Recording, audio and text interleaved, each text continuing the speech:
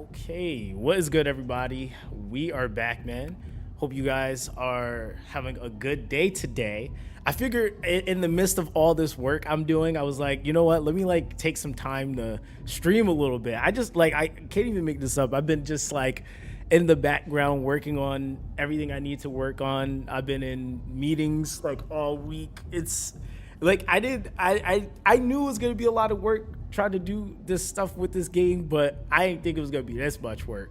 But it's necessary to make sure that the project turns out right. But yeah, we got a lot to talk about, man. What I really wanted to try to accomplish today, more than anything, is given the opportunity to kind of hear you guys out on some things, because I obviously, I've been playing gachas. Some of you guys have been playing gachas just as long as I have. But I always like to get extra feedback outside of my brain on just the state of what things are, what people would like to see.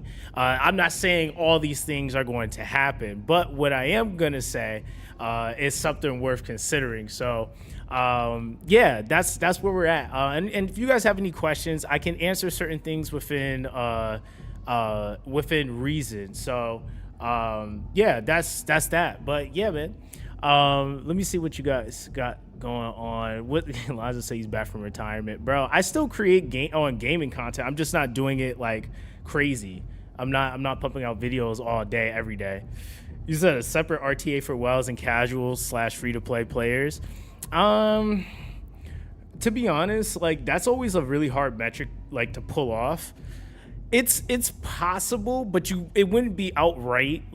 You would have to do it a certain way. There's only one game out of all the years I've played gacha games. There's only one game that's been able to do a form of RTA that was not invasive or you couldn't really wild ninjutsu it, but there really wasn't anything that was attached to it that was super important either. So that's the thing, that kind of varies, and that's what I've been really diving more into. When you're making a gacha game versus a regular game, there's so many factors that you have to kind of consider, because what makes them work are just two totally different things.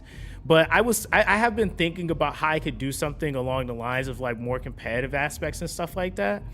But yeah. You said he grew his hair back because of his game production. No, I just got the beard coming. Actually, yeah, my beard is actually connected now. It's kind of weird. You said meetings all week. I thought it was just the one. No, no. Well, you got to remember, Crazy, you guys aren't as far as how can I say this? There's more moving parts to creating a game than just game tech production. There's what art direction you want to go in. There's composing. There's I really honestly, for me, it's not just about trying to find one person. I'm trying to find the right people. And then even doing my research on one thing that I'll probably be making a video about, but I'm changing the art direction because I know with what I'm doing, I don't want it to take a decade. That's the thing. And I was originally going to do pixel art, but the thing with pixel art is pixel art takes extremely long to perfect, and not even just to perfect, to produce.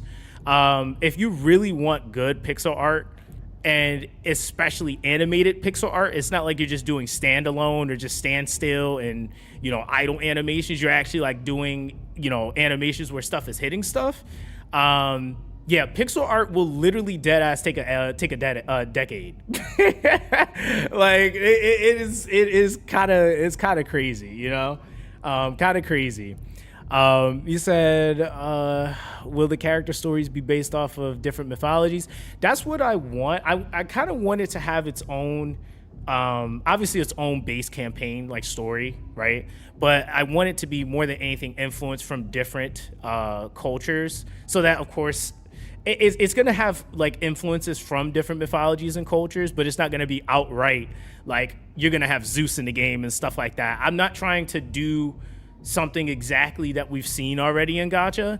I feel I don't want to say it's overdone, but I feel like we have enough of it, right? Like I feel like most things usually have like they go to, oh, I'm gonna throw Zeus in the game, I'm gonna throw Poseidon in the game. Like, you know, those are definitely like really, really good stances to take because it's appealing. I like that type of stuff. But I also feel like too, there's a lot of other things that you can do that isn't necessarily the same. So there's some influences I have, but I'm not exactly doing the exact same thing. He said, he said, is this a PvP driven game, or since it's the first game, it's going to be getting story out there and foundation of the game? So basically what I'm doing, I might have a little bit of PvP that's kind of still in the air, but it's definitely going to be not exactly story driven. It's going to be, I'm going to put it, it's going to be basically, I don't want to call it a gear grinder because it's not going to be exactly that. So it's going to have gear grinding in it, but it's not going to be outright gear you're farming.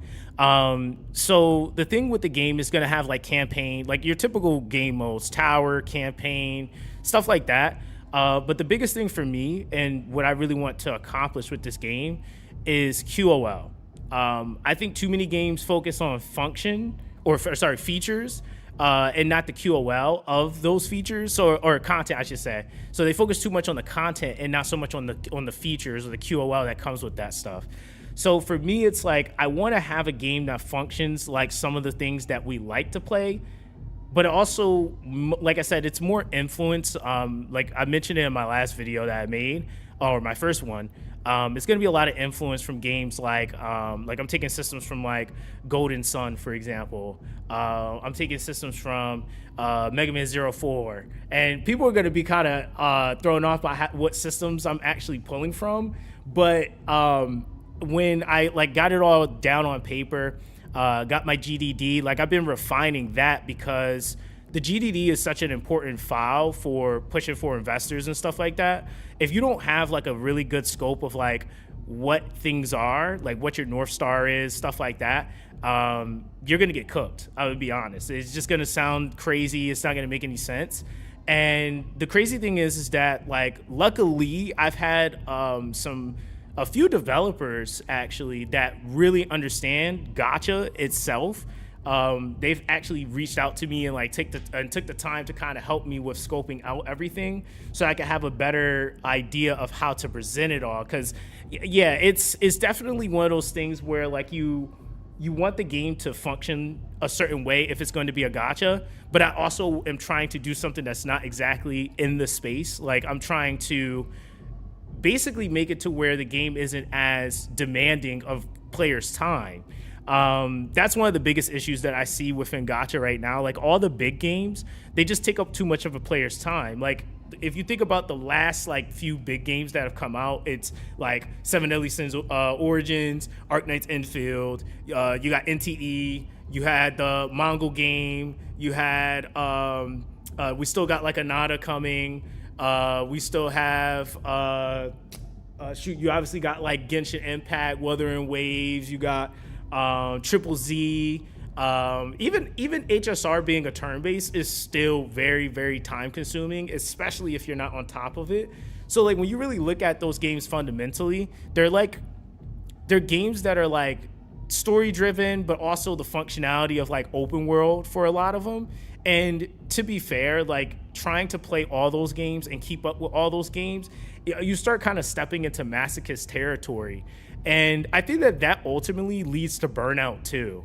And that's one of the things that I've really been looking at is like the burnout has been pretty ridiculous with some of these games. So much so, in fact, that I've even found myself personally not even wanting to play half of these games. Cause it's just like, for me, it's like, oh, another open world. Like, I don't feel like playing that. Like it's just that I just don't feel like playing another, I don't feel like playing another open world. Like, and for me, that's why it's like story narrative, I think is important. But for me, it's like I want there to be story-driven aspects to the game, but I don't want to force players into the story components of the game either. So I think it's like I said, it's just things I've noticed over time just from playing hundreds and hundreds and hundreds of gachas. I mean, now even thousands because it's been almost a damn decade.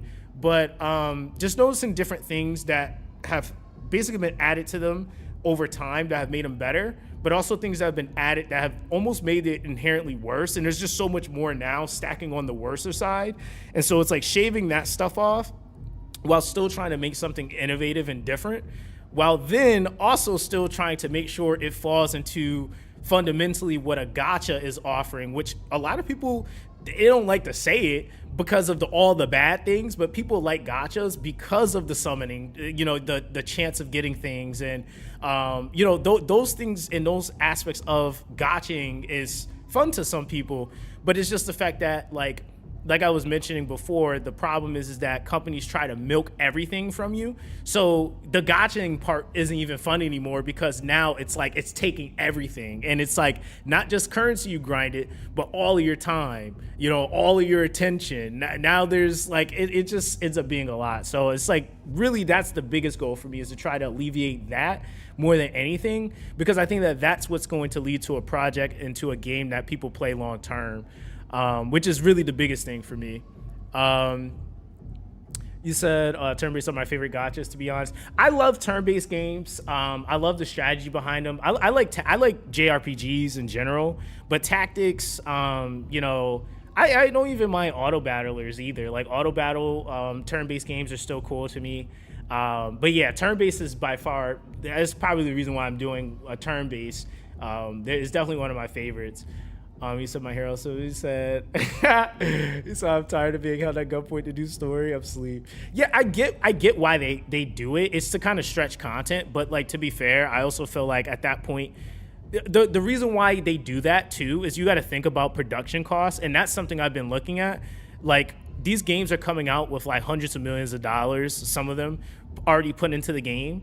And that hundreds of millions wasn't even to develop like a year's worth of content. It was just to develop like maybe the next like 4 to 6 months worth of content. So it's like they got to stretch it all, and then they're like still having stuff made at the same time. So it's just all production really at that point, and they're trying to make that money back. So they stretch you, and really honestly, they purposely do things like let's not add a skip button so that they have to sit there. You get what I mean? Yeah, that stuff is all done intentionally. You said, can we get some regular male characters? You know what I mean? Well, so that's my thing with what I want to do too, is I'm not trying to do gooner bait, right? Like I really don't want that to, and not even that I don't want to, it's not going to be. It's not going to be an element at all, where basically the characters is only being sold or basically going to just be booba characters. I'm not doing that, because I also know like at some point, like if there's going to be content creators and just people that want to enjoy the game outside of their basement, I want them to be able to actually don't get me wrong, there's going to be girl characters, right? But I'm not going to be doing like every single character that comes out is a booba character and their boobs are the size of like boulders and stuff like that. Like, I'm not going that route. Not to say there won't be a character, right? Like, there's always one character that's like that or two, but yeah, I definitely want like there to be dude characters. It's not gonna be like this crazy thing though, where I'm like, I got this bias, I'm only pushing dude characters. It's not like that. I want the characters more than anything to be cool. So it's really not even so much about the sex of the character. It's like, let the characters be cool. Like, I think that's the thing, is that like in gacha, I do get it. They want the characters to basically sell, right? So it's like, yeah, let's push more waifus. But I also think that that's also based according to the main market that they're pushing to. So like even with my game, what I'm trying to make sure I focus on, I want the Western audience to come first.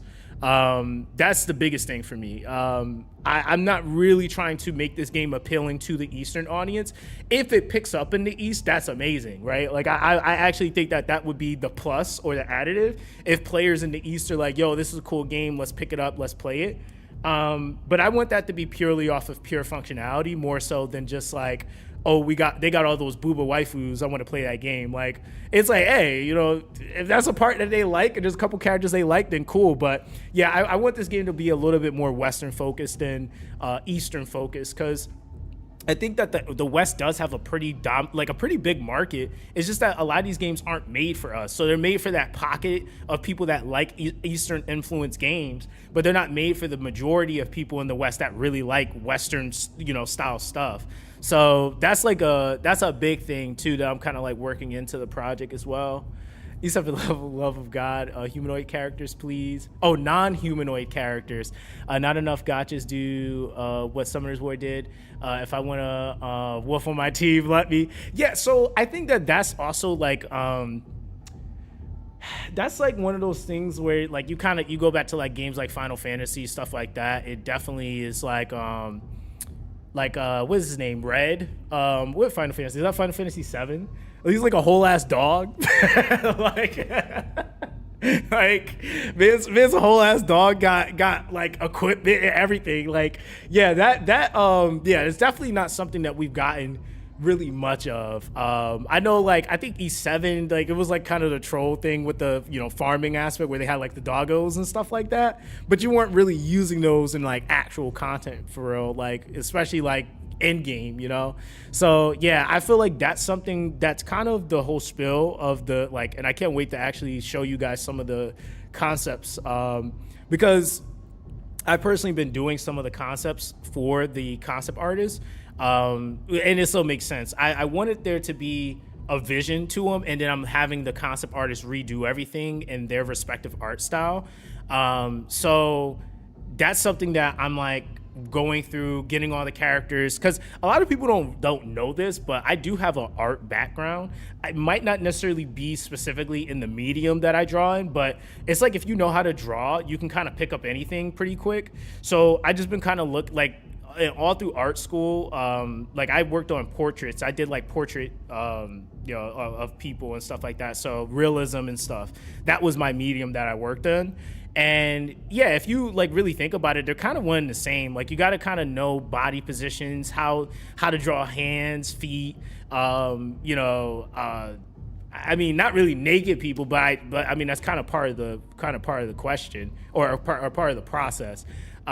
So yeah, I've been doing some sketching and stuff like that because I don't want to leave it up to the concept artist to figure out what the character is going to look like. It's like add some sauce to the character and make them different, but this is what I want the core of the character to look like. It's kind of like I think of it like how Stan Lee, he didn't necessarily like he made like most Marvel characters, right? But it was just kind of like as the years progressed and people would add their different sauce to it and then make the character look a certain way or better, So you said Walking Dead was so cool too. Which you said which more games did stuff like that? Yeah, the match three is such a such a underrated gameplay style, but it's like you have to do it right and you have to really market it a certain way. Like you can't just drop it and then think like people are gonna pick it up because there's so many match 3, right? That's I think that's part of the problem. Excuse me, is that there's a lot of match 3 style games. So that Walking Dead game was great, but it didn't have the appeal of being different to some degree. It was just kind of like, okay, Walking Dead reskin on a match 3, which could have worked if there weren't already so many other Walking Dead games. That was really the issue that they kind of ran into. Yeah, basically to what Crazy is saying is like there was like six other Walking Dead games. So and then they also went for the same exact art style appeal too. So you really don't have anything that's appealing to that audience that's like, oh, this is different, let me try this, other than just the gameplay, and then it's like if they don't like match 3, then that's GG to that, right? It said, can't wait to stream this game. Dude, I can't wait to get further, but I'm not rushing the process either because, like I said, I want to make sure everything is done right, So real question is, will this game release before GTA 6? Who knows? But for real, good luck with the game. No, I appreciate that, Crimson. I mean, I don't know. It really all depends on, and that's kind of the thing is that I want this game to have quite a bit of units in it. And that's another reason why I decided to change the art direction too, because it's like doing pixel art takes forever, dude. Like seriously, like some of the big games that came out that the indie devs have done. There's actually just one dude that I started watching because I was gonna go down the pathway originally, and I was gonna pick up some like pixel art. Like I kid you guys not. I went and bought what is this damn thing called? Aspirate. I went and bought that. I was like actually like playing around making pixel stuff. Like I said, when you're an artist, you can kind of pick up stuff and like just work through it. And I was actually making some cool looking stuff. And then I got to the animation part, and I was just like, holy crap. This I respect pixel artists. I really, really do. But one of the guys I was watching, this dude, he's been making his for like 7 years, dude. Like seven, 8 years. I was like, dog. Yo, Gary, appreciate you for the super chat, fam. You said Function from Dislight and Velnort from Octopath Traveler here. So if you're super committed, I'll work on voice direction, active for free, at least until you're off the ground. Email me when your foundation is ready. Yo, Gary, that's dope. Hold on. Actually, do I have it pinned? I do not. Hold on. I'm gonna actually have you. So as far as like the foundation of the game, I already have the whole game mapped out. It's like publicly showing it though is kind of a whole nother thing. So I'm going through like more of the legal process with certain things. I gotta have a meeting, I think this week. I should be having it this week. Where I'm talking to my CPA, and we'll be like kind of finalizing like all the legal stuff that I need to, so I can show things publicly. And it's more so that I can protect the overall scope of the idea and like patent certain things. But I do have it to where I am putting like I having people sign NDAs. Like I've been doing that with like a lot of the artists and stuff like that, so that I can at least give them an idea of like what stuff is going to be, systems, what it's going to look like, all that jazz. But yeah, no, listen, if you do any voice acting, I'll definitely like get your info, because you know what's crazy? I was thinking about doing voice acting, but I'm like, man, yeah, voice acting can be a process. And I also want this game to be like, I don't want to do like, and I know some people have been like saying it. Like a lot of people have been really like pushing it really hard. They're like, yo, do this voice or do this with AI, do that with AI. Like, I'm like, dude, I'm so against using AI for certain things. I don't want to make the game with AI. Like, I think it's one thing when you use AI as a tool to help you do something, like to say, help you refine something you're doing already. It's one thing, but I think when you're using it as like the basis, like there's people that's like, oh, just make the whole game with AI. I'm like, yeah, nah, I don't want that. I'm like, I don't want that. And also too, like I'm an artist, so I think that should already tell people how I kind of feel about that, because I do understand, like, you know, the fact of the matter is people's stuff is getting ripped, and that's why I've really been going through the process of trying to like find actual people that legitimately do things themselves, because I wanted it to have that essence, like somebody really, you know, made that. And it's like, yeah, you know, you said a lot of potential voice actors are in Discord. Well, dude, that's the thing. I have a lot of voice acting friends because of Dislight. So yeah, voice acting, I was gonna go through that part of the process soon. Because I was trying to take care of this other part first, and voice acting was definitely the other part. But for voice acting, you want to also have things to like kind of show the voice actors, like characters that they could potentially voice and stuff like that, temperaments, personalities. So I'm even doing a lot of that too, storyboarding, you know, going through that, like the first like entire arc. I'm trying to get all that done within a reasonable time. So it's a lot of moving parts. That's why I said, like, with like doing like a lot of stuff and trying to like solo it, it's a lot of parts and a lot of jobs that you don't realize get passed around to individual people. And it, like I said, it gives you a whole new respect for it. And I definitely won't go to some of these games and be like, oh, they could just do this. Cause like in reality, even it was this one pixel game that I was looking at that it's like actually a pretty big one now, but they hired like 8 or 9 pixel artists. It wasn't just one artist doing everything. It was like 8 or 9 pixel artists. So when you kind of think about that, it's like, that's a lot of work, you know? You said, But yeah, Gary, I'm gonna actually send you. I'm gonna drop my email for everything because I don't use my personal. I use my I'm basically using the business email for this project. Let me grab that for you. I'll drop it in the chat though. Yeah, I've had a ton of people reaching out to me. Like I had dudes that like have released games on mobile before reaching out to me, like in like legit projects too. And I was like, holy, okay. I think that's the thing that's kind of making this process exciting. It's like it just seems like everybody was just waiting for somebody to be like, yo, I'm about to do this for real, and then they were like, oh, okay, word. Let me see here. We're going to drop this here. But no, I really do appreciate that. Oh wait, whoa. I read that incorrect. Wait, you voice functioned. Oh, I read that completely wrong. Wow. Okay. I read that completely wrong. So wait, Gary, question. Do you know Sam Slade? Cause I'm like, if you're in the VA world, you have to know Sam. I know she goes by Ducky as well.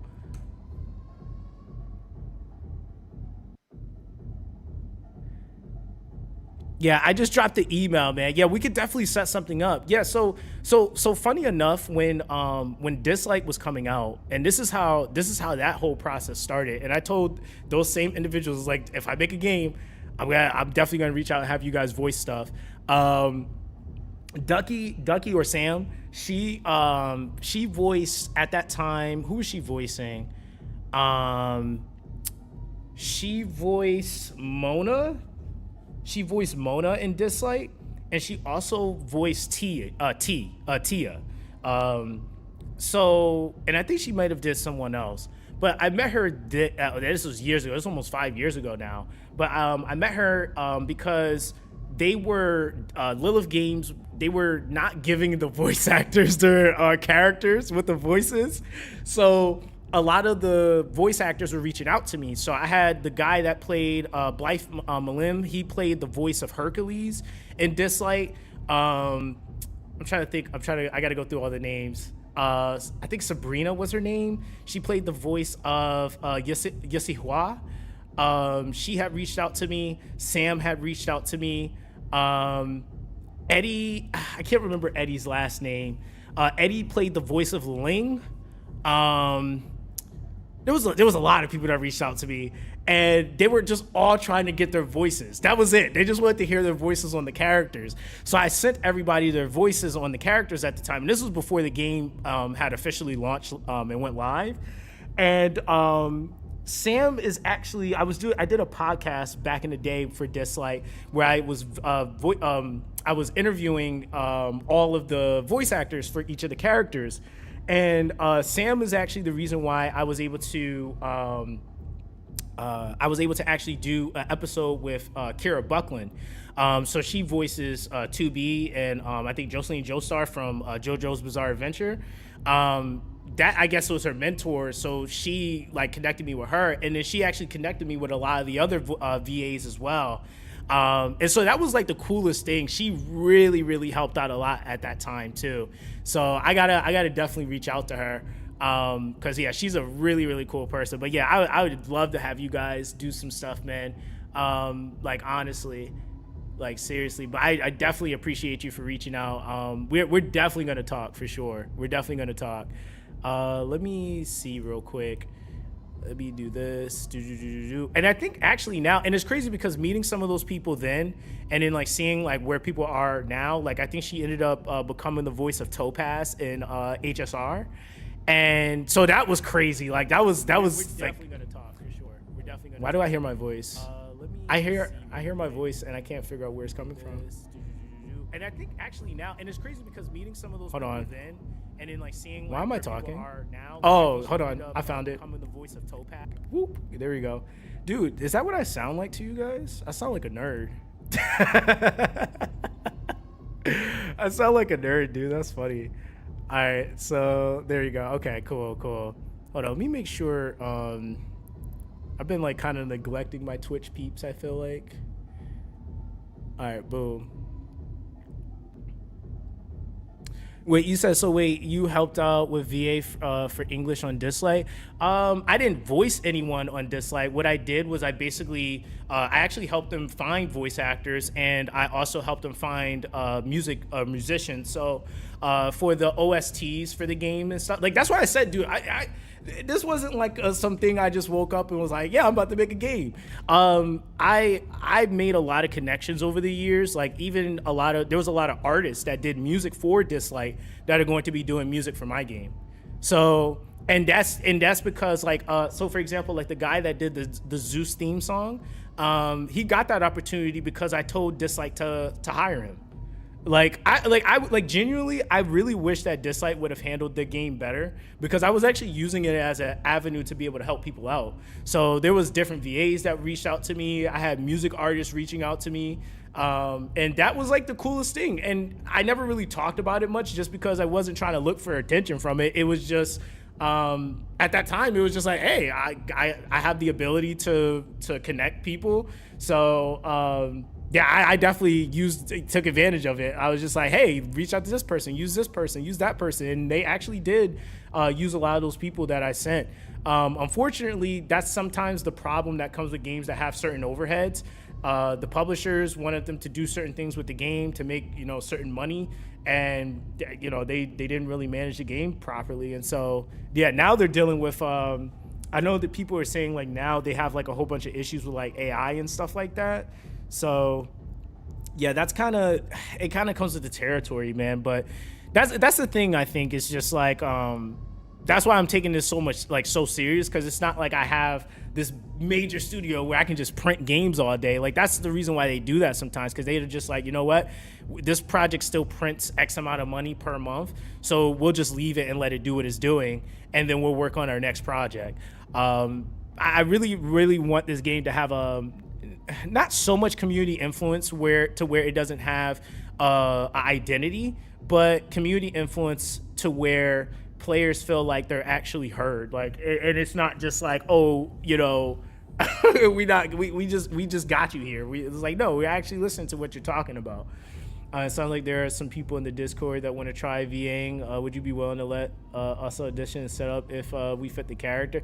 I'm honestly open to that, right? Like I'm even right now, like I've had a lot of people reaching out that are like interning artists and stuff like that. So that like with what I'm trying to do is not just about the game, but it's opening up opportunity. Like I really want this project to also be something that, like I said, is helping those that are already in a sphere of, or I would even say not even just a sphere, but in realms where there's a lot of struggle and it's very competitive.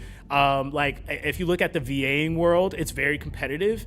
You look at like say game design, like being an artist just in general, it's very competitive.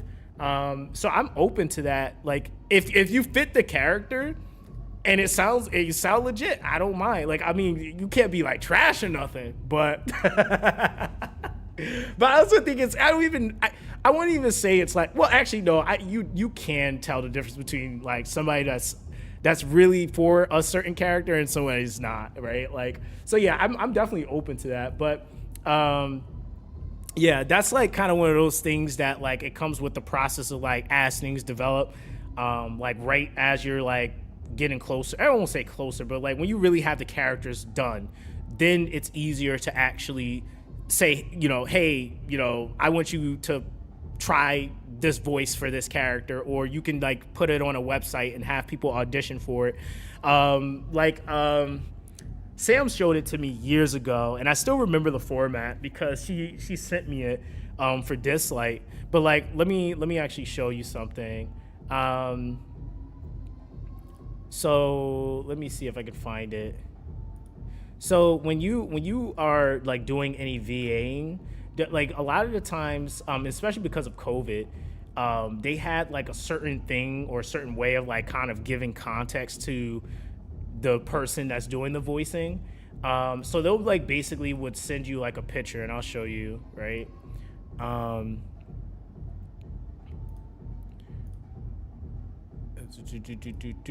Let me do this, right? Let's see. So let's go image. And so this is like basically what I have to get prepared. This is why like getting characters and all that stuff done is so important, because did I save it to my computer or did it go somewhere else? Oh, here it is. Okay.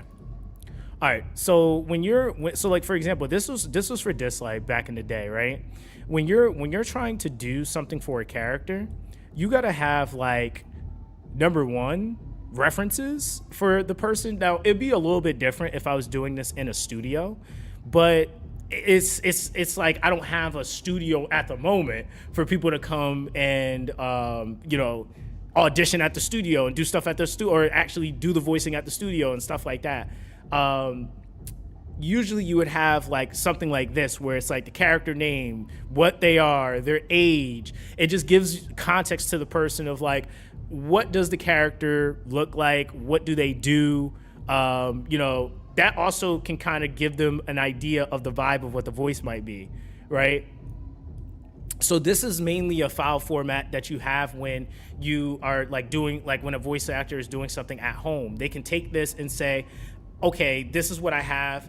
Let me, see what I can do. And then you have the voice lines and stuff like that. This is something I've seen for the most part. Like a lot of the Eastern or Chinese companies use this format. Because like you got to think about like when they're doing like English VAing, they might not necessarily be having those people in China, right? Like they have to give them something to work with. So this is a format style that they'll use. Oh, you say you recognize that for our file format? Yeah, this is this is this is one of those formats. He's like, no one auditions in person anymore. Both a good and a bad thing. Yeah, I can definitely see it like from the convenience side of it as well. It definitely like I understand. It's a catch-22. It's definitely a catch-22 to it. Like it's one of those things too where I feel like it's like, I know like I've had some people even tell me too, like in the beginning it was kind of rough because like you're trying to like get gigs, but then like you gotta kind of invest in like an at-home setup as well, so that your voice quality sounds a certain way. And so yeah, there was like I said, there was even a point in time where I was even looking into, and I still might do it. I might do it for this game. I don't know. Doing some voice acting, but yeah, it's its own thing, like for sure. You say it's convenient, but now you need a recording room with foam all over it or recording under a thick blanket. I mean, yeah, it's like with anything. Like you have to have the setup for it, right? Like it's not to say you can't do voice acting, right? Like some people did their earlier phases of their voice acting, it wasn't with a proper setup, right? And they might have gotten gigs, but it probably wasn't like the cream of the crop gigs, right? There's still projects that'll take people. Like there's tons of games being made. But when you're talking about like the crazy, quality, super polished setup, sometimes they want you to like have everything done and then they plug in everything, right? So yeah, that's where you kind of have some issues sometimes too. So yeah, it's definitely a little bit different too, like in comparison doing like video game voice acting for a character. And it's like you're not doing like animation cutscenes and stuff like that versus like those that are fortunate enough to do like animes and stuff where those studios, they'll actually like have them sometimes go out to studios and like see what's going on screen and being able to actually act out everything. So it's like you actually get to really act things out more too. And it's like with Dislike, it was like, I guess sure you could have done it to a degree, but I think with Dislike, that was one of the things I remember Sam telling me. They didn't actually really send him too many animations to work with. A lot of it was just basically the picture of the character and then the voice lines or what they need to say. So like that to me, like I can see how that could be a little difficult because it's like, what do you want me to do? Like, okay, I get what the character looks like, but like if they're doing a certain motion or if they're doing a certain thing, now you got to just kind of, like some people can do it well where they can just have somebody tell you, oh, they're extending their hand and they're punching, right? But for a person like me, I'm a visual learner, and just in general, I like to see things visually. So I can see like where you can run into different issues depending on the project and like how they're doing stuff too. So yeah, it's a lot that kind of goes into voice acting. Like I said, all forms of art, man. I truly do respect those individuals because they are their own respective crafts, man. Like seriously. But yeah, so yeah, voice acting. Yeah, that's 1,000%. That was like that to me would have been like the icing on the cake. But yeah, there's so much that goes into it, man. Like localizing, so like multiple languages. I'm probably gonna do like some of the main ones first, and then over time try to get some of the other ones in there. But it just really all depends on how like things pan out. I used to have a whole studio at my house, bro. So I have experience. Let me know when it's time. Yeah, I'm definitely gonna post it in the community. I'm for sure gonna share with you guys more than anything first, just because you guys are just closer proximity. But I have been using like other platforms and stuff like that. I like even recently started uploading on TikTok. I don't even get on TikTok, dude, and I'm doing it for this project. I made the new X for this project too. We have the Ko-fi up right now. So that all this stuff is going towards the project, man. Like even for those of you guys that normally sub, don't sub to me. Sub to like to do give it to the project. Don't give it to me. I'd rather it go to producing a better product than it just going to me. Like and if you do send it to me, I'm gonna just put it into the project anyway. So that's the thing. It's all going into the project. So what I am doing though, like once we have the concept art and all that stuff done, first people that are gonna see it are gonna be the people that contributed to like the Ko-fi and stuff like that. Because I do want to kind of get some feedback before I make like a official presentation. So yeah, that's that. So yeah, all the guys on Ko-fi, I got a special role in the Discord that I'm gonna be giving to those guys for that. So you said pin it to the Twitch. Is it not on the Twitch? Do I just have it on the? You know what? I do only have it on the YouTube. Oh no, I got you, Sir Lonzo. I got you. It's also in the panels. It should be in the panels too. Let me see. Do. All right, so. All right, cool. All right, so this is also let me find the link because I put it somewhere. Okay, there we go. Dude, I think this may be the most organized I've ever been in my entire life. Like I like have zero choice because otherwise I lose my mind. Like there's just too much information and stuff. Like even right now, like I'm doing like I got this whole like file just for like characters and like inspiration and ideas and stuff like that. I didn't think I could collect that many pictures like ever. All right, let's see. So streaming is like a whole nother thing. I'm like I gotta reformat so many things for the streams, man. Let's see here. Yep. And we will do. All right, cool. All right, I got it pinned. Appreciate you, Lonzo, because I thought I had it in there, but I guess not. All right, cool. Is that where the voice lines already posted in Discord? If so, I can go and record. No. There's nothing in the Discord yet. I'm gonna be having stuff when the time comes. Go to the Discord, but nothing yet. Yeah, we got to go through a couple of different things first before I could do any like VAing really, because you want to have something for VAs to work with. Like like I said, you got to have like characters, like concepts. If you're gonna have animations, have those animations so that they can see them, so that they're like, if they're doing a punch or jumping in the air or doing an ultimate, they know exactly what the vibe should be for that audition. Like I said, I'm trying to make people's lives easier than harder, to be honest. Because when it comes to a lot of this stuff, it's just like you could do it quick and easy, or you can do it right, and it might take more time. But I'd rather something be done right. That's just where I'm at with a lot of stuff, to be honest. All right, so let's see. We're gonna pull up this file Because what I'm gonna do, and that's really what I wanted to make sure it was done today, because I know some people got some feedback. All right, and I had some people already say some stuff too. I need you to let me type it. Oh, okay. Let's do this.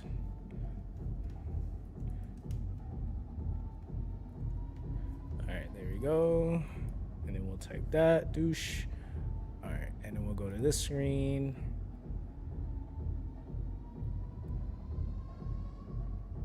All right, here we go. Okay.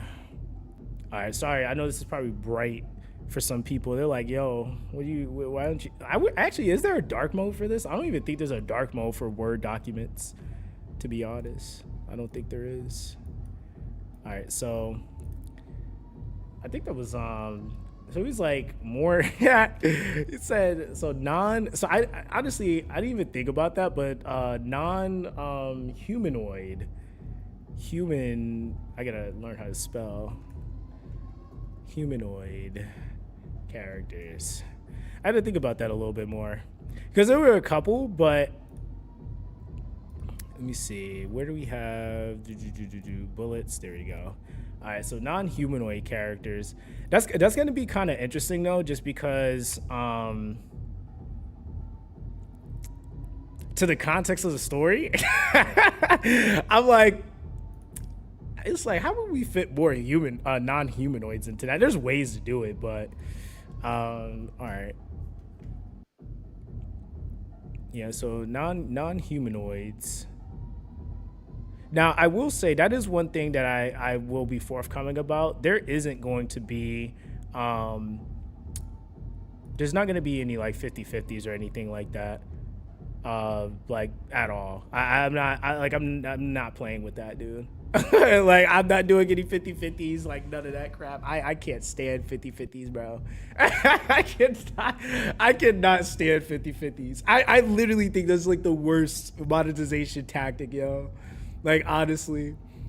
You said there is, but it just changes the outside color, the page color you have. You have to change the view settings somewhere. Oh, is it? Yeah, see, I don't even know.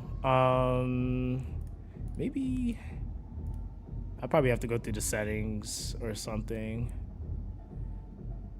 As page setup. I know there's a way to do it, but well, we'll leave it as is. I'm not gonna go crazy. Oh, appreciate you for the super chat, Gary. You said FYI, when Function first came out, your react was the first I watched, and I remember you saying I kind of like his VA.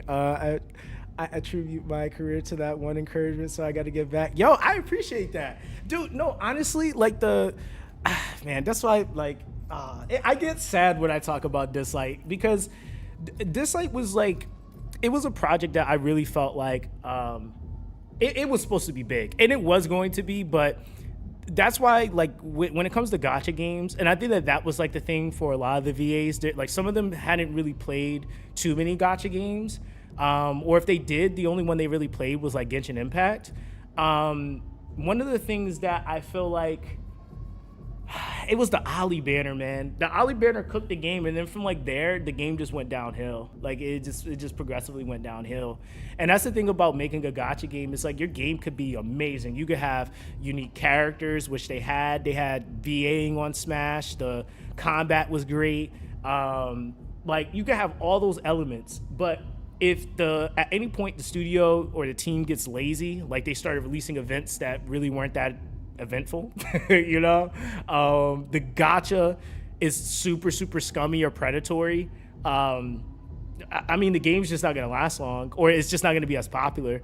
Like those are like, when you really look at gacha fundamentally, gacha gamers play gachas because underlying they do like gachas, they just don't like scummy gachas. and a lot of gachas that get made are pretty bad. Like they like I said, they just always are trying to make everything make money. And I get why they do it, but then it's like, I also feel like there's so many other angles that they could have taken that would have made them a ton of money. Like if they would have focused more on like let's say putting more of the emphasis into like skins and stuff like that, like really trying to make really quality skins and different variations of skins that changed animations and stuff like that, probably would have made more money from that.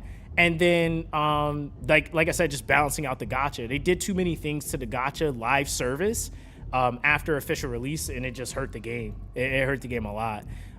So yeah, no 50/50 is that's just kind of going to, like, that's just standard.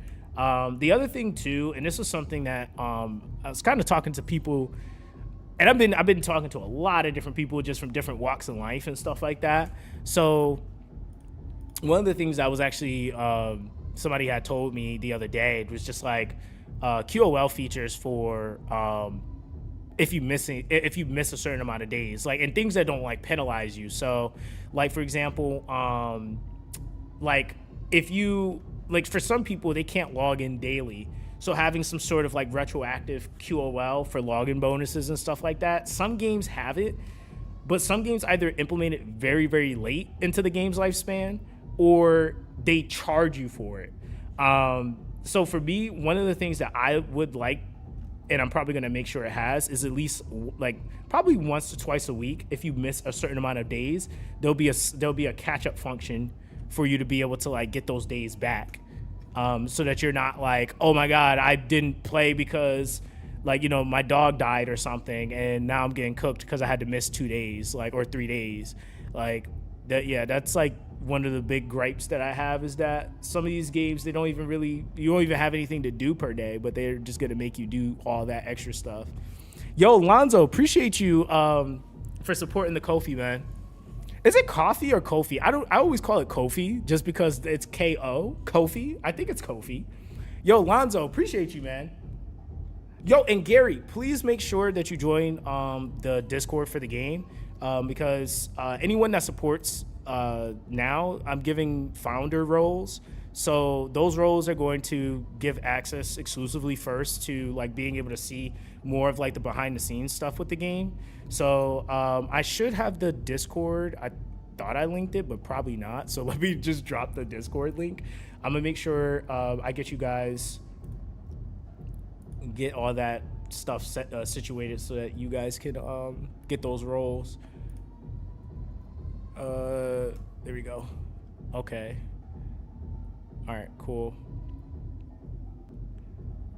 And I think what I might do, I got to get another camera set up, but I'll show you guys. I'll probably do a stream or two where I work on some concepts so you guys can see them. Okay, there we go. Yo, appreciate that, Lonzo. Yo, what's good, Drago? Yo, Drago, appreciate you for supporting the Ko-fi too. Don't think I didn't see you. I did see it. I did see it. I just didn't have a chance to say anything to you. He said, "Why is snitch on you like that?" Hey, it's telling. He said the music was fire. Yeah, and that's like one thing too. Like I definitely want the music to be different. I don't want it to be like, it'll be some stuff obviously to the theme of the game, but I definitely want some stuff that's a little bit like, you know, mixed genre'd. But yeah, how you doing, Drago? How's everything going, man? All right, so yeah, there's not gonna be any 50/50 stuff. Where was my thoughts at? Oh, retroactive.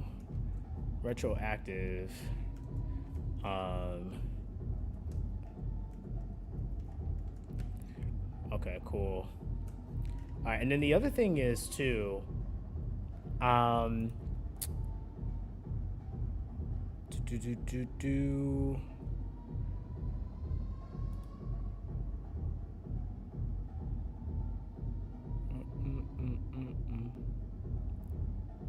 let's see. I just like seen it and I don't know where it went. Okay, whatever. All right, so retroactive, like we'll say a few days. And that's just to kind of help with the time metric. Now, one of the things that I wanted to make sure too, and this was already something I set in stone, characters all characters, I should say. So all characters are going into standard.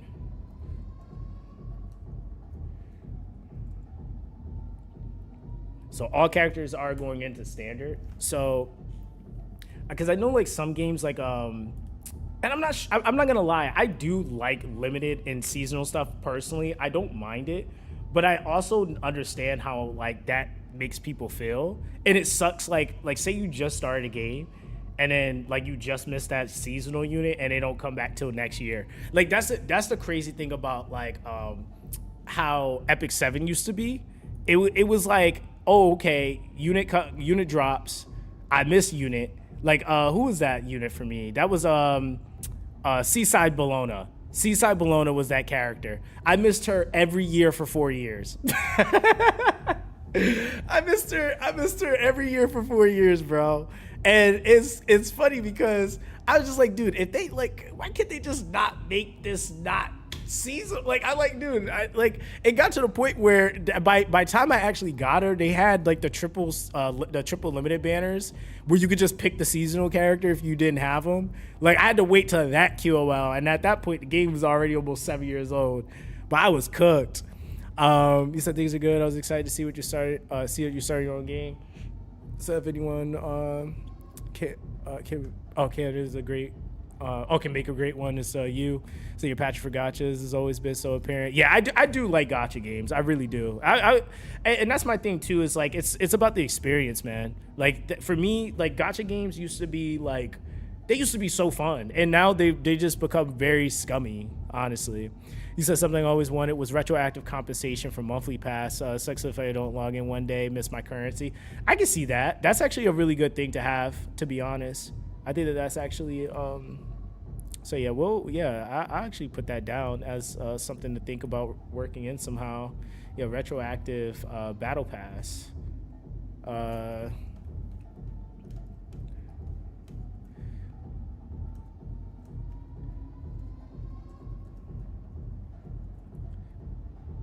Yeah, for lost currency.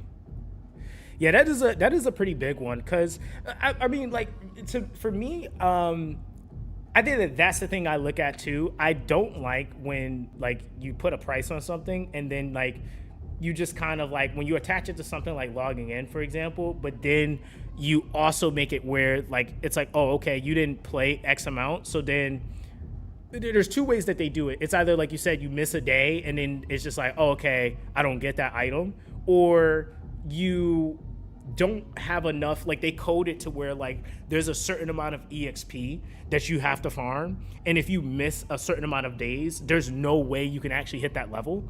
So it ends up just kind of cooking you in the end, because it's like it's like, dang, like you said, it's like life happens. And I think even for me, like that's one of the things that I remember, like with this, like when I had to take about a month and a half off because it was just something in life going on, and that was like one of the hardest points to like get back into the game. And it was like I love the game, but it was so hard to get back into it because it was like I was trying to catch up.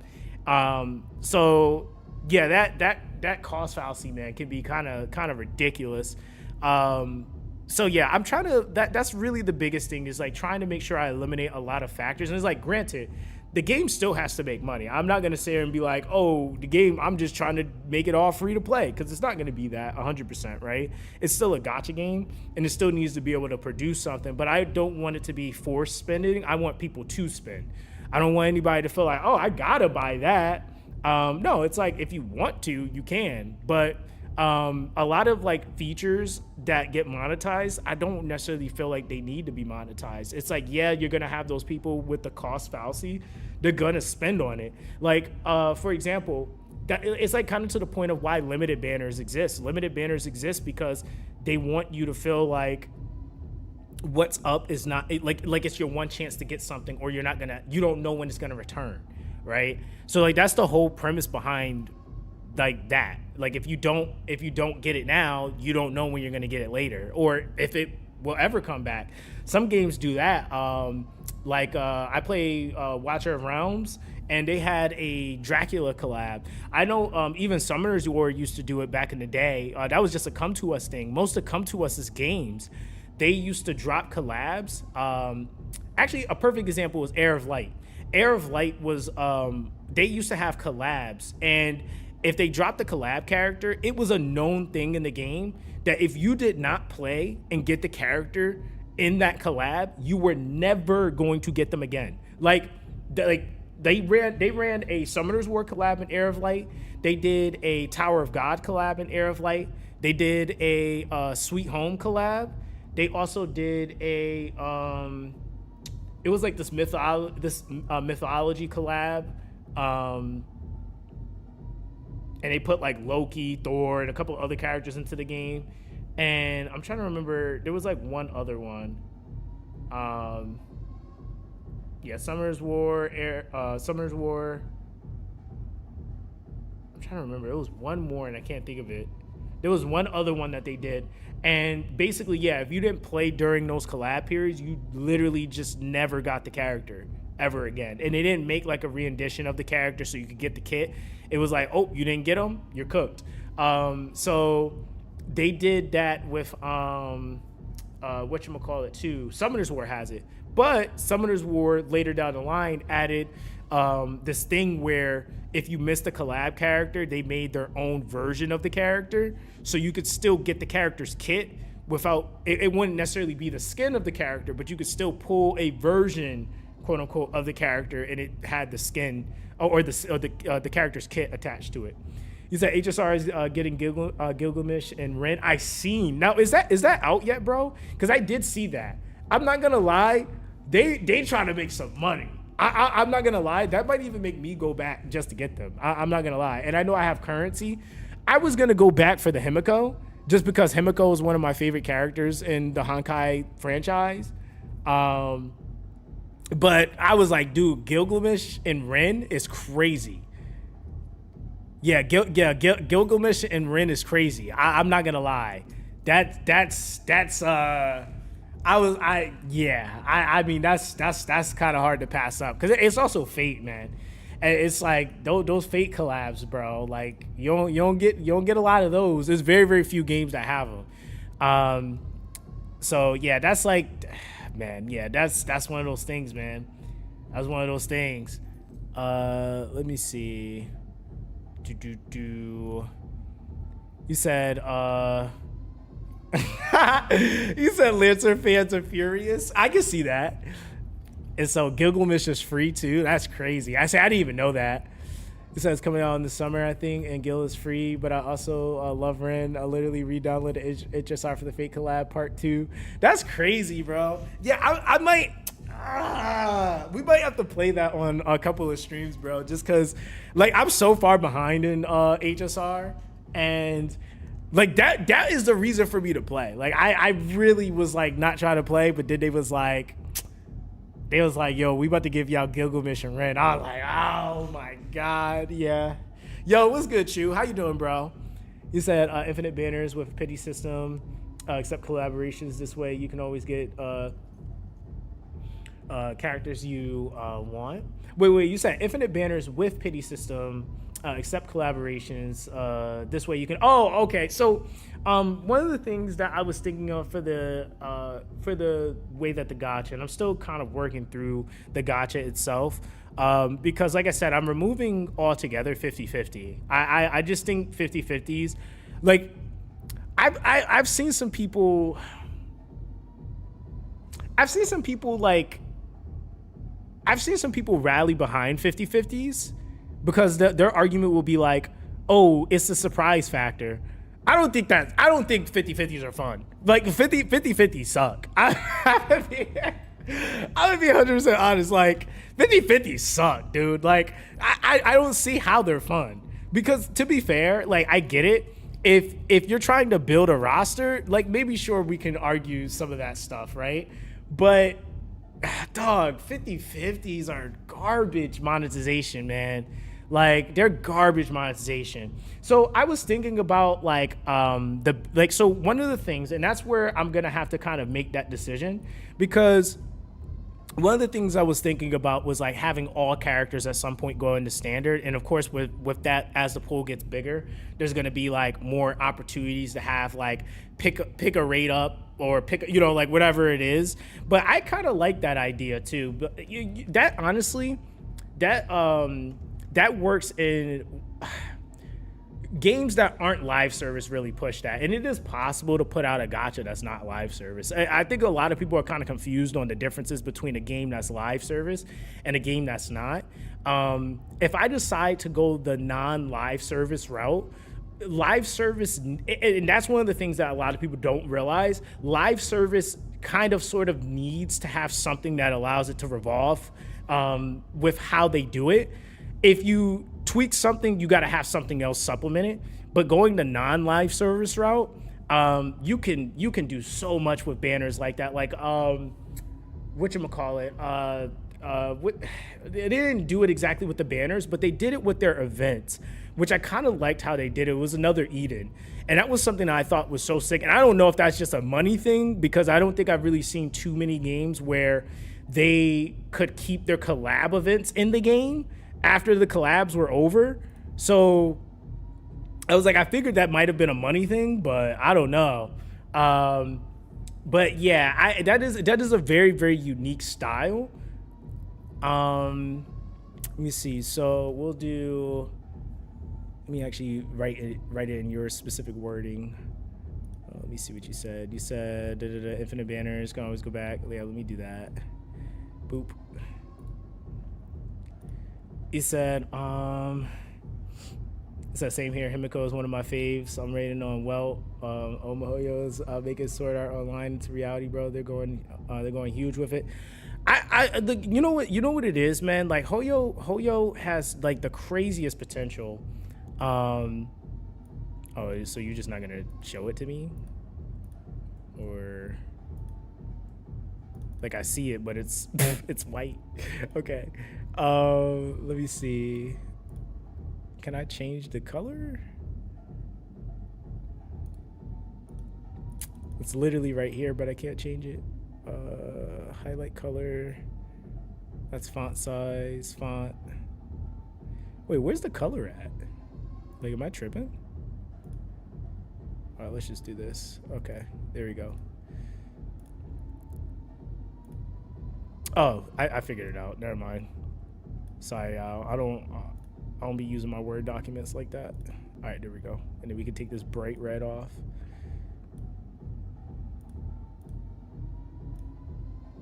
Go do this.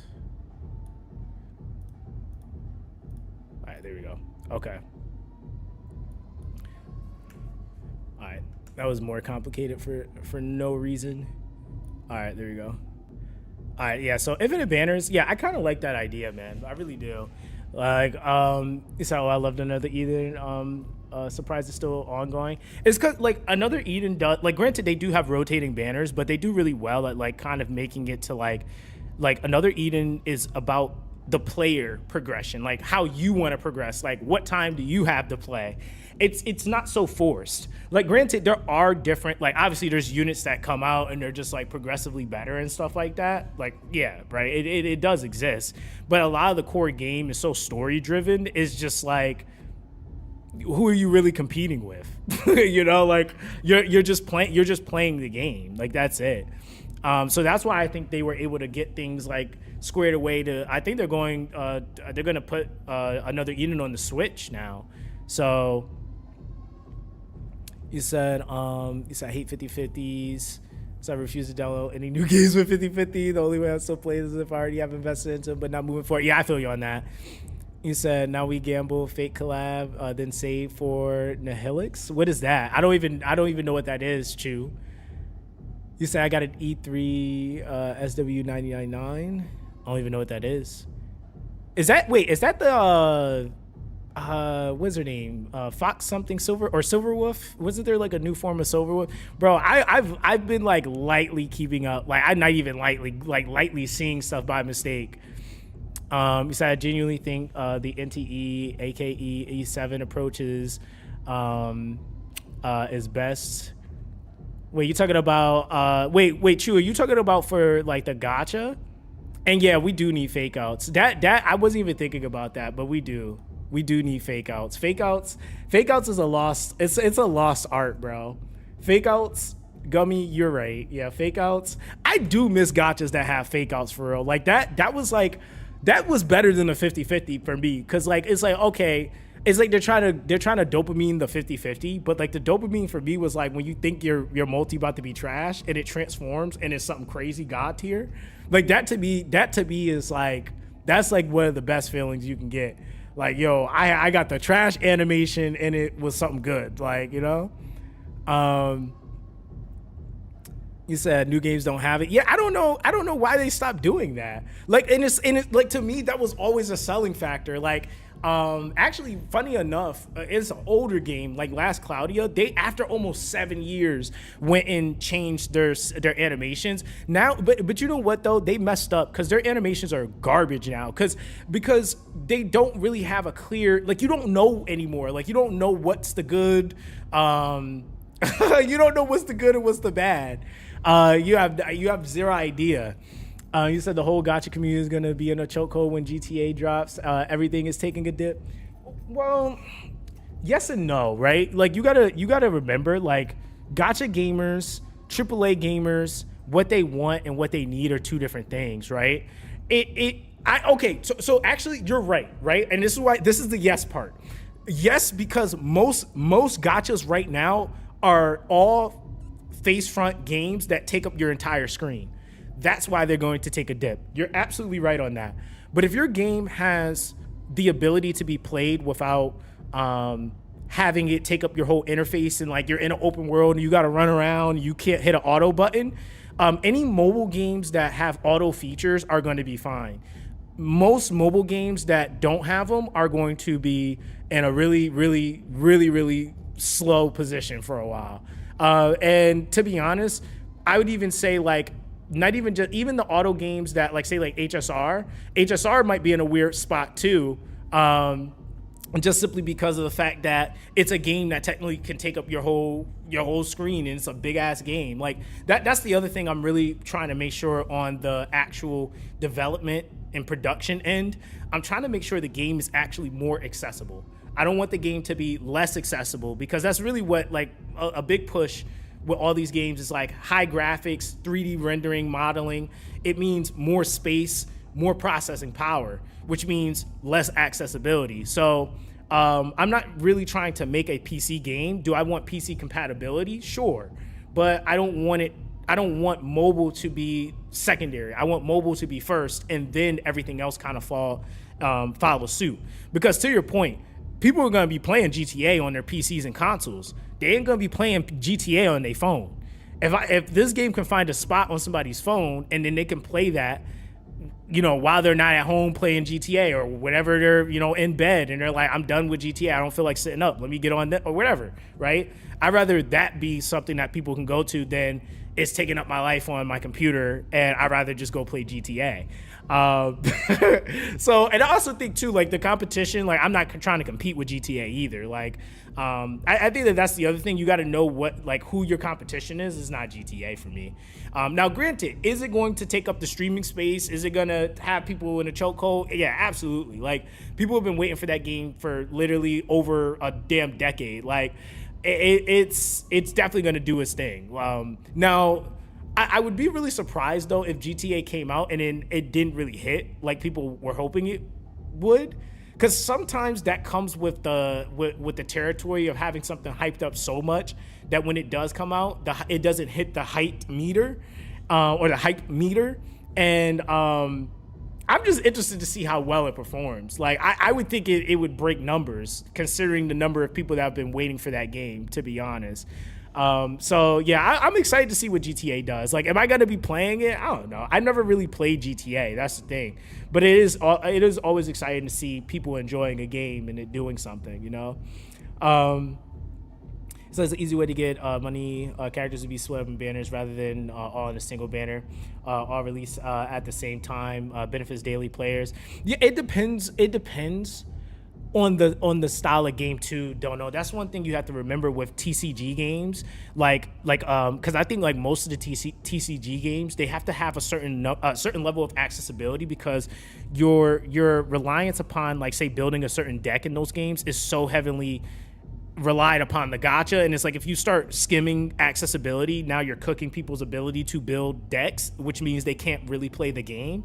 The way that I think I wanted to make sure that it didn't really matter whether or not you pulled certain things was that I didn't want to limit the game to where it was like, okay, I didn't pull this character, I can't do X thing, or I can't play the game. One of the things that I really wanted to bring back, something that actually was a really, really big influence from Jagalia Loss, and a lot of games stopped doing it, but basically up to par freebies, right? Some games do it where they'll give you like a standard free 4-star or something like that, right?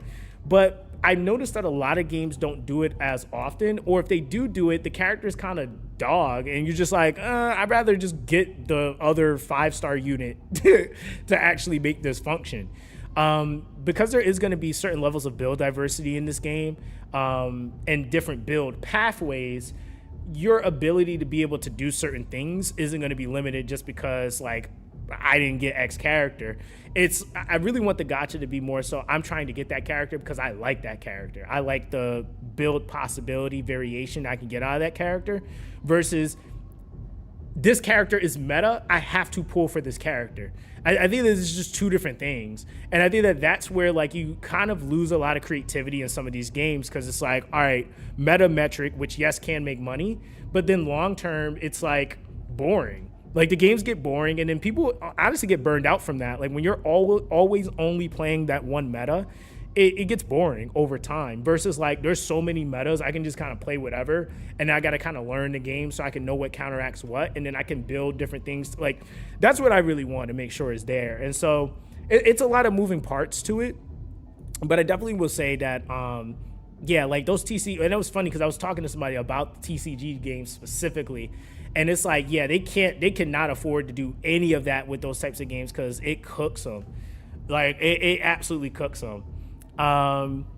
Yo, what's up, Primo? How you doing, fam?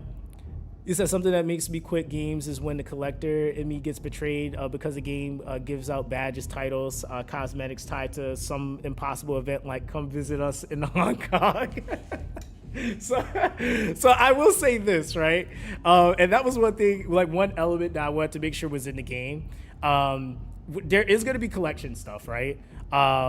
So collect. I don't even know. Wait, what was this bullet about to say? What actually was this bullet about to say? Go back. Yeah, what was this bullet about to say? That's funny. I don't even know what that bullet was about to say. That's funny. But yeah, I definitely feel like that's a big thing is making sure that the tasks are somewhat doable within reason.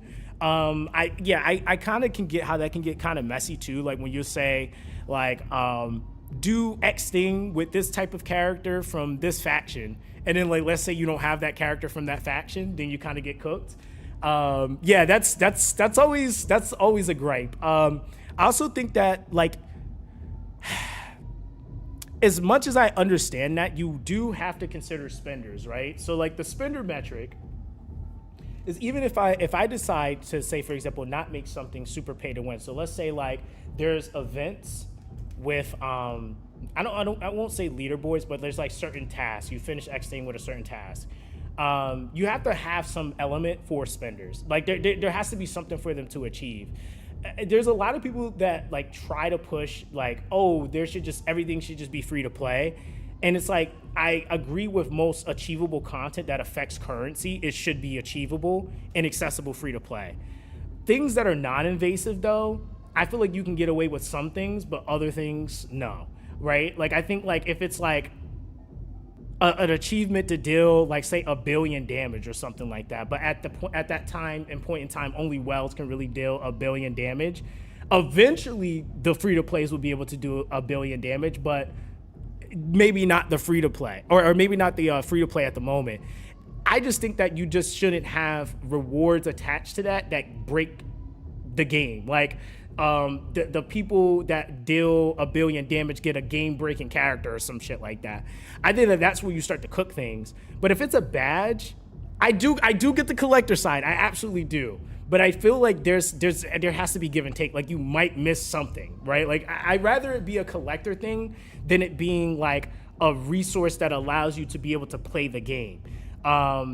now, again, there has to be balances and checks. Like, one of the things you don't want is like with what we experienced in Chaos Zero Nightmare, where the leaderboard content had an achievement that was like, dog, nobody's about to sit here and really spend the time to try to get this, because you have to do X thing. It was super sweaty. The builds, like, and you guys know what I'm talking about if you play CZN season 1, right? Season 1, it was like trying to do any of that leaderboard stuff was garbage. Like it was just way too specific, way too time consuming. There was no way you were gonna get people to do that. He said, not what I'm saying. He said, it's fine having things paywalled or exclusive to just 100 players or so, whatever. As long as I can get them. If I just do X, Y, Z, aspirational stuff is fine. FOMO is the problem. I feel you on that. Yeah, I feel you on that.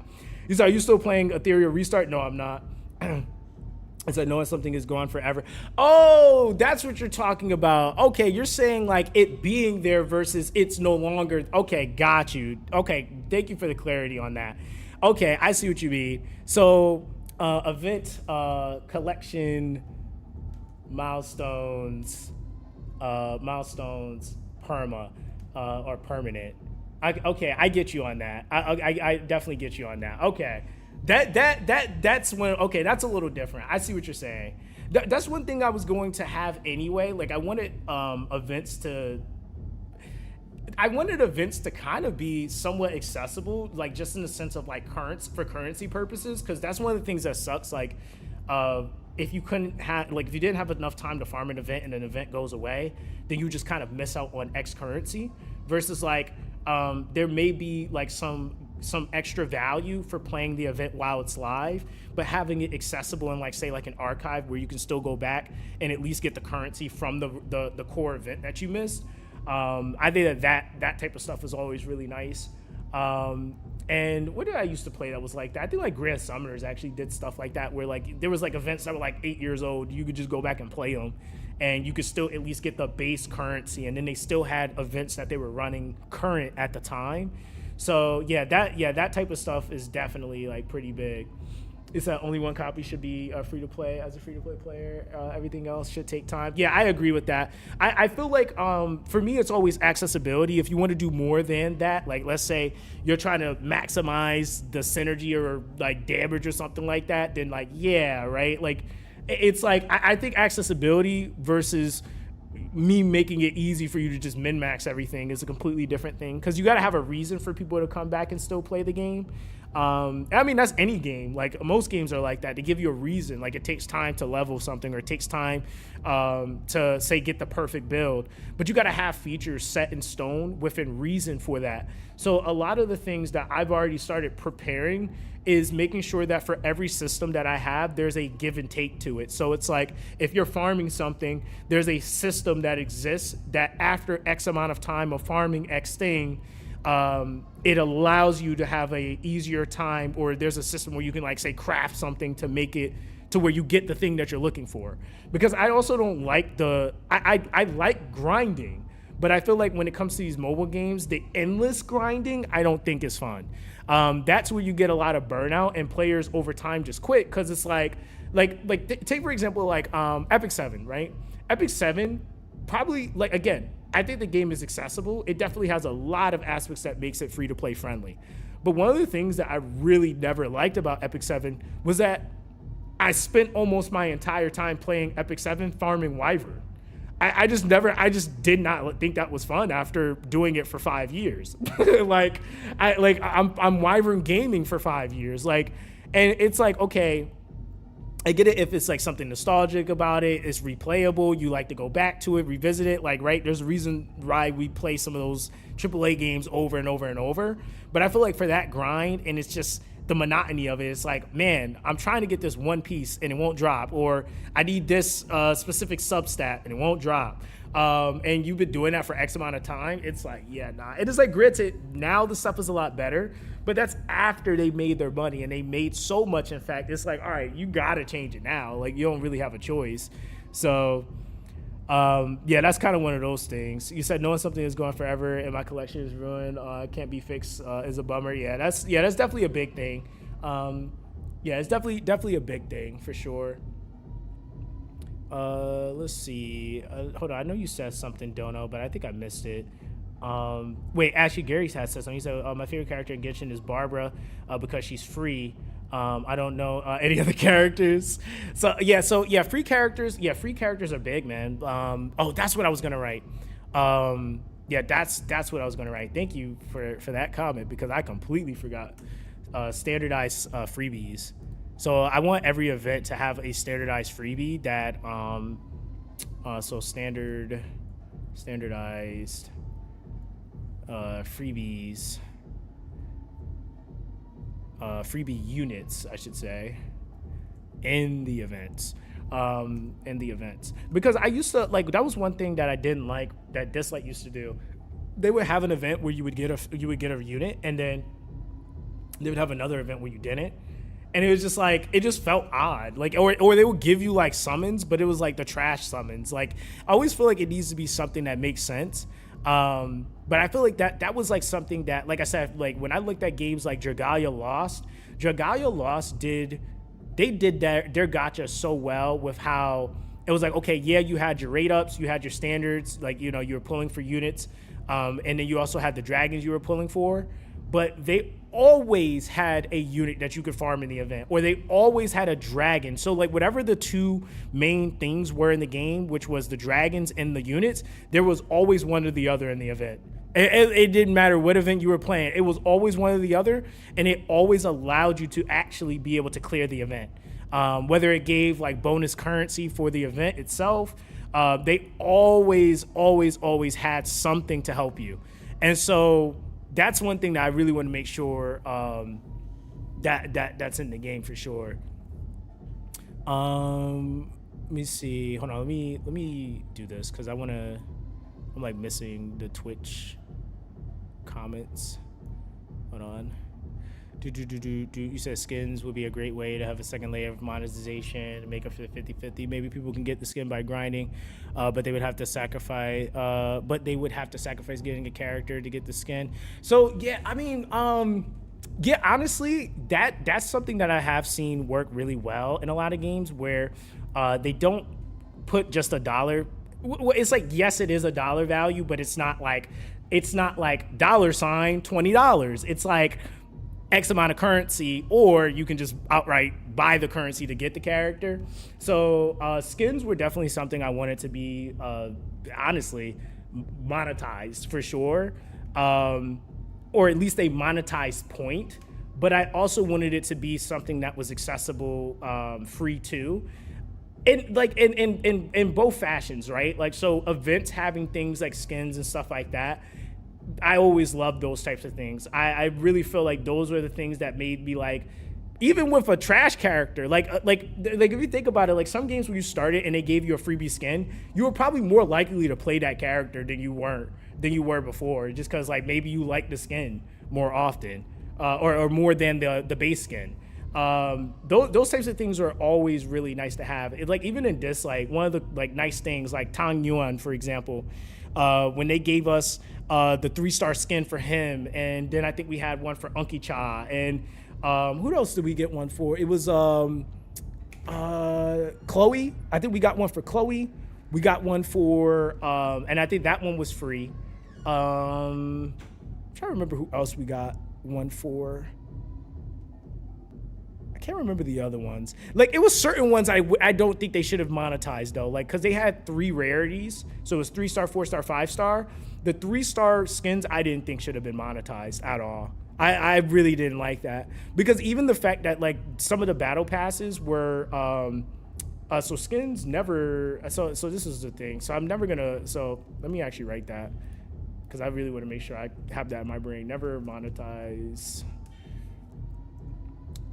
monetize low rarity skins. Like, I'm never doing that. That was garbage in my opinion. I really didn't like monetize 3-star skins. I was like, bro, I'm about to use this character for all of like 10 minutes, and you want $15 for this skin? What do you mean? I'm like, yo, what do you mean? You said, would it make sense that Welling was cheap so more people do it? Someone spent $50 a month. You're a top tier type of thing. Wait, hold on. Yo, what's good, Zora? How you doing, fam? Wait, let me see. Wide range of do.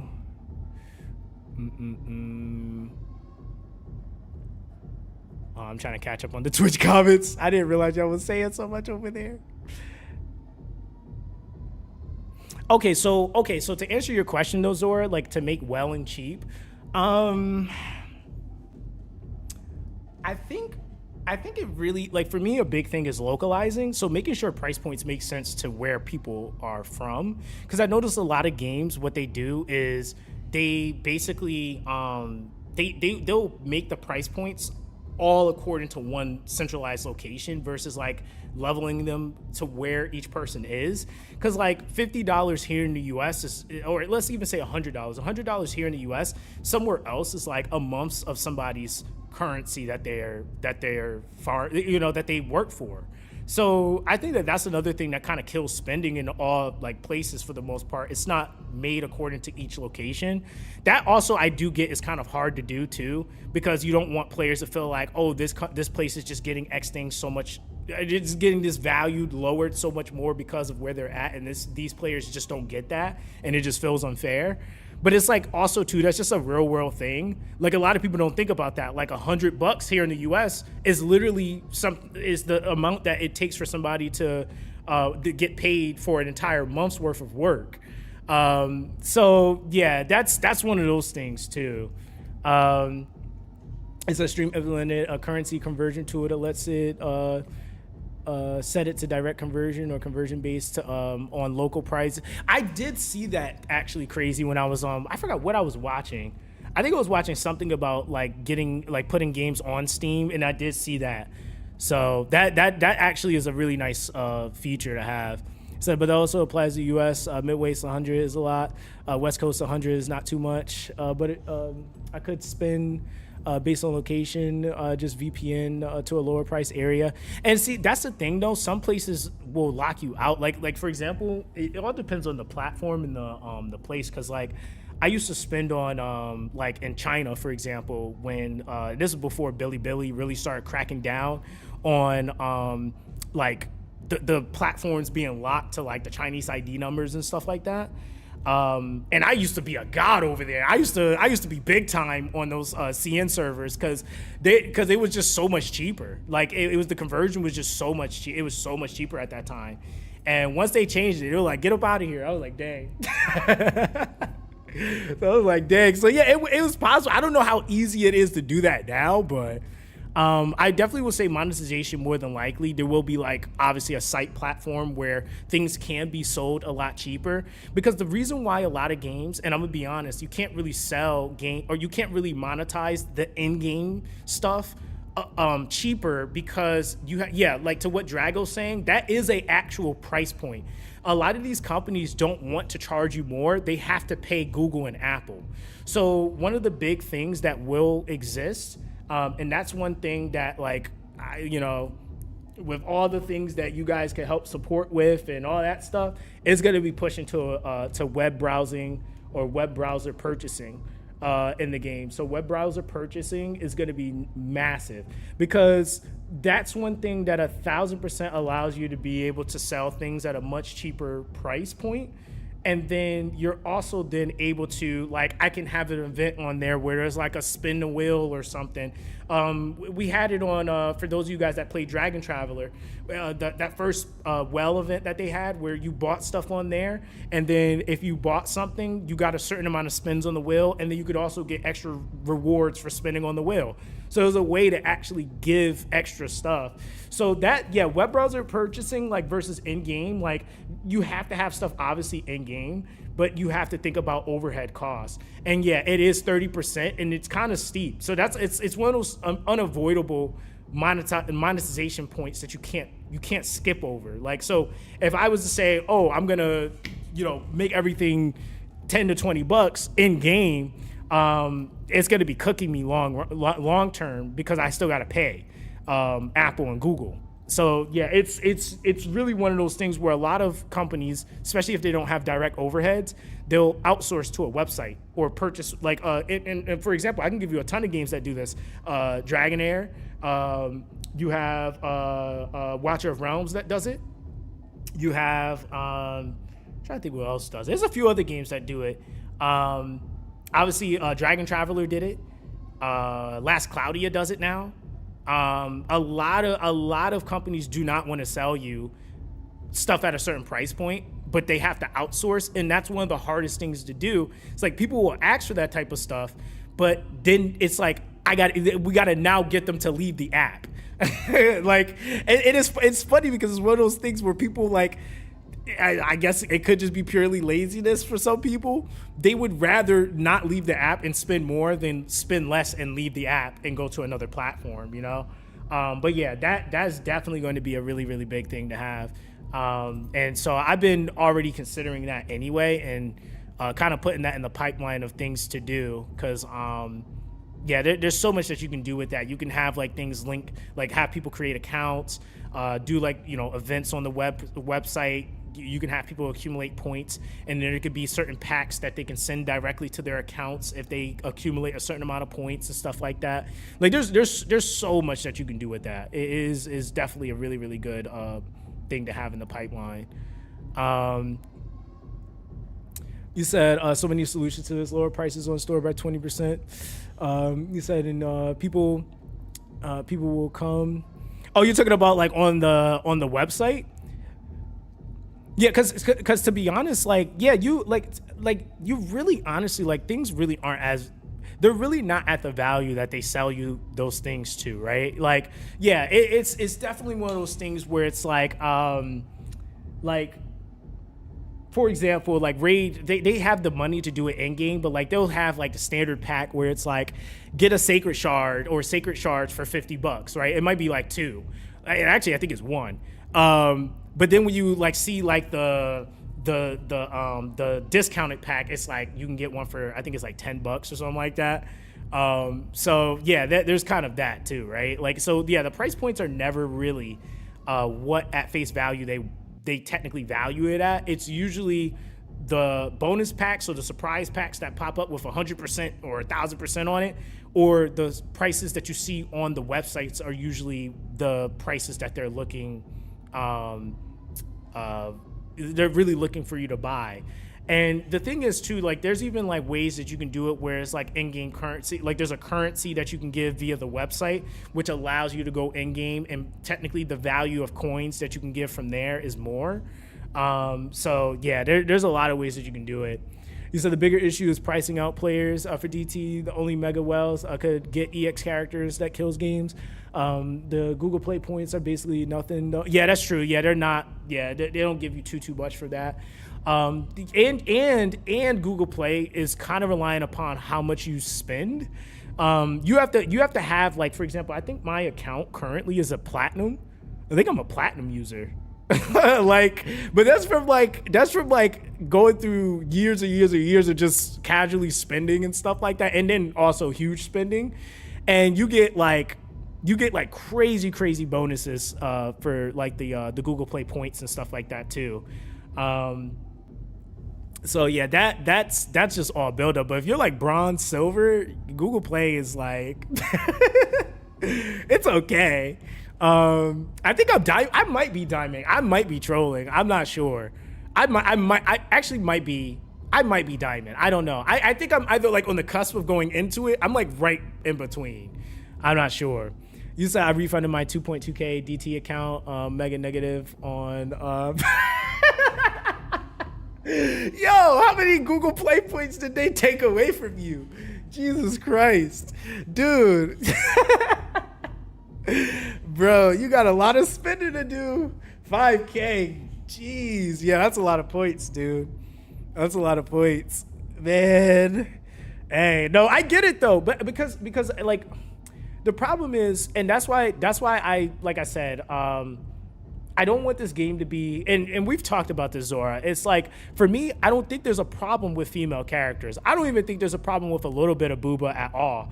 But I think when your entire game is all booba, that's like I said, it gets to a point where like number one, as a content creator for me personally, I can't even play the game on YouTube because that's easily going to get me clapped. Copyright strikes, dude. Yeah, it's bad. Yo, 8-bit, appreciate you for coming through, fam. You take it easy, bro. You said that homepage music is still with me. Oh, Dragalia lost? Yeah, man. You said it's been almost 2 years and you still can't roll red speeds as free to play in Ethereum restart. Thoughts? My thoughts with Ethereum, and Sion says it too, and I know he says it in a lot of his videos. It's like pulling teeth for QOL, and it's like right now it's like there's people caught in the fallacy of the farm, but like to be fair, like it's what really honestly hurt the game the most. And it wasn't about giving players everything, but it was just like allowing them to eventually get what they are trying to farm. I like I said, I just don't believe in endless farming. I think that there needs to be a point at which where you get what you're looking for, and then you move on. And I really feel like the biggest thing is you can have endless farming, not be the monotony of trying to get substats and all that. So you can make it the build possibilities, variations, like have a ton of builds that people can play around with. That's where you want people to spend time farming because they want to create something new. That's one thing I can at least give like Chaos Zero Nightmare. There's a lot of different build variations that you could do with a character where you can like make them do something funky or make them do something different. Again, that still has its own grind gripes, but that more than anything was just the time it took to do a run. Not even the grind of trying to do a different build. It was like how many runs at X amount of time for this RNG factor. So it's like if you really narrow down what you want the system to do and make it about, again, yes, there's some grind element to it, but it's not capping you or it's not confining you in this loop that's just endless. You'll be fine. But yeah, a lot of these games like they try to encapsulate you in this endless grind, and I just don't think that after almost 2 years people should still be farming for that type of stuff. Like, and people didn't think it was like they didn't think I was like being serious when I was like, hey bro, I'm getting cooked trying to roll substats and stuff like that. And there's some people that's RNG where they were just rolling stuff like it was nothing. I was getting cooked. He said black characters, both men and women. So the character diversity is and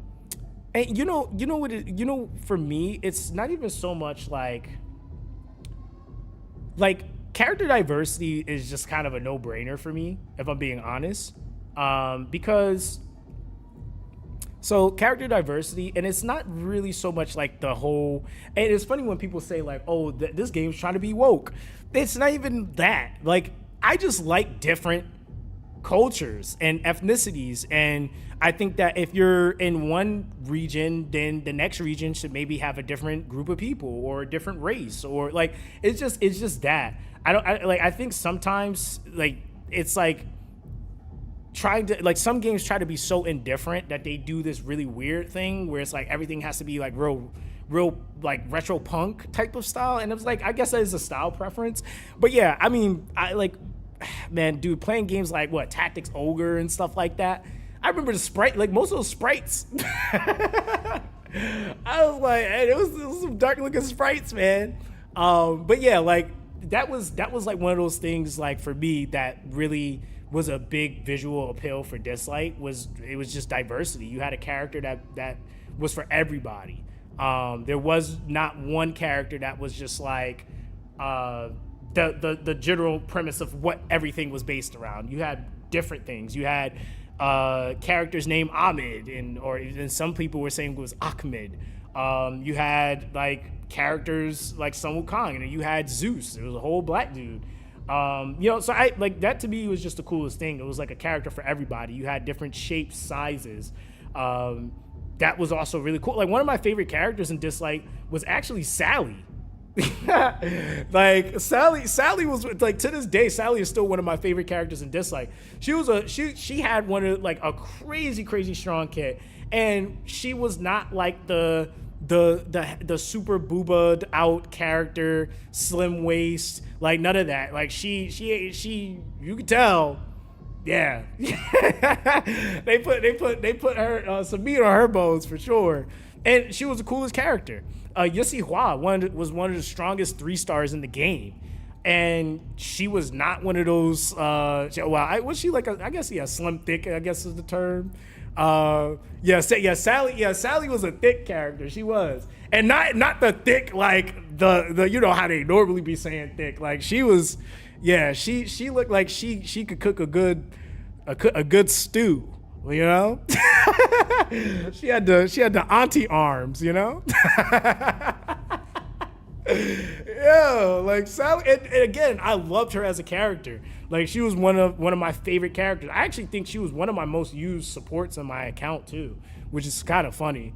But yeah, she was definitely really really cool. You said, yeah, give us that 3-star carry. Yeah, it was certain characters like, do you guys remember, with Tang Yuan? Tang Yuan was arguably one of the most broken 3-star DPSs because he had an uncapped pursuit.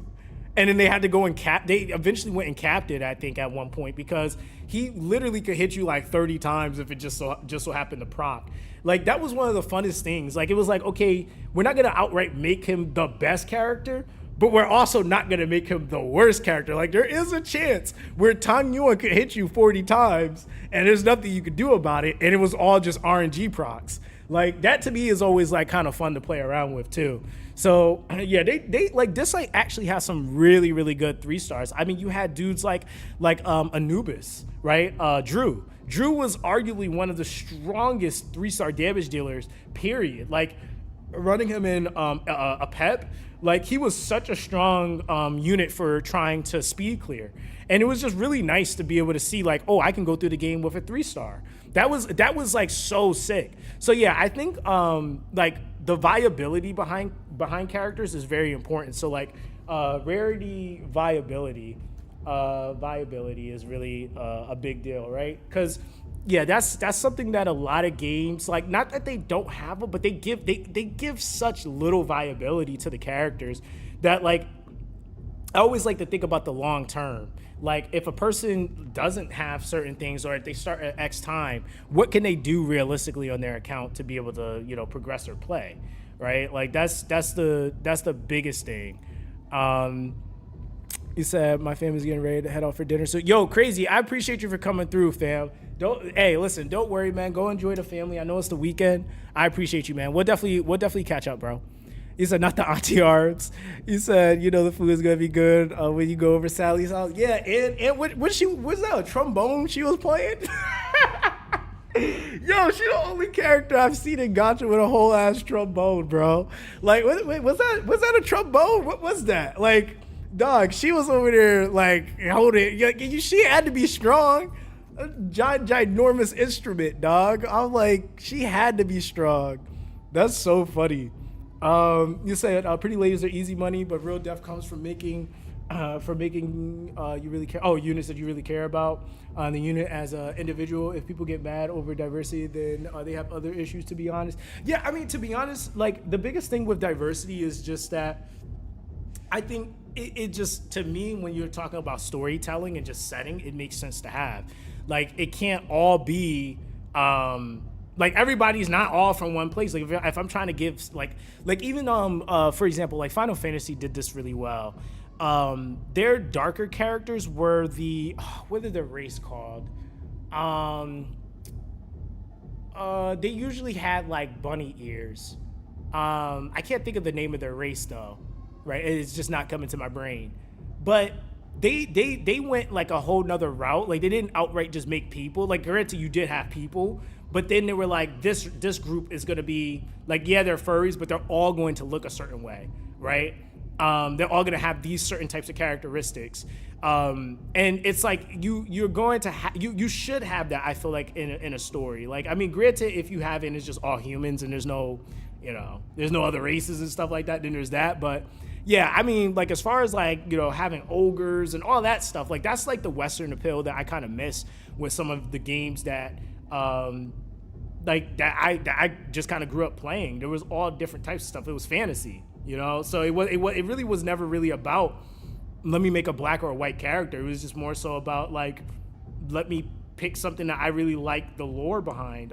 Like when I used to play like WoW and Neverwinter, games like that, like you had dudes that were playing dwarfs and stuff like that. Like, and it had nothing to really do with anything other than the fact that they either liked dwarfs or there was some really cool lore component to the character, or there was some really cool, skin variation or armor build or cosmetic. It was always something like, that was more layered than just, oh, it's a black or white character. Like it was never really about that. It was just like, oh, I like that, So granted, in this universe, I don't think there's gonna really be too many like there's definitely gonna be different types of people, but it's not gonna be outright like ogres and stuff like that. It's a little bit more. It's a different theme, but there will be for sure diversity, and it's not gonna be. There's gonna be. I don't want to say there's not going to be pretty ladies. Like, it's not going to be a whole bunch of ugly dudes, but it's definitely like I think pretty ladies, like there's going to be girl characters for sure, right? Like there is, but is that going to be the focal point? No, that's not going to be the focal point. Like it's not going to be every banner selling you a booba character. I just don't want that. Could it make money?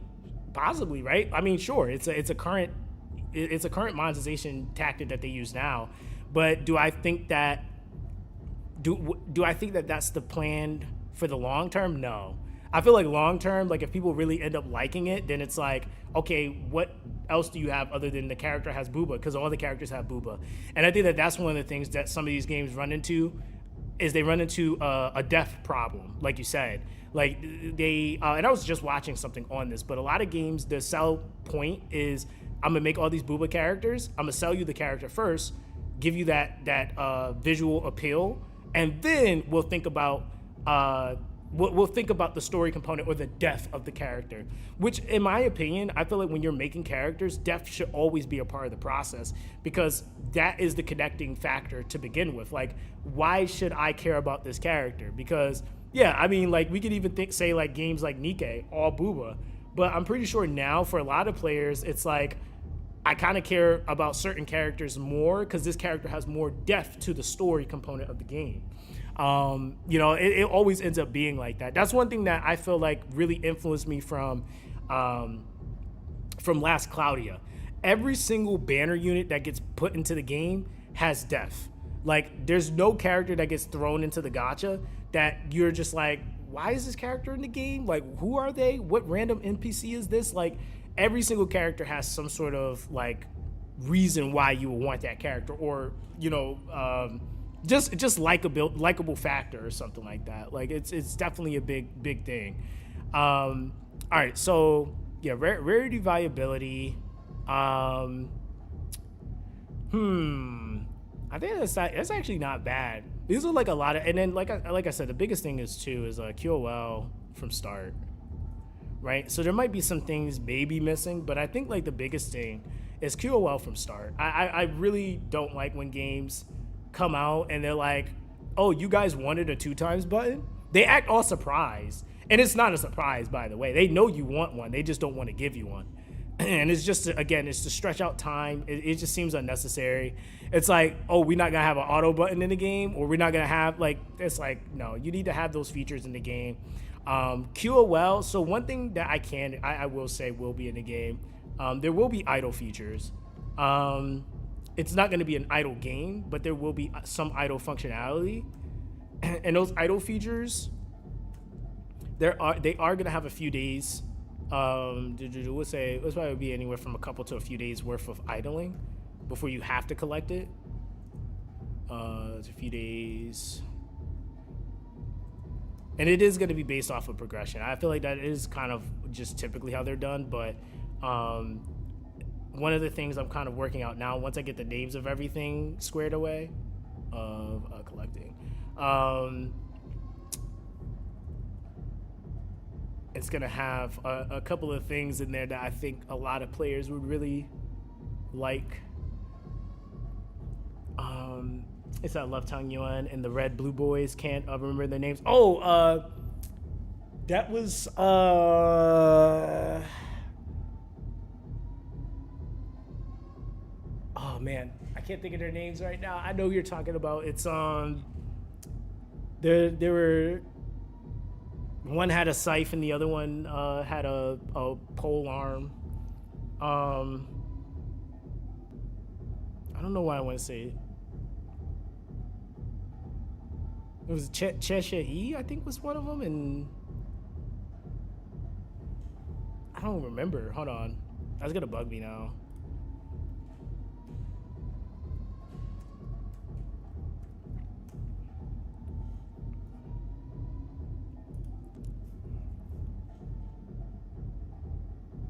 Okay, yeah, it was. I think one of their names was Shechei. Yeah, Xie Yuzhi, and I think it was yeah, Xie Chuyi. Yeah, Xie Yuzhi and Xie Chei. Yep, that was the twins. They were basically Death Guard Bai and Death Guard Hey. I think that's what they were called. Yeah, Death Guard Bai and Death Guard Hey. Yeah, that was actually I think those were the first characters that came into the game that had a like kind of combo mechanic. That is one thing I am considering.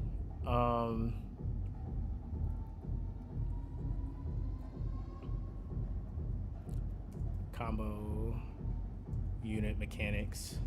That is one thing I've been considering, but that might be something later down the pipeline. We'll see. Can't have every single mechanic all at once. All right. So let's see here. Yeah, so those were the twins. So what about gear QOL for people that get scared of min-maxing, like auto-equip or recommend gear sets? So when it comes down to like gear in its entirety, so there's going to be something that you farm in this game. Gear is going to be an extra additive, but it's going to be a little bit more substat reliant. It's going to have like base attributes, and then it's going to have sorry, not substats, like passive or set bonuses. That's what I meant. So gear itself is not going to be the thing that you're really farming per se. It's going to be something that you can farm, but it's not going to be the thing that you really have to min-max as much, nearly as the other component that will be farming. As far as like functionality for QOLing that specific thing that you're farming, I was basically already mapping out, like, based off of what you're doing, there's going to be drops that can happen that will work towards that specific QOL feature or function. So let's say, for example, you farm X amount of, the specific thing you're farming, and then you get to a point where it's like, I didn't get anything. The whole time you're farming, you're going to also be getting drops to go back and then say, like, you have something as the base that you're like, okay, this road, 3 substats that I really like, or let's say even 2 subsets that I really like. I want to try to get a third on here. Then you could try to roll the extra 2 to roll that third. I'm trying to make that part of the process more convenient. Granted, there's going to be a certain point, like any game, where you're going to really be doing that more than, like, say, earlier portions in the game. Earlier portions of the game, I really want people to learn the game and get used to playing it and playing around with the combinations and having more fun with that. But once you get to end game, yeah, for sure, like, as far as min-maxing, I don't want there to be this, like, you gotta basically wait 7-8 months to actually really be able to get certain things on your account. Like, I definitely want the system to have some layers to it, but I don't want it to feel like I said, you're in that endless grind loop. I just don't like endless grind loops. I want people to be able to get certain things done and then be able to move on to that next piece of content. So content preparation for me is like the biggest thing. So I, at least down the pipeline, scope wise, I want to at least have anywhere after the base core game is done. I want to at least have anywhere from like 6 months to a year's worth of content already prepared.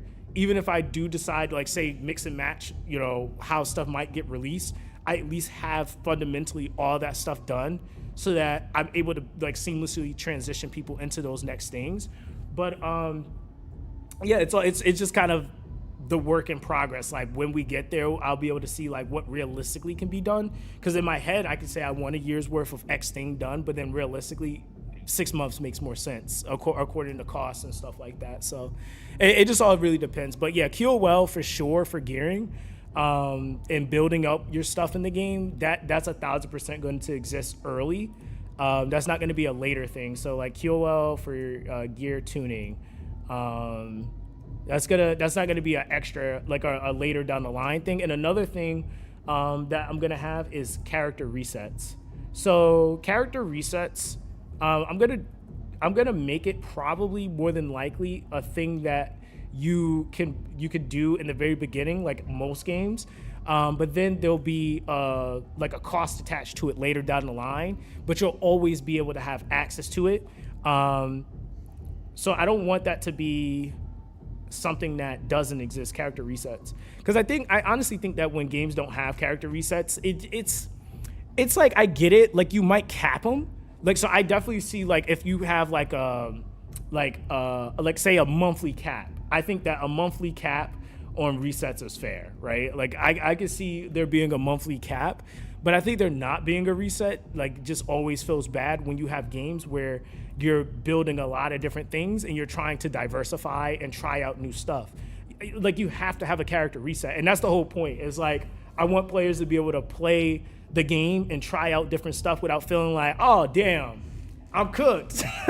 Now I'm stuck with this character, and unless the character gets like nerfed or some crazy bug or buff or something happens, this character is never going to see a reset. So yeah, character resets. That's 1,000% something I have to have, man. So what about skill level up? Is that going to be still a rare resource? Skill leveling. So it's going to be some stuff that's locked according to progression. So there is going to be two systems that are going to work parallel with each other, but they're the one system. So for example, like the virtues in the game, that's going to be a component, and people will see what that is later. But that component of the game is going to be basically the core essence of the game. The thing that's attached, that's parallel to it, is going to be locked according to the progression you make in the game, and that will unlock that. You'll be able to do more with that as you go throughout the game and you progress, right? Now, as far as skill ups, characters aren't going to like they're not gonna outright just have like how can I explain this? So with the build pathways, it's going to be resources attached to your path, you being able to build the pathways, and the resource is going to allow you to be able to unlock X skill. But once a skill is unlocked, that skill is just that skill, right? Now, there will be other things that you can, that like, for example, like I said, like gear is not going to be this crazy super min-maxy part of the equation. It's going to be something that offers set bonuses. There will be things that you can basically go and get, like different set bonuses that can help you with adding extra value to X skill you unlock. So it's not going to be like outright like, hey, I have X skill, this skill has 7 levels, I'm going to level this 7 times, and I need this many skill books. It's going to be more so about the pipelining of the pathways, what skills you unlock on those different pathways, and then the combinations that you are using in tandem to the gear that you get within the other system that works in parallel with the virtues. So it's a little unique, but it's like, for me, it's like I wanted it to have its complexities without it being so complex to where it's like I didn't want it like super skill book heavy. I think skill books are not the worst thing, but I think that like there will be currencies, right? Like it's going to be like anything, like those last few nodes or those last nodes to your build are going to obviously cost rare currencies. That's just kind of standard. Like like you gotta give people a reason to want to go and do harder content or those last, those higher stages, so that they can get those better drops to finish off those builds and stuff like that too. But I also think it's going to be like within reason. So it's like, I'm not going to try to lock players out, make it so hard that you just can't even farm that if you want to. Like, it's just like, nope, you got to be spending money to get that. I don't want that. So it's like, yeah, those currencies and things are still going to exist, but there's going to be a few different layers to how you can build your characters. That's one of the things that I think is going to make the game fun, is that it's going to be a lot of different aspects to how you build. And with that, because there's these systems exist, I'm not trying to have players locked out of different things. He's like, can I increase the size of the page I'm on? Oh, is it that small for you guys? Hold on. Yeah, I can definitely increase it. I know the button somewhere and my brain just doesn't want to work. Boom. Is that better? There we go. Yeah, is that better? Yo, shout out to Ms. Zox. She just came in here and gave me some food. She just came out of nowhere. She's my hero for real. All right, there we go. It's I used to have nightmares about them gold lattices in Ethereum. Yeah, I don't want the so 1,000%. No. Bobo, no worries, fam. No, you're good. Listen, I'm trying my best to see now. But yeah, I don't want a gold lattice issue. I think that, and I'll explain to you like what that was, because now that like I've been working and like really doing more research on the development part, one of the core things that I realized, and this is why I'm sitting here taking the time to talk to some of you guys, at least that are here early. The reason why these conversations are important is because the pipelining of how you make a gacha, and a lot of people don't know this, but how you make a gacha starts in the very, very, very beginning. If you don't decide to do X thing or certain things in the beginning of the game, it is extremely hard to add them to the game later. And it's because of the fact that you basically build everything around what you set as the foundation. So whenever like a game has something that's fundamentally not working, they basically have to almost rebuild their game. And that's what you'll see in some cases where it's like okay, CZN, right? Think about all the changes that they made to the game. That wasn't just we're adding this new thing because players didn't like it. It was we have to rip up our infrastructure of what our game is now, and we have to go back in and try to figure out ways to implement these things that still allow us to still be able to monetize and do certain things that we already fundamentally set as certain goals or price points that we wanted to be able to hit and achieve. So it's like that's why like gacha it's so intentional. That is a very different than like some other game types, I feel like, because gacha you have to have the intentionality, but in the very beginning of what it is that you're trying to do, what you're trying to sell, like everything and there's things that can be added, but trying to change the fundamental foundation is like very hard without having to rip up everything. And that's why a lot of companies will fight you tooth and nail to change something. So that's what happened with Ethereum Restart. They were like, you want us to give you more lattices? We made that the selling point of our farm. So now you're asking, and that's essentially like, if you look at it for what it was, you're basically asking them to change the thing that they basically put around the core, it's basically the core center of monetization. So that's one of those things where you kind of get cooked on that, and it honestly hurt them because they weren't trying to bend a knee on that. They were like, no, that's our core, and they're not going to say that to you. But if you looked at how things happen, it is a clear indication that was the core. Everything was encapsulated around how gold lattices operated and how they were given.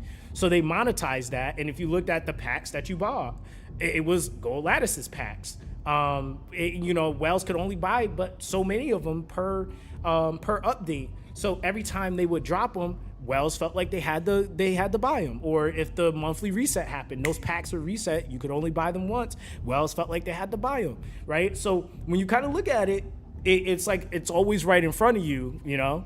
You said, let's ask real questions. Are you doing reroll availability? So rerolling for me, I don't really mind it, but I have to look on the back end, and this is more of like a back end issue more than anything. What is that going to mean server wise for me, right? Because I'm not a big studio that is gonna, and I don't know, right? Because I don't know. For all I know is investors could come and jump and make this game go crazy, right? And then it's like reroll to y'all heart's content. But if I end up doing this stuff, like a lot of like solo stuff, I don't really know the ins and outs of like the server stuff and like how that really works. And like if a person's re-rolling 1,000 times, how much of server space is that taking up? Like, so there's like back end things I still gotta do proper research on, so I know how re-rolling actually affects the game. Do I want there to be a re-roll function? Because I guess that's two different questions. I would like there to be. I would like there to be one built in. Just because I don't want people to feel, or I don't want people to feel like they gotta make a billion accounts. I just want people to play. So I also think too, and this might just be me, I'm honestly probably just gonna make it a thing where people could just pick the damn character they want to start with. Honestly, I'm not gonna make it like a crazy thing, but yeah, I because ultimately what ends up happening, because Weather and Waves had to do this too. You guys remember in Weather and Waves when they started the game out and they made the first 5-star you got random, and then people hated it, and then they ended up giving people a selector anyway. It's like, why go through the hassle if that's going to be the problem that you have to solve in the first place? Just let people pick the character they want to start out with. Problem solved. I mean, to be honest. Now, granted, right? That would mean I would have to have something else like planned for that. But I really want people to enjoy that. Like, I think that the first impressions of a game, being able to jump in with what you like, being able to play with what you like, I think those things are really important. But granted, there's still obviously the gacha. You're still gonna have points where you're gonna have to make a decision, get something, pick something now, maybe get something later. Those things are gonna happen. But I think it's like in that beginning part, like yeah, like I said, it's the back end. Like I don't know what that really entails, because I do get like some companies have like certain biases about re-rolling. They don't really like it, but I don't know if it's more so because with some games it's the devaluing of X thing in the game. Like for example, like if a game has light darks and they're really strong, they don't want people re-rolling, because then it makes it to where, and here's the other thing I have to be aware of as well, buying and selling of accounts. That's a whole nother thing, and then that becomes a whole TOS thing. And so it's like I said, it's like a whole bunch of moving parts. And so it's like I have to be able to identify those things and the pros and the cons behind them, because that's the other thing too, is if you make certain things too easy for players to do, then those like account service platforms will come in, take your game, make a billion accounts, re-roll them, sell your accounts. And most companies usually don't want games or people outsource selling their game, right? Like that's just, and it makes sense. It's like if you were to start a business, you wouldn't want somebody coming in, buying your product and then reselling it. That's like, most things are not resellable, by the way, right? Like if you look at a bag of chips, it literally says, and you know what's crazy? In America, people do it all the time, where they'll have like little candy bars and they'll resell. Like most things say not for resale. Like a lot of people just don't pay it no mind and do it anyway. So we've created the social norm of like just doing it anyway. But on a business note, reselling is never really looked at as like, ooh, we like that. They usually don't like it. But yeah, I would say, like, I just feel like it's like if you could just kill the entire, oh, we just got to make you re-roll and you got to keep trying, and no, that would just give you what you want, bro. Call it a day. You said, forget re-rollability. Availability, literally just let someone pick their hero, save everyone in the house. So, oh yeah, yeah. It's like I just feel like, again, you're gonna be doing that for the rest and the vast majority of the gameplay. I don't think it necessarily is the worst thing to, and like I said, a lot of games end up doing it. Dude, I can go through like 5 games that literally gave players a freaking selector anyway. Art Knight's Infield did it. Weather and Waves ended up doing it, and I'm talking about in the beginning, in the very beginning. It was like, and granted, it was a little bit of playtime, but within the first month or so, people got a selector. So it kind of made, and I'm not gonna lie, I'm gonna be honest, I would actually be more mad getting the selector a month afterwards, because then it makes it feel like you just sat there and you re-rolled and got a crazy lucky start, and then they hand you the selector and now it's just like, pick whatever you want. It's like, bruh, I just spent like 90 hours trying to re-roll that account. Like that to me, that's a crazy feels bad. And I know that happened to a few people where they were just like, all right, dude, I got every other standard and then I did it. I got lucky, and then they're like, here's the selector. I'm like, man, that sucks. But granted, for those that didn't get something, it was nice. But it's like I could kind of see both sides there. It's like, what if you pick the SSR, you're re-rolling, but that SSR stays the same, you just re-roll the SR and R?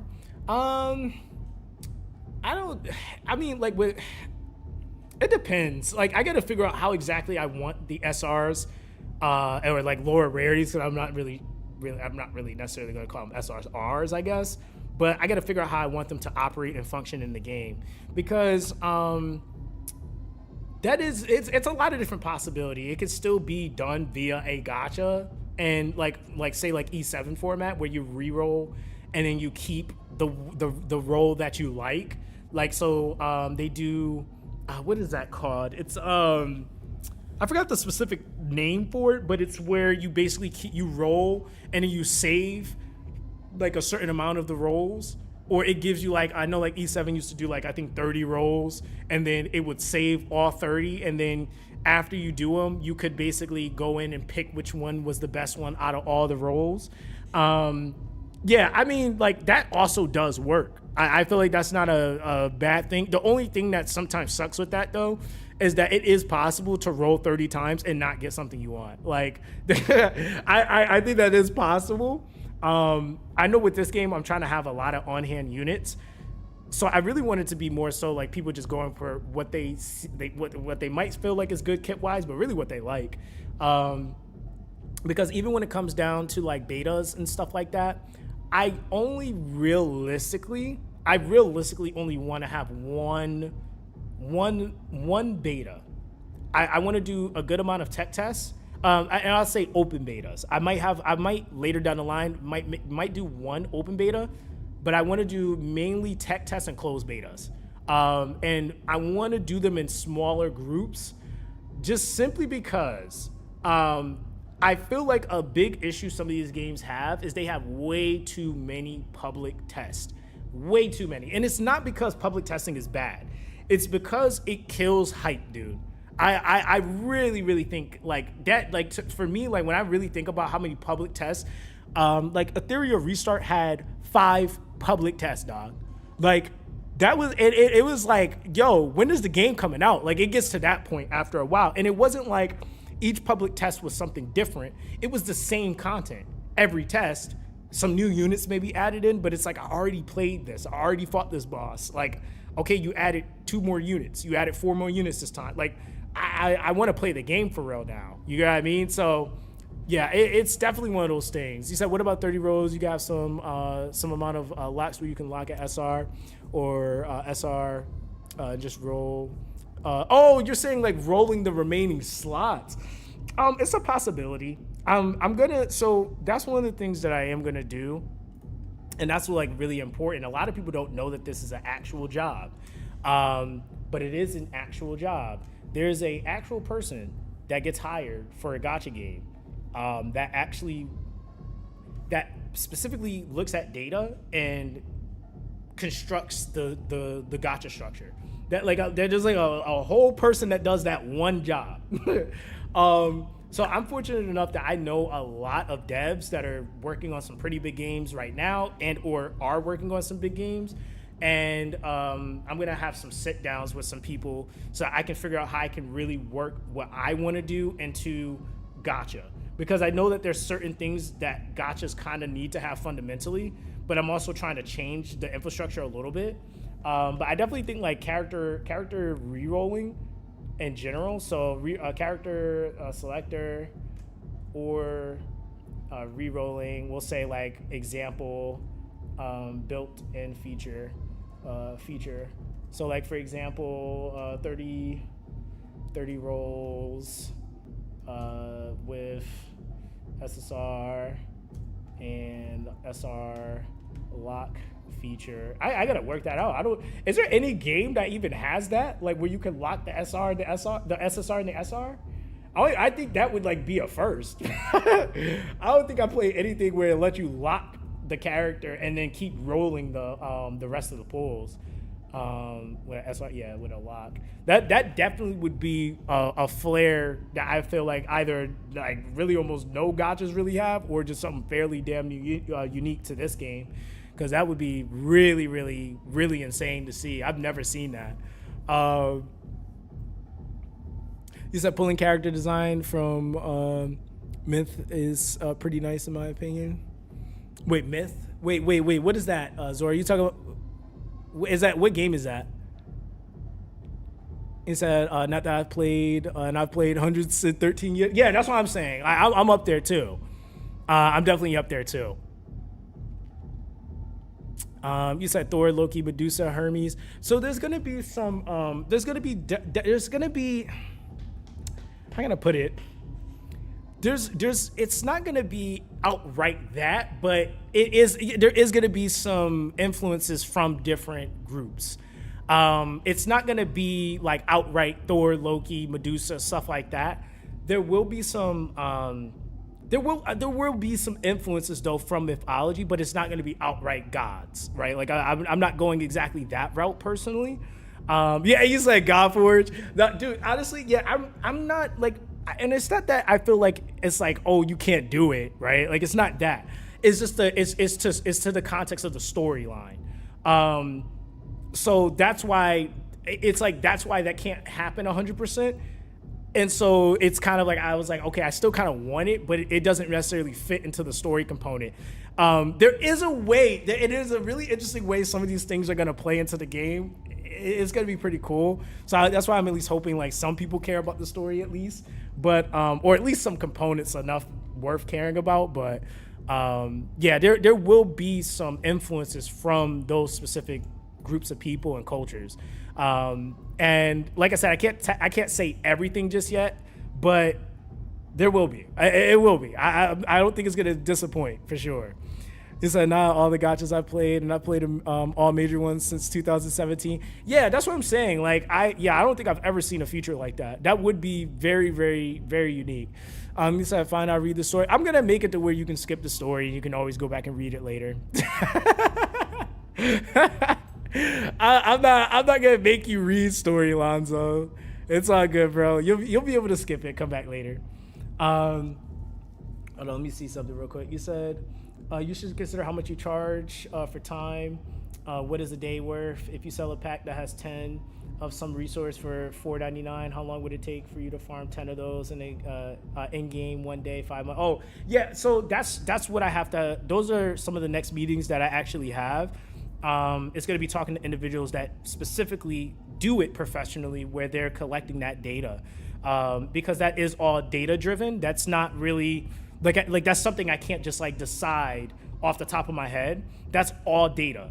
Like, so that's why like when people say like a company or a game has publishers and then they have the development team a lot of the times, especially if they're separate entities, they're worried about making the game.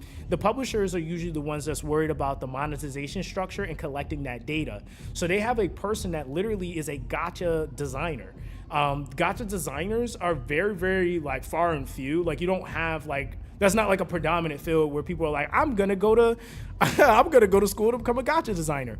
That's like a very, very specific pathway for people that do different types of work where they're doing a whole bunch of analytical data collecting and stuff like that, and building like infrastructures and business models for companies. That information is really important to have because it allows you to be able to know how you can space something out and realistically attaching a cost to X thing that you're spacing out. So that's why I have to have those meetings, and it's not because I want them to build it for me, but having those meetings give you insight to how it works more in depth and what data are they really looking at the end of the day. I know some of the data that they look at, but it's like with anything, like I can know how to do my taxes, but it's different when you talk to a CPA who does it professionally and all they look at is taxes all day. So it's like, it's like that, right? Like I'm trying to make sure that I'm going through the proper channels and having the right conversations with the right people so that I can make sure this is it's a gacha that is able to rival gachas that have people that are being paid to do X jobs, because a lot of these things are individual jobs. And so it's a lot of new things I'm finding out of all the things I knew. But yeah, that's definitely something already, like it has to be a part of the foundation for sure. Used to have some ideas, inspo on some. People don't remember, but when NetEase first started making games, they made 2 FPS games. One was SMC, so Super Matcha Champions. Unfortunately, they didn't market the game. Yeah, marketing is also another really big thing too. So anyways, the games no longer exist, but that game had a huge community. FPS Gacha now would kill the market in a good way. So FPS's, it depends on how you do it. And so like for me, what I'm trying to do, and I can at least talk about that because And I got to shout out to a really good, I guess I consider him a friend, and is also a developer that's seen this process from beginning to end and is a part of this really, really big project right now that's going to be coming out at some point. But I've been able to talk to a really good friend of mine, Ultra Goblin. Dude, like, so one of the things I'm trying to make sure that I do with this is I was like trying to do everything at first, and I think that that's one of the hardest things when like you have so many ideas. Like I love FPSs, like I really do.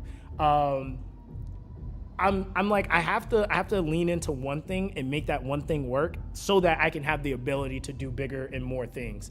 So it's kind of like with Hoyo and like Arknights. Like Arknights base was a game that they leaned into for years, and then they got Arknights Infield. You know, kind of the same thing with like Genshin Impact. Like they had like Honkai Star or Honkai Impact the third for years, and then that money allowed them to be able to go and do Genshin Impact. So it's like really trying to nail one specific thing, and it's like when I had to decide what I really wanted, I was like, dude, I have a high passion for FPSs, for turn-based JRPGs, tactics, and it was like trying to determine like what I want the game to really be is kind of hard. And it's like also too, it's like trying to make something that works, but is also like it has layers, but also can be played casually too. Those are like it's so many things you got to consider. You got to try to work in, and then still trying to have a unique flair at the same time. Yeah, that's why like I kind of think I ended up where I'm at now, because I wanted to do like, and I was thinking about that. I was like, oh, I could do something like an FPS, or I was even thinking about going the route of doing pixel art, and then I wanted to do 3D modeling, and then I wanted to do I had so many things I was like I could do, but it all boils down to time, cost, and if it will sell, right? Like, are people going to be interested in that? And like, right now, I feel like it's like, okay, I got to do things within reason that makes sense, but then also too, the gacha has to work. Like, because at the end of the day, the game could be fun, but if the gacha itself doesn't work, then the game isn't gonna last. Like, it just is what it is. Because at the end of the day, gacha gamers play gacha games for the gacha. So FPS gachas, like I've seen a couple, but I would have to do more research on how I would really want to go about doing an FPS gacha, because like I know one of the ones I've seen recently, and it seemed like some people liked it, some people didn't, was Destiny. Was that Destiny Rise or something like that, or Rising or something like that, I think it was. They did that, I know, they did that with the, I guess, like character gacha. And I know some people were saying it's like they felt like it was a little too grindy, but I also feel like that's because it was a lot of people coming from base Destiny trying to now play a gacha, where like before it was just kind of like just go and farm the thing you're looking for and hope the exotic drops, whereas like now I got to spend money on the gacha itself versus like a DLC for an entire update. So yeah, it's a lot of things that I wanted to do, but that was like probably some of the best advice I got, was that really nailing one thing, making that one thing work, and then, you know, if that one thing is doing well enough, you can start preparing and going after making other projects, you know. So yeah, it's a lot of things, man, that I really want to do, but yeah, I'm trying to not overcomplicate it too much. And I think like going FPS route, like especially because that would mean like 3D modeling and stuff like that, because I wouldn't want to do, definitely wouldn't do like 2D. Yeah, you definitely want to have a budget for that, like for sure. If you're gonna make a good FPS, and it was the other thing I was thinking about. How many FPSs are mobile first is really the thing. Like there's not too many FPSs that are mobile first, and that was like also a big thing that I was like, I didn't want to trade that, was being mobile first. You said, how do you feel about markets for trading resources, tunes? I know they can get abused with multiple accounts, but I've seen them work with auction system. Not quite what DT has, but I've seen better. So you know what's funny? That was actually something I was thinking about, because and I want you guys, you're gonna have to thank them. One of my first cousins, I when I was originally thinking about doing all this stuff, and I actually got to write that down because I actually forgot we had that conversation. Trading system. He did the one question he asked me. The one thing he said to me, he said, "Yo," he was like, "You gotta have trading in your game." He was like, "You gotta play," because we play MMOs. So he was like, "Yo, you gotta have trading in your game. You gotta have trading." Like he was like, even if you cap it a little bit, but like just allowing people to be able to trade resources would be huge. And I think honestly, like, yeah, there's a lot of ways that you can make it work without it being like without it getting abused, really. Because to be honest, is like you can put caps.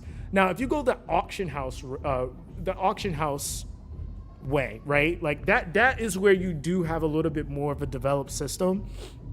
I gotta sit down with Scion to have that conversation because he's actually one of the few people that really understands the auction system really well.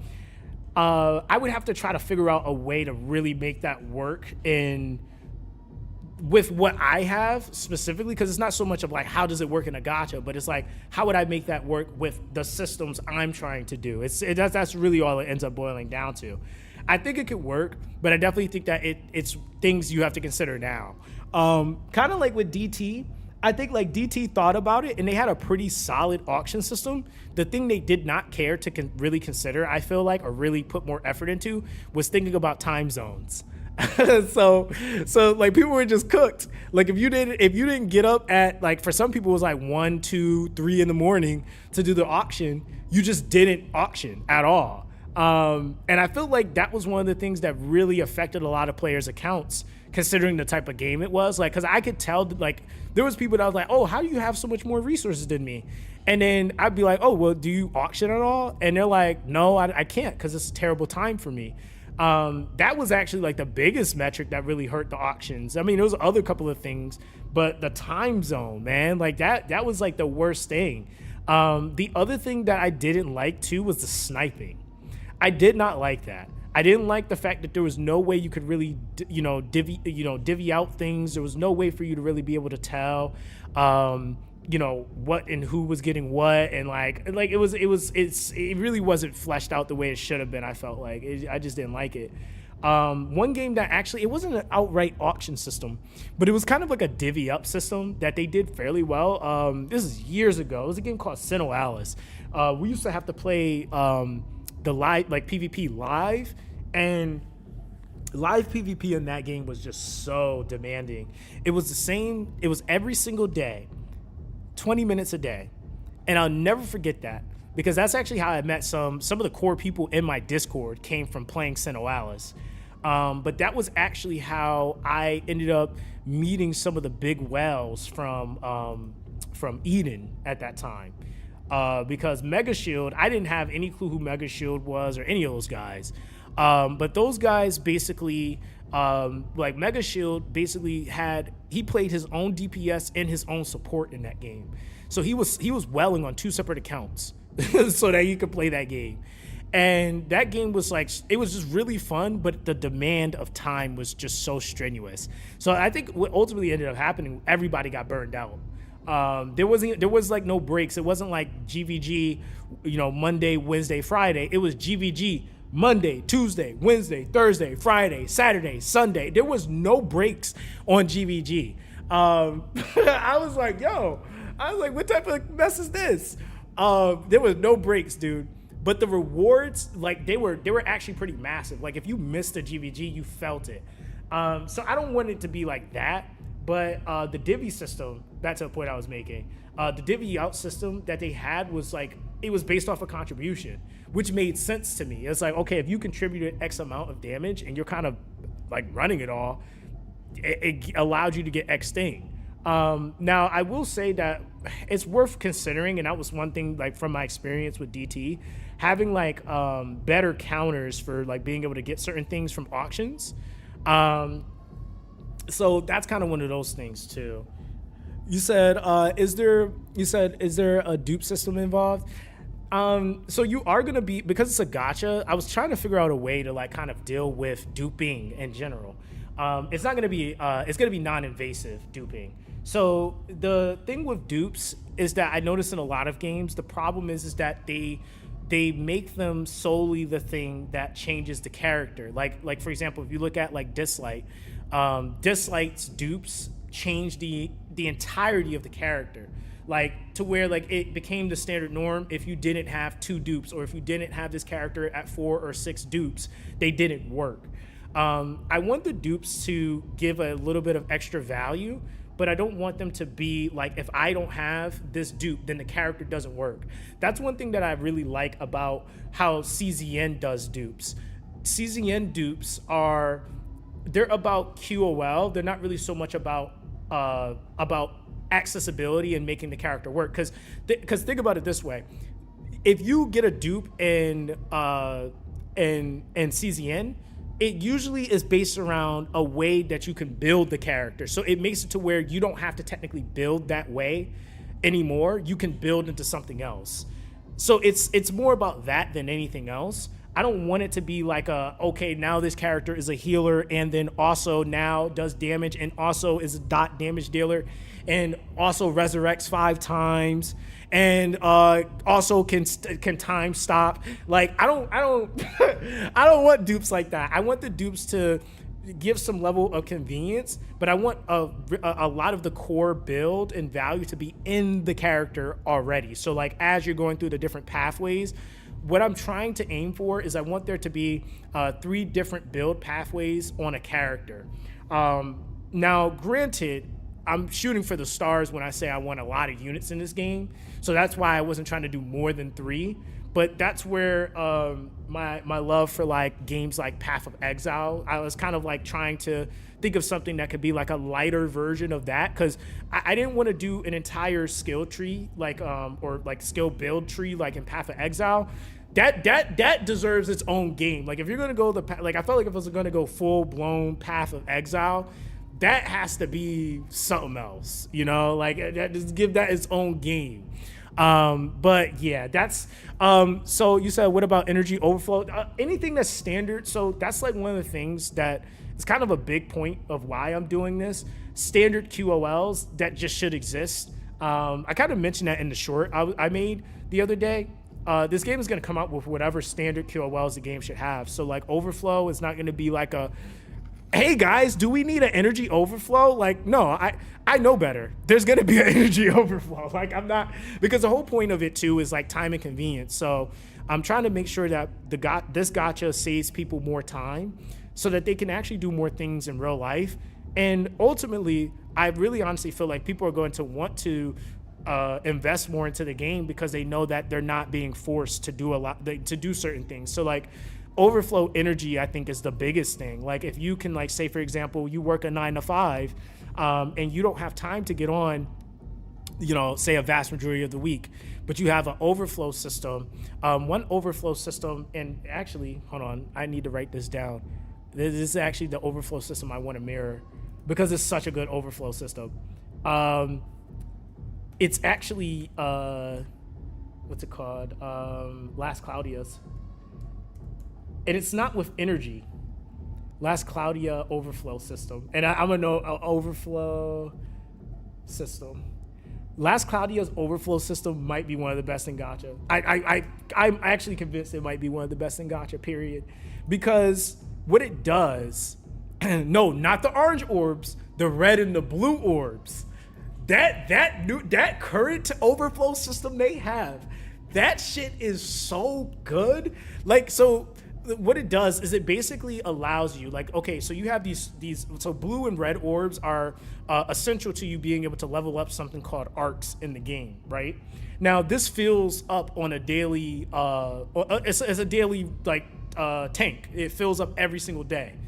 One of the QOLs that they added to it was that you could, like, so when it fills up, the problem is that you can run into capacity issues where, like, you don't have enough capacity to be able to house all of the extra red and blue orbs that you have. So yeah, you can turn them into like this vial or scroll that you can just put in your inventory, and then when you're ready to use it, you can use it whenever you're ready. That system is so busted. Like I think that system is great. And Glass Claudia doesn't outright have an energy system. They have orbs, but they don't have energy. So like you can farm in that game all day if you really wanted to, but it doesn't have an energy system. It has like the orb system is like for investment. So like you can't just outright farm millions of orbs, right? Like that tank system really does help you with that. But the problem that we would run into originally with it was that when it capped, if you didn't have the capacity to unload the tanks, then it would just be at capacity and you would be losing idle time on the tanks filling. So they added that, and that was like the biggest thing. I feel like something like that, even with an overflow tank, like overflow tanks are really nice, but those even have capacities. So I feel like, again, if you know, like, okay, I can't play for the next week, right? And then like you can log in, take them, turn them into scrolls, log in again, it filled up, turn them into scrolls, and then that weekend you can play. I think that that's a dope thing to allow players to be able to do. I think it's just, for me, it's not trying to lock players out of being able to do certain things. Because like at the end of the day, it all ends up being the same amount of energy, right? Like because it's not like you're getting new energy. Like it's like if you decide to save all your energy and blast it at a certain point, I mean, hey, you might have just been being more efficient than other players and, you know, deciding to use it at that point. Who knows? But it's not new energy. It's all the same energy. And so, like, when you have systems that basically lock you out of it, I get why they do it. It's because they want you to log into the game.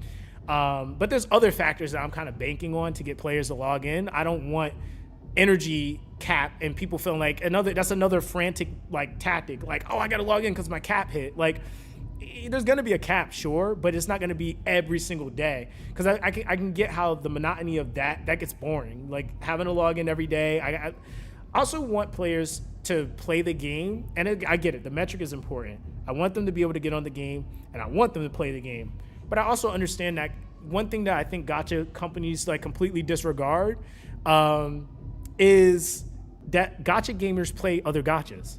And I think that that's why, like, some games get cooked, is because, like, I'd rather you fit me into your rotation than dropping me altogether because I'm too demanding. Because if you think about how many gachas you've probably quit just because it was too demanding and it couldn't fit into your rotation. I'm pretty sure most of you guys here are playing more than 2 gachas, right? Like, so if I'm thinking about that, that's just understanding the players. And I realized a lot of companies, they don't understand players at all. So they're like, yeah, you're gonna be forced to only play our game. And it's like, well, gacha gamers like playing other gachas. And those dudes that be on the internet talking about, if you're a real gacha gamer, then you just play them. I'm like, yeah, no. We're not about to sit here and act like that's called no-lifing, because that's what that really is. That's no-lifing. Like, you literally have nothing better to do if all you do all day, every day is play gachas like the ones that we currently have. Like, if you play every single open world game, now, mind you, the thing that really sucks about that is they all tend to update at the same time. So think about that. That's the metric that they use on you on purpose. They're gonna all update at the same time. Even games that come out at different intervals, they'll synchronize over time their update cycle to be where everybody else's update cycle happens. And it's because they're just trying to pull everybody, and they're trying to pull everybody in this way. Like, there's some people that, like, I'll be talking to them and they'll be like, yeah, man, today's update day. I got to hop on 6 different games, like, throughout the day and grind each event. And like, I'm like, yo, like it's a lot of work. So like, for me, it's just like, how can I fit into the cycle versus trying to take all their time, because you're gonna end up dropping something, and that's what ends up happening a lot of the times. Is that even with DT auto feature, it had to be dropped. Yeah, I mean, that though, I feel like that was even just like so much like. I feel like also too, when it comes to like certain games, like that's why I think context is also important, because after you get through the core gameplay loop, when you really look at DT, what else did the game offer other than gameplay, right? Like, there was just the loop. And then they added another system, which was just another variation of the same loop you were already kind of doing. So it was like, instead of artifacts, we're gonna give you this, right? But after a while, you start having things that it's like, all right, what do I really want, and how can I access those things? Like the EXs was one thing, right?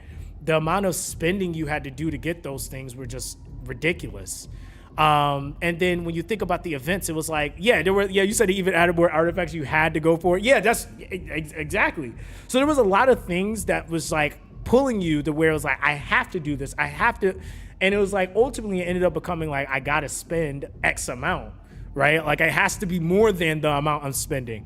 You said I spend 150 a month and couldn't keep up. Yeah, that's what it ends up being. Like, now granted, you're not gonna always keep up with people, but I think because like the problem too was like servers started to die. Now you're only competing with those people on your server. So like then now, you know, if like your guild dies and none of the other guilds are freeing up, now you're just in a dead guild. You're not getting as much currency. Like, there were so many factors that kind of came into play.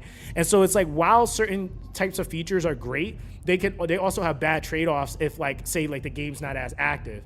Like there's so many different things that can like go wrong depending on how certain systems are set up.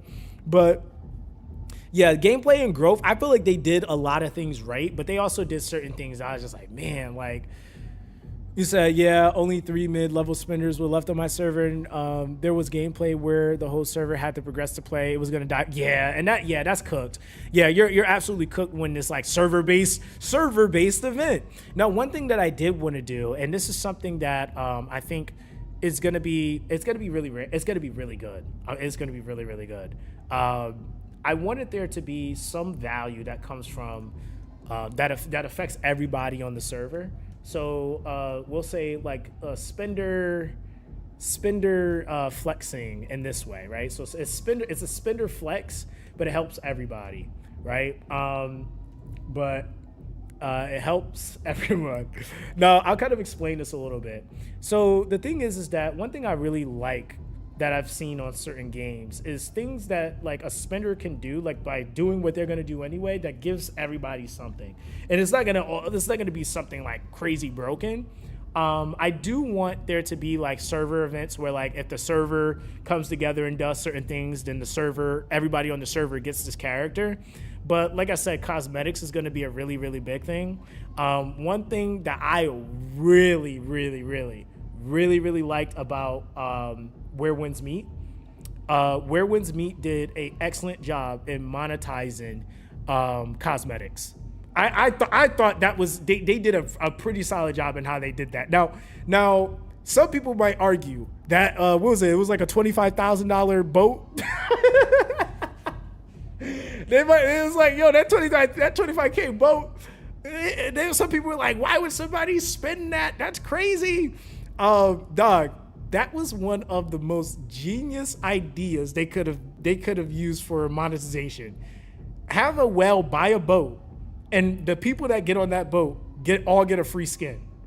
That was so genius, because it's like non-invasive. You don't get any extra stats from it, like nothing. But people, it kind of just made people want to do it, because they're like, yo, like, I get to kind of help everybody.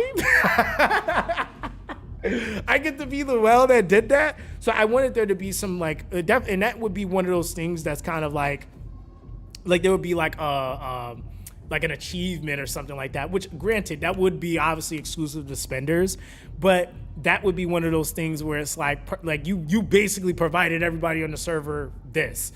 One thing that I was really looking at though was basically content also too that could be unlocked server wide based off of people on the server spending as well, that everybody could participate in and get something out of.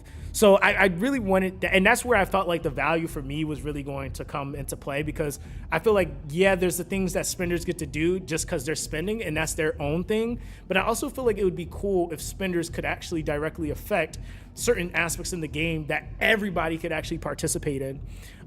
So that's something that I really feel like is going to do extremely well, just because you don't have a lot of games that do that. And yeah, so that's going to be its own thing in its own right. And I think because, I mean, hey, if you're free to play and you weren't going to spend anyway, that's an extra event you just get to play, or you get to get something nice out of it, and you didn't have to spend any money. So hey, that just seems like a double plus for me, for free to play at that point. Because I just want a game where I can enjoy every part of the game for around $100 or less a month. So I don't mind spending. Fun money should be spent. Yeah, I get that. I think that that's the thing is that I mean, because I'm the founder of the game, so I guess I can say this. I'm not looking to now. If the game does, like, okay, I'm gonna be honest, right? If the game does make millions, that would be great. But if the game makes a good amount to keep it, like, even if it was making tens of thousands or hundreds of thousands, like, bro, I'm cool. Like, that's fine. I think the problem is that some of these games, the problem is overhead cost. That's the problem. And then after overhead costs, it's greed. that's what it ends up being, right? So a lot of these games are the way they are because you got to think about it. Like, okay, think about Genshin Impact. Why was Genshin Impact monetized the way it was? They put $100 million into the game's production before it was even released. Dog. like these gachas are coming out with tens of millions, hundreds of millions of dollars invested into it already.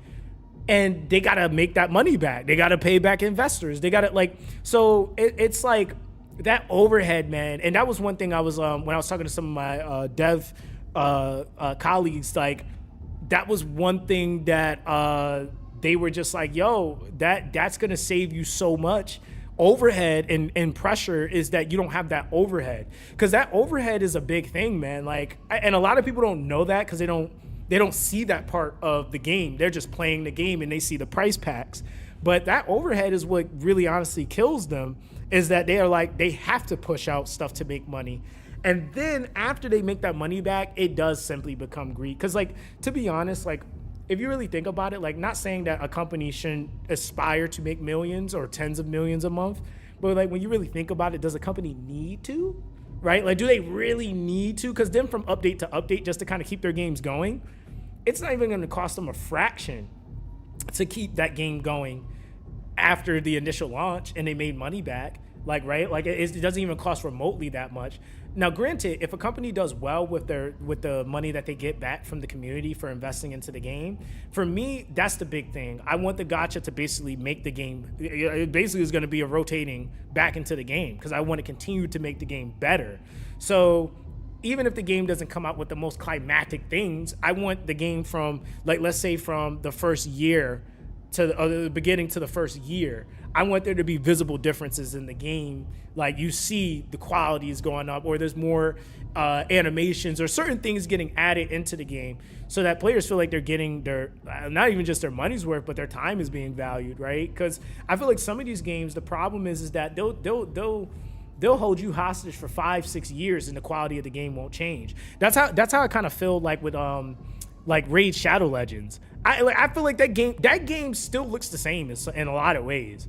A lot of the systems still the same. They added new systems, but a lot of the base systems are still the same. Like, if you want to start Raid, it's the same way you started 7 years ago. Like, it's nothing streamlined about it. It's the same exact pathway. And now I would argue they got so much more content. Like, yeah, it's insane to me. So yeah, I really feel like those are the things that are like clear signs too, of what a company's doing with the stuff that you're. And now, granted, I will say sometimes there's backline stuff or back pipeline stuff that's happening. So they might be taking those funds and then like budgeting, making a new game to offer another experience or a better experience, which that can happen too. But you said you have demo vids of the game you're making? No, so I'm getting stuff made right now. That's kind of what everything is all about right now. So I got the Ko-fi, right? So this part of the process and what I'm doing right now was all foundation legal stuff, protection, and just making sure everything was done correct. So as far as like LLC, patents, like the business structure, so that I can protect assets and stuff like that. That's the thing I focused on first. Foundation stuff. So things for like it's basically like for doing like investment rounds and stuff like that. GDD, you like executive summaries, dude. And I'm telling you right now, Zora, this is stuff I had no, like, when I tell you like saying this stuff now, it's crazy. I'm going with it's gonna be a 2D art style. I was originally going to do Pixel, but Pixel is just like crazy. Pixel is crazy. Pixel, like when you really look at the long-term pipeline of Pixel, I still want to do Pixel. It's just not going to be my first project. But Pixel is by far one of the hardest art styles to do. Period. Like it just is. Like animating Pixel takes forever. And with the number of units I'm trying to make, there's no way I could realistically do that in a time frame less than like 7 years, 8 years. Cause like, to be fair, like most dudes that are just now releasing their Pixel games, they have been making them for a decade, 8 years, 7 years, and they don't even have, hundreds of characters to play. So that's kind of one of those things. You said 2D isometric, so it looks 3D or true 2D. It's probably gonna be true 2D. It's probably going to be true 2D. Now the thing is that it's gonna, and that's kind of where I'm kind of thinking about the background. I wasn't too sure if I wanted to play around with the 2D isometric. That's kind of like the real debate at the end of the day. But I think it's going to be 2D because at the end of the day, I'm thinking about where I'm at in the process and what I could realistically do. I was even thinking about 3D modeling. 3D modeling was another route I wanted to go, but then again, it's like pipeline costs and stuff like that to go through, do 3D, making the characters, 3D modeling, rendering, the like all that crap. It's its own process as well. So yeah, it was definitely like one of those things where I'm like, dude, I kind of wanted to do 3D modeling because of games like Dislight. Like I was like, dude, I got to do 3D modeling. But then I also remembered Dislight was a $10 million invested game before it released. So gotta kind of think about that. Now if it opens up where magically Bill Gates come and says, hey, you know what? I got some money for you to work with, then we can switch that over to whatever we want real fast. But yeah, no, like that was definitely something I had to look at, was just like, again, being realistic. I think sometimes that's what's really tough about making a game, especially your very first one, is a lot of people aren't realistic on like what they can do in the production pipeline. When you're doing, like, again, 3D pixel games, they just take more. 3D is still easier than pixel, but pixel is just insanity, dude. Like, I was even going to go down the route, like, I even went and bought the software, Aspirate. I was going to teach myself how to do pixel art and all that stuff, and I actually kind of got the hang of doing some of it, but then I got to the animation part, and I was like, holy crap, this is, like, real time and effort. Like, you're not just, like... You're not just drawing something, you're really maneuvering and structuring every single pixel. One thing I can say, and it just gave me a newfound respect for pixel artists, every single pixel matters. That I didn't think that was the truth, but it does. Like, there's no pixel for no reason. Like, you don't just put a pixel there just because you want it there. Every pixel has a reasoning as to why it's there. So if anybody is doing anything like, say, one of the bigger sizes that you can do is like a 64 by 64 character, which is like those are like the pixels that pixel characters that you see with a ton of detail. They either, if they did that and by themselves, it took them a very long time, or they did it with a team. That's kind of the catch-22 to all of that stuff, dude. Like, it was definitely one of those things for sure. You said, what about Ethereal Restart Summoning System? Honestly, a really excellent system. Like, as far as like accessibility to currency, yeah, like I feel like that's going to be somewhat similar, but like exactly why you're pulling and how you're pulling, I'm not exactly going to go the Ethereal Restart, but is it going to be just as friendly, as free to play friendly? Yes. Like, I'm not trying to force people into, like, because if you really think about it, right? Ethereal Restart's Gacha was perfectly fine. The problem is, it was golden lattices. The golden lattices were literally the big thing that they made the infrastructure of monetization. And so it was like, okay, cool. It's not that it's inexpensive to pull, but it's expensive to build my character fully. Like, so it was like, all right, well, either I gotta play all this content or I gotta buy all these packs if I want to build my character fully out. So yeah, I'm definitely gonna make it to where like people can build their stuff realistically. You know what I mean? Is it how about having skins as rewards or hidden loots? Have you checked out solo leveling system? That's quite good. Wait, solo leveling system? You talking about in the Gacha game? You talking about like Arise? Because I did play that for a little bit. Now, one thing I was kind of thinking of, and that's I did want to have, and that's just kind of like a paying homage thing to classic RPGs, was like Easter egg, like hidden bosses and stuff like that. I did want that, and I kind of wanted that, and that kind of goes back into like the community thing. There to be bosses that people could like figure out, and it could be like a random trigger. Like, oh, this you got to have X thing, like a X setup, like say certain classes and beat a boss a certain way, and then it triggers this hidden boss. Because that wouldn't outright be like, say, content locking everybody.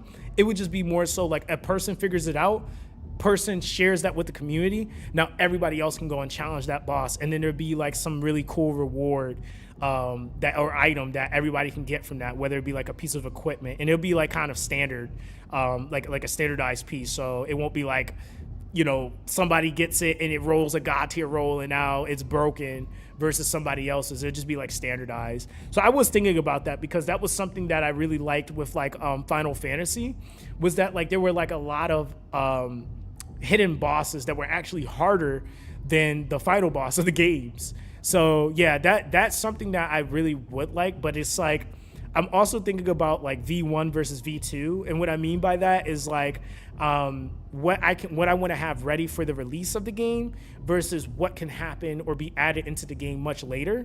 And there's so many systems, like, and it's like factors that to also consider. You don't want to overload too much content in the beginning. You want to allow people to be able to like, you know, progress, build up stuff. And then you can have certain things come into play where it's like, all right, this is a new feature that we're going to have with this major update, and whatever else comes with that and stuff like that. So it's kind of like the ins and outs of like doing what's it called? What's it called? Live service versus non-live service. You say, yeah, don't give us Infernal difficulty day one. Yeah, so you know what's actually funny? There's a game called The Darkest Dungeon, I think. I think it's called Darkest Dungeon. That game, it's not gacha, I don't think, but it does, like, that game is actually kind of interesting to me because it allows you to like pick your difficulty no matter what you're doing. And I always thought that was a cool idea, but then I'm like, knowing like how casuals are, they're gonna cook themselves and then be mad. Like, how do you let us have access to Infernal difficulty? And it's that hard. Like, I feel like there's gonna be mad complaining about that. I also think that too, one of the things I really want to do is updates that progressively uncap the game, like for certain things. One of the biggest mistakes, like, and it's to your point, Bless, with Ethereum Restart, the biggest mistake that Ethereum Restart made was they gave us too much to grind. And what I mean by that was that we had too much access to higher tier stuff. So there wasn't like a grind point where you stopped and you were just grinding that tier for a little bit, and then another major update came and then we got Infernal gear, right? Or Infernal difficulty unlocked, and then we were farming that. Inferno was accessible and visible from day one, and so it created this expectation, got to get to Inferno, right? And then when people started farming that, the gear was so night and day from the difficulty before that it basically made people not really like playing the game. And because the game also cooked themselves with trying to do PvP and then doing it that way, they should have gave a medium, and then for like a month or two, they should have had us just farming that, getting our base gear fleshed out. That would have helped out so much with like the metas and stuff like that. But the problem was they incorporated Infernal gear into in-game builds paired up with mythical shells. And I think you got access to mythical shells first before you got access to mythic gear. And so when you kind of do that type of thing, you basically are putting players in a position where they kind of had no choice but to give us access to Inferno or mythical stuff, because they already gave us access to shells, which had Inferno set bonuses on them. So it was like they didn't really think about that. Like even the shells should have been capped for a little bit. And then you do an update where it's like, okay, players got their stuff fleshed out, whatever, yada, yada, yada. They've been chilling. Now we go into the next thing, and you just gradually uncap it so that it just seamlessly allows people to work on that next thing. It really honestly hurt the game. It created unrealistic expectations. So people were feeling like in the first 2 weeks, I need to be in Inferno mode because this guy did it. And it's like, well, no, like that guy also had this random ass, and that's one thing I really want to alleviate, like stay away from, is singled out characters that make it to where if you don't play that character, it hurts your progression. You know, now granted, are there going to end up being metas? Metas are hard to avoid because there's going to be things that players figure out that maybe me as a developer or X team may not figure out, because people think differently. They may say, hey, let me try this combination and see if that works. For me personally, I'm not gonna lie about it. I want to be the best at the game. I'm gonna be honest. That's just me in general. And I believe that as a dev, you should play your game, and you should either know it just as good as the players, if not better. I don't believe in that not really testing and not knowing what your damn game does. That to me is just always crazy. He said, I think dungeons lower difficulty should have access should have access to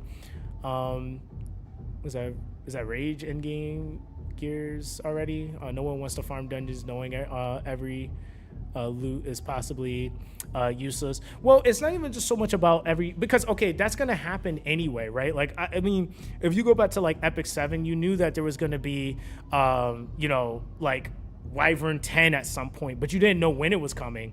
Like E7 was at Wyvern 8 for forever. Summoners did the same thing. They were at Giants B7 or something like that. Like they didn't go up to B10 at first, because the thing is that you have to remember there's casuals. Regardless of what people like to push about super sweats always get factored in second when it comes to gacha, because more than anything, 70 to 80% of most player bases are casual. So if you create FOMO or cost fallacy too early, casuals aren't going to stick around for that. You got to give people the time to be able to like kind of get into the groove of certain things. And the way that you kind of go about it is like something's always going to have to be upgraded or changed, but it's just how much of an extent is it? So I think the problem is not that you're just changing your gears. It's the fact of how hard it was to grind the gear to get the stuff that you wanted, and then to have to refarm it again for it to be even harder for you to get those same values at the higher ratios.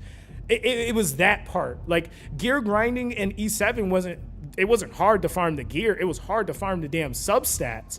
And that was the part that sucked. Even now, like, it's like, okay, they made gear much better, but it was always speed tuning. Speed tuning is what hurt it the most, because it was just like, damn, dude, like, I'm trying to get my gear where I want it to, but it sucks.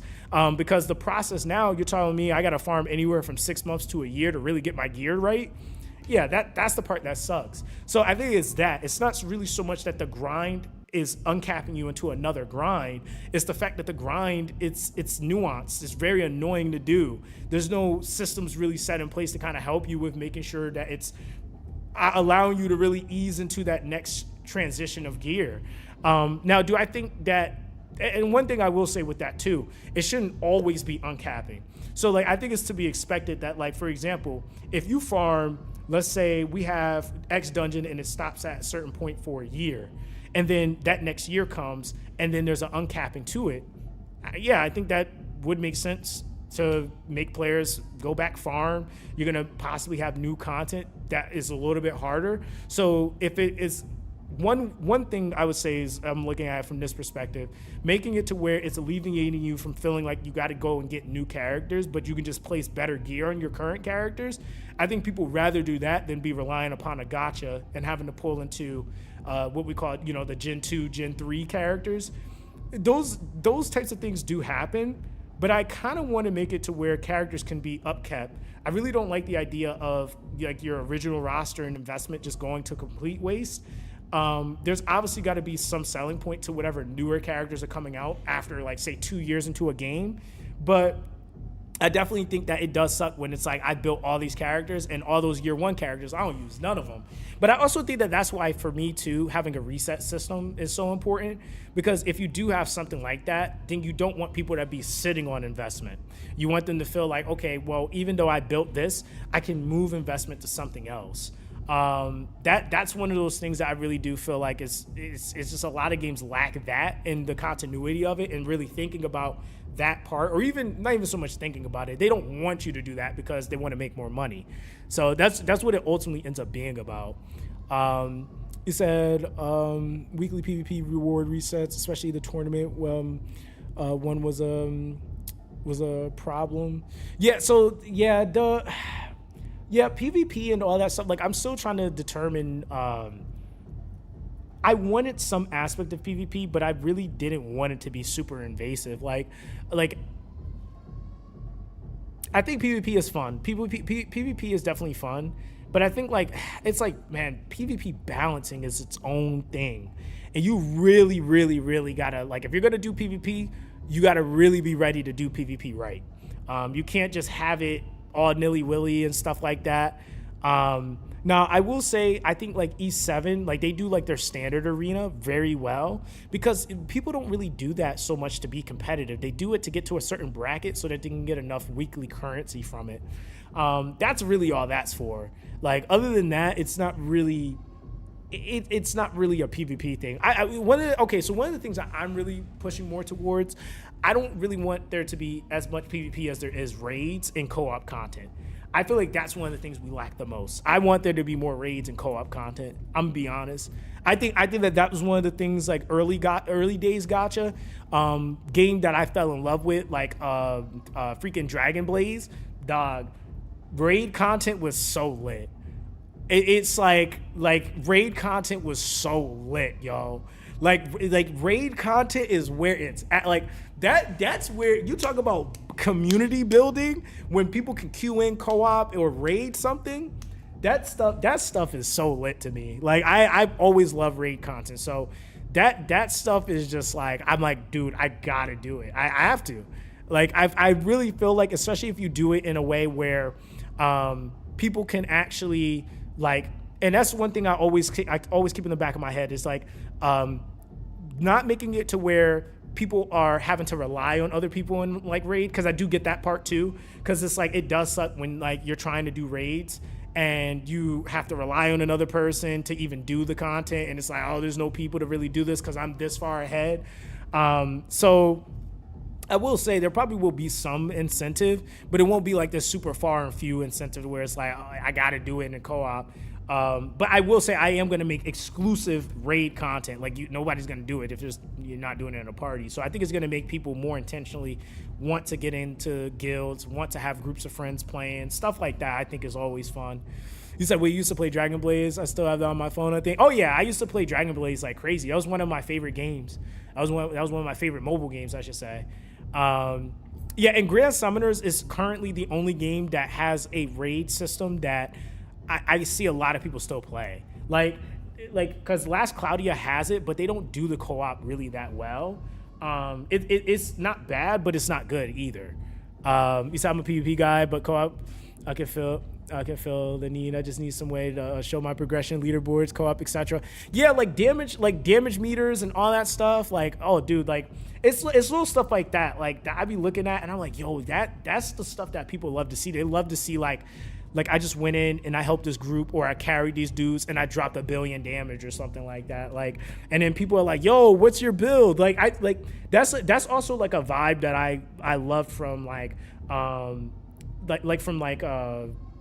MMOs and stuff like that. So like damage, like it was like damage counters and stuff like that. Just like in battle. So I gotta remember that one, because that one is such a huge one. I love that type of stuff where I can see how much healing I did, or how much damage I took, or how this damage I dealt. All that type of stuff is like really, really fun. He said, I'm literally playing LC as we speak. Yeah, dude, I'm like refarming my currency. I got destroyed on one of these banners. I got the anniversary units, but you said Astra EOS. Wait, did Astra EOS? I didn't see any news on it. That's how much marketing they have. I don't even think anybody talked about it. Yeah, and that's all really PvP is to Bless. It's like, it's just a way for people to be able to kind of show the superiority. Like, I think there's always a good way for you to be able to show that. You said, is your game story going to be average? Is it going to be on average more lighthearted or a serious tone? Well, I kind of wanted it to be a little bit more. I kind of want it to be mixed, if that's fair. Like, it's going to be definitely some serious tones. It's going to be a lot at stake. It is going to be a lot at stake. But I also wanted the cast to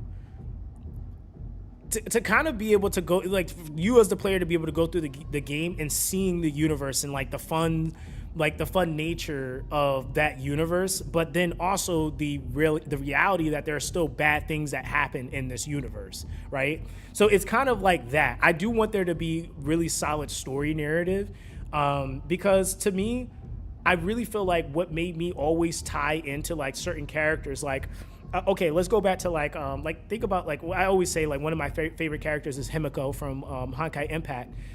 The reason why I love that character as much as I do is not because she's just cool looking character. There's a lot of cool looking characters in the Honkai universe. It was the story component. Like, I would argue, anyway, you ask anybody in the Honkai Impact the Third community, what was one of the like craziest like arcs for a player to get to? It was the Himiko. It is a certain part where it's something with Himiko. And I'm not gonna say it because I don't want to spoil it for anybody that decides to go and experience it. But there's something that happens. And that emotional factor was like, I didn't pay attention to damn near anything else, but that I knew, I felt it. Like, it was like, like, that was such a good component to the game. So those emotional factors are really important to have because it gives you a reason to resonate with the character, whether it be the personality, temperament. And one of the things that I think is going to be pretty nice is that there's already individuals that are already offering to do voice acting for the game. That to me is like, I'm like, dude, I gotta do it now. Like, it has to, like, because you can't have whack story and have these people that are like willing to give time to do voice acting to create that vibe and to help with that narrative push. And I think that that's going to be great too, because a lot of games, like, if we notice, a lot of these games, they come out with Chinese, Japanese voice acting, or Korean voice acting. This is going to be an English first VAing. Which I think is going to be really cool. We don't get that often.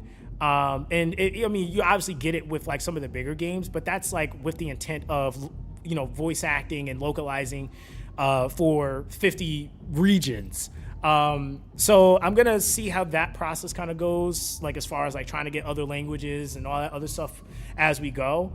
But I definitely wanted that to be like the base of the game. English done down and packed. And yeah, that's like one component, like with storyboarding and all that jazz. Like, I really want the story to be really good. And I still wanted it to be optional though.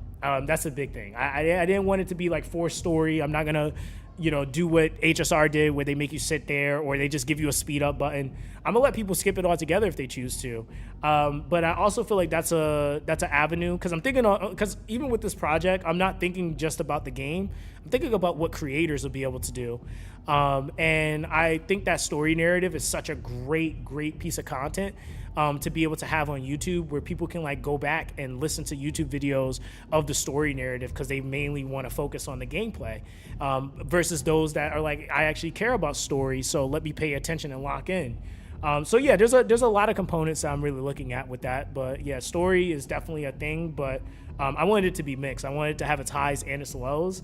I was originally thinking doing like a completely like kind of like dark themed dystopian, like just straight dark. Like, I just was like, let's do it. But then I was like, nah, I kind of want to have some of those different aspects, because it kind of gives more weight and gravity to what they're fighting for. Essentially, is like really what it's about. I'm definitely going to have other launchers and stuff like that in mind, but it is going to be mobile prioritization. PC accessibility is something I'm already considering because I do want that. Like, that's 1,000% going to be a part of the pipeline, but I don't want the game to be designed for PC, if that makes sense. The reason why that's such an important thing is because number one, space. I really don't want space to be an issue. Number two, that kind of goes into accessibility. I want more people to be able to enjoy and play the game. But number three, it's also the fact that I feel like that's what mobile gaming is kind of strayed away from. Most games, whether you look at HSR, if you look at Triple Z, Genshin Impact, Wuthering Waves, Arc Knight's Infield, NTE, these are all basically PC games with mobile ports.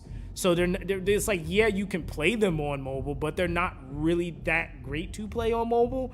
And some people are like, oh, you got to have a high-end device. Okay. I don't think people actually understand the statistics behind. And I actually know these numbers simply because I used to do cell phone sales, and I've always kept up with like weird stuff like that because I just am interested in it. But the average person does not have the newest phone. Like, that's the other thing. Like, especially at the current prices and stuff like that, like when you really think about it, like some people, like even the rationality is like, why would I buy a phone for almost $2,000 when I can go put that money into a PC or get parts to build my own PC? So you got to think about the rationality behind that too. And the average person doesn't have a brand new phone. So yeah, that's why a lot of games, even for them pushing them for like PC and stuff like that, that's its respective thing that I get they do for those given games, but I just never believe that those are mobile games. It's like, yeah, you can play them on mobile, but they're not mobile games. So you put in so many QOL, I'm afraid you're going to make the money needed more investment in future projects. So don't be afraid to delay. So, honestly, that's what I was saying. Anyway, this is all stuff that I'm thinking of to have in the pipeline. I do understand that everything's not going to be able to come out all at once. There's going to be certain features that I have to value and weigh more in the beginning. Because to be honest, like that's why I was mentioning is like there's gonna be a V1, V2, V3. Like there's gonna be things that I can't drop all at once just because of cost. It's just that simple. Like that's really what it does boil down to.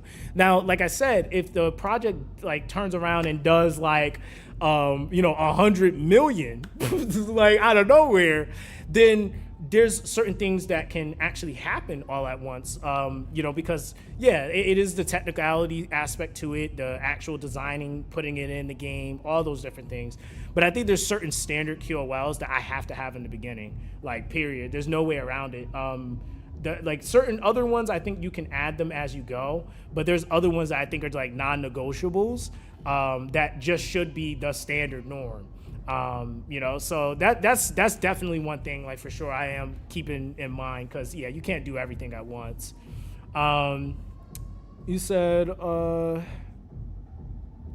wait, so I know this is a little bit greedy. Asks, can you have more impactful rewards when you're gifting out promo codes or so okay, so I will rate this. Now the funny thing is, and this is what I'm not gonna lie, this is actually, and I can't make this up, I actually was thinking about this. So promo codes, or let's actually do it this way: more impactful promo codes, promo / compensation. Boop, boop, boop. Okay, so there was I just was thinking about it. This is what I was thinking about, because it had me cracking up, because most games, I always feel like the pre-registration rewards are straight dog. I like, dude, pre-registration rewards be so garbage. I be like, yo, they be like, pre-register, get us to 100,000 registrations and we'll give you 10K gold. I be like, yo, you couldn't even use that to level up your gear one time. I always think that's so funny. Pre-registration, pre-register, goals, impactful. That's what we'll say. Yeah, cause yeah, dude, I was thinking about that the other night, and I was like, yo, it was a random thought, but I was like, man, we can't have no weak pre-registration goals, cause those pre-registration goals, man, like I think it's such a big deal, and that's why sometimes I do beg to ask the question, are they faking those numbers? Cause like they be like hitting 1 million, and they'll be like, oh, you get us to 1 million, we'll give you, we might give you a multi. You know, some games, though, they do give you a character, but I've seen other games have some whack pre-registration goals. And I was like, yeah, nah, we're not doing that. So, yeah, that's definitely one thing I was considering as well. Let me see. Yo, what's up, Desolate? You said just hopped in a few minutes ago. What's the gameplay style you're going for? So this is going to be turn-based. As far as like the core gameplay itself, it's going to be heavily influenced from a few different systems, Golden Sun being one of them. So that's going to be a part of like the unique flair that kind of goes into like what the game's build diversity, like accessibility is going to be a part of. There is going to be some systems from a few different other games. After I get my my GDD and all the other stuff, patent and stuff like that, I'm actually going to do a video and probably a stream where I actually am going to lay out all of the functions that are going to exist in the game that I currently mapped out. There's quite a bit of systems, but I've streamlined them to all work in tandem with each other. And yeah, as far as the core game, it is going to be turn-based. Yeah, it's going to be turn-based, and the main game I'm really taking a lot of influence from is the Golden Sun, man. So yeah, Golden Sun, that was like, I was like, if I was going to make a gacha game, I was like, I'm going to take some influence from Golden Sun. And Golden Sun's a classic as far as the puzzle aspect and the adventuring, but I really honestly think what made it stick out to me was the gen system. The gen system was definitely very iconic in its own right, and they did that system so well. It had its right like give and take, so it had its pluses and its minuses as far as like how you built stuff. So like casting was one thing, but then there was like a take from that, and there was like an in between. So you had to kind of strategize how you did stuff, which made the game fun because it was like, okay, I can't just ooga booga that. Now, granted, there's going to be some mix-ins with how I'm kind of mixing certain systems, but there's going to be some characters where you can do certain things, but there will be a trade-off, and there'll be some other characters that are a little bit more what you call like generalist, that might not necessarily do everything spectacular, but they do generally most things well, right? So like there's going to be definitely some wide ranges in that. A big component to the game, though, is that the system is going to be allowing you to change your class types, and those class types also then come with different transformations and animation differences and stuff like that too. So a character, like I'm really trying to make sure that a single character in this game has different build pathways. But with those build pathways, there's going to be different elements that allow you to get different visuals. And then also with that, like, you know, when you start talking about like monetization and stuff like that, there's going to be like different cosmetics and all that jazz that people can get if they want to. But yeah, that's kind of like the core base of it. But yeah, there's a lot of systems. I can't wait to talk about those systems though, because they're really, really, really good, I feel like. You said after even if the game is dying, the Gunner will revive it. Take Dislike, for example, died so many times and got back up. Yeah, the problem with the game dying though, and then I'm gonna be real. Dislike could have been massive, like really massive. It like if I'm being honest, one of the biggest streams I've ever had in my whole entire creation career was with Dislike. This was like the first week I had on average anywhere from 1,800 to 2,000 people concurrent. Like that was insane. Like that, like, and granted, like I wasn't like no big time content creator. Like I only had like 20,000 subscribers at the time. So Dislike had the potential. Like people were in love with the music. They were in love with the art style. There was nothing like it in the market. It was no game that compared to Dislike. There was none that compared to it at all. And they dropped the ball, and it had really not much to do with the game itself other than the gacha. That's what it really boiled down to. And then they kept fumbling the ball, like, or the bag. So like my thing is, you can't keep fumbling the bag. It's not to say that issues won't happen. I think you have to prepare for those issues. But I think that was the problem. They really weren't prepared for them, and there were solutions that just made things worse. Like, oh, we're gonna fix the gacha system, but we're gonna add a system that makes gachaing almost inherently worse. So they added what, SSM? That made gacha inherently worse than it was even prior to. So between that, no pity systems on release, like all it takes is, it's just like little simple stupid stuff like that. It's not hard, I feel like, to have a successful game. It's not to say that you won't have like server issues and stuff like that. I think that those are actually normal things to have. That I think you can compensate that, and you can make good on that. But when your game comes out and you're doing like stupid stuff, like we're gonna drop a unit with 1,000 pull pity, why? Like, why would you do that? And that's for one copy.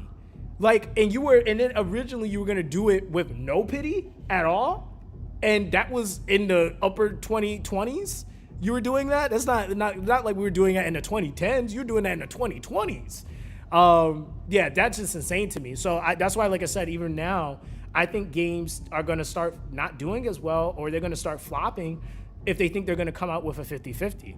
I just genuinely think people are getting more and more tired, and are just generally tired of 50-50s.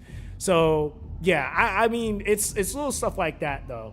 You said still miss the characters to this day. Rip this. Yeah, no, 1,000%. I 1,000% agree. I absolutely miss that. What is even now, like, I have no issue with the visual appeal is still the visual appeal of Dislike. They still kill it in that department. The problem is that, like, it's the game, and that's why I'm really hoping, like, dude, like, I kid you not, if this project does as well as I'm like hoping it will and as I think it will, dude, I will literally go and buy the licenses and rights to Dislike. I'm like, yo, listen, I'm about to re-release this game better, because and it sucks because unfortunately it's like it's really hard to do that type of stuff because the name is already tarnished. I have to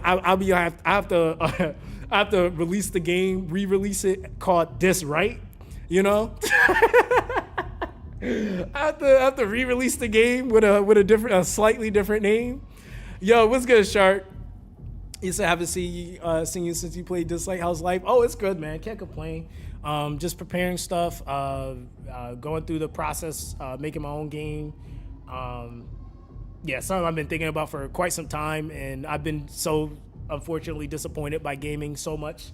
In fact, that I'm only playing one gacha, which is historically unheard of for me. So yeah, that's just kind of, well, it's technically two, but like I don't really consider Last Claudia a game I really play like that, because I play it whenever there's something for me to actually do because I'm so in game. But yeah, I'm like, as far as like a newer gacha, I'm only playing one.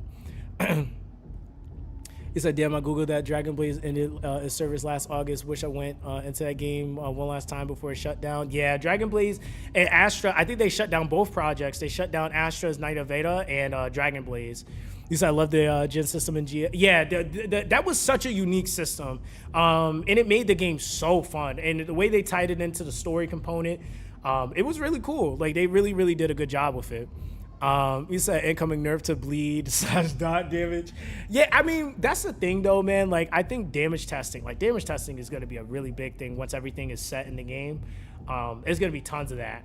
I'm going to be going back to like the traditional game testing, man. I'm going to be doing like small core groups under NDAs, dude.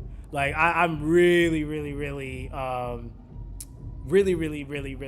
into that. I think like the public testing and is like doing multiple rounds of public testing is not it. Not for gacha. I don't think that's a good idea for a gacha game.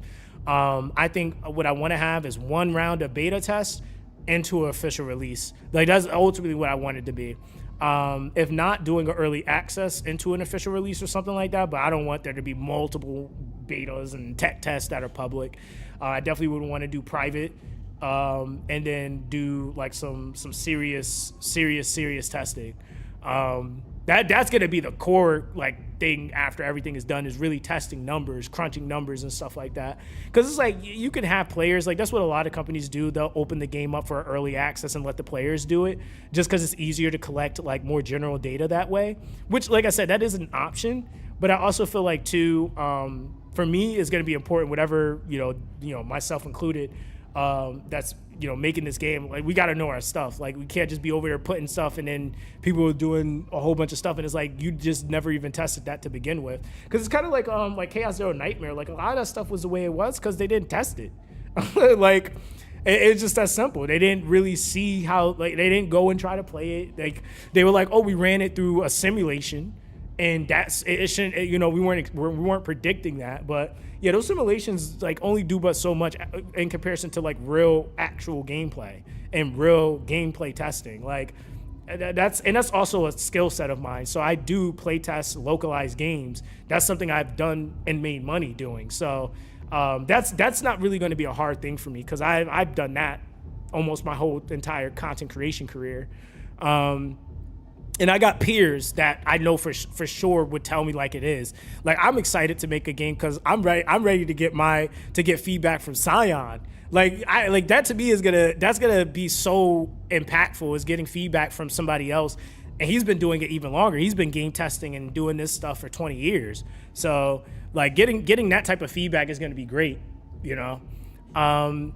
I see you have a community list. I have something to suggest, but it's kind of iffy. So if you played 7 Days Sins, you remember how the more characters you have and leveled up, like it's slightly permanent boost that stacks up over time. Yeah, that's the what was that system called? It was like your that CP, was it GP or something like that? I do know what you're talking about though.